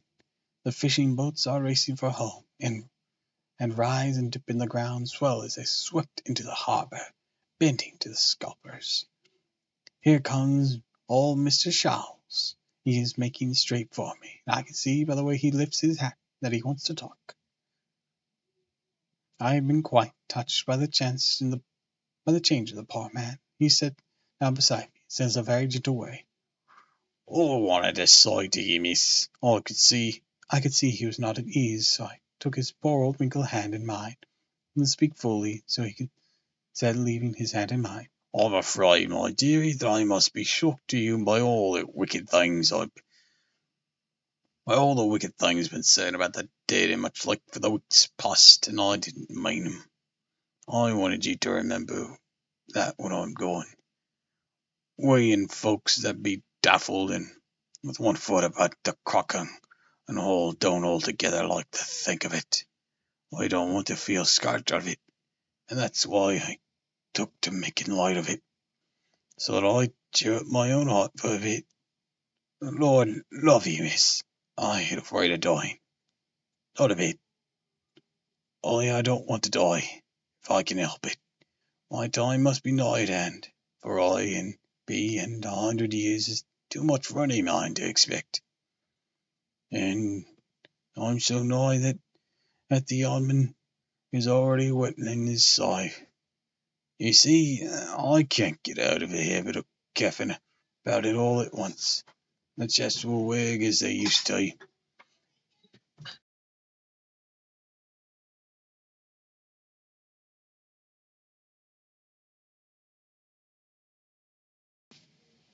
Sorry, I had to mute myself for a moment. Try and find my place. Well, it's like, you see, I can't get out of here. Back as I used to. Someday soon, the angel will sound his trumpet for me. But don't you, darling, grief my diary. For he saw that I was crying. If he should come for me this very night, I'd not refuse to answer his call. For life be at all while you're waiting for something else than what we're doing, and death be all that we rightfully depend on. But I'm content for it be coming from me, my dearie, and come quick. It may be coming while we've been looking and wondering. Maybe in that wind out over the sea, that's bringing with its loss and wreck, and sore distress in sad hearts. Look, look, he cried suddenly.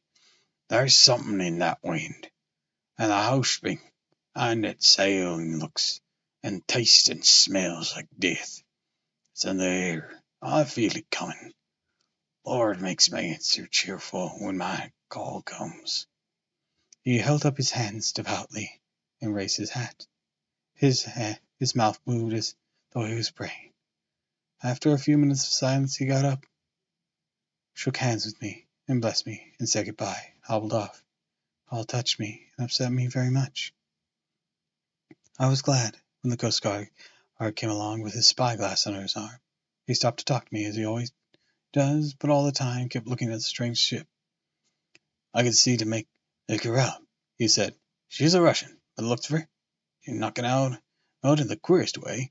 Doesn't know her mind a bit. But he seems to see the storm coming, but can't decide whether to run up the north in the open or put her here. But there again, she's steering mightily strangely, for she don't mind the hand on the wheel, changing about every puff of wind. We'll hear more of her before the time tomorrow. Ugh.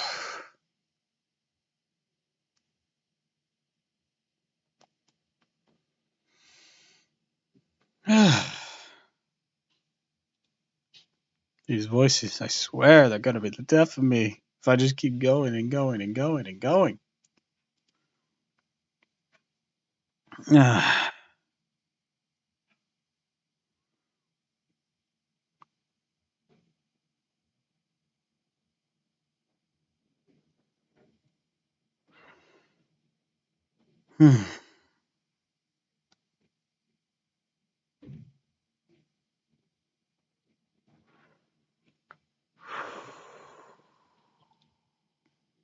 All right.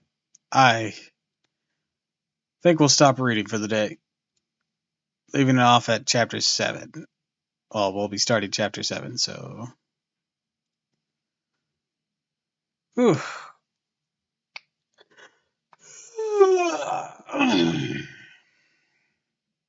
I probably bored off everyone who was fucking here.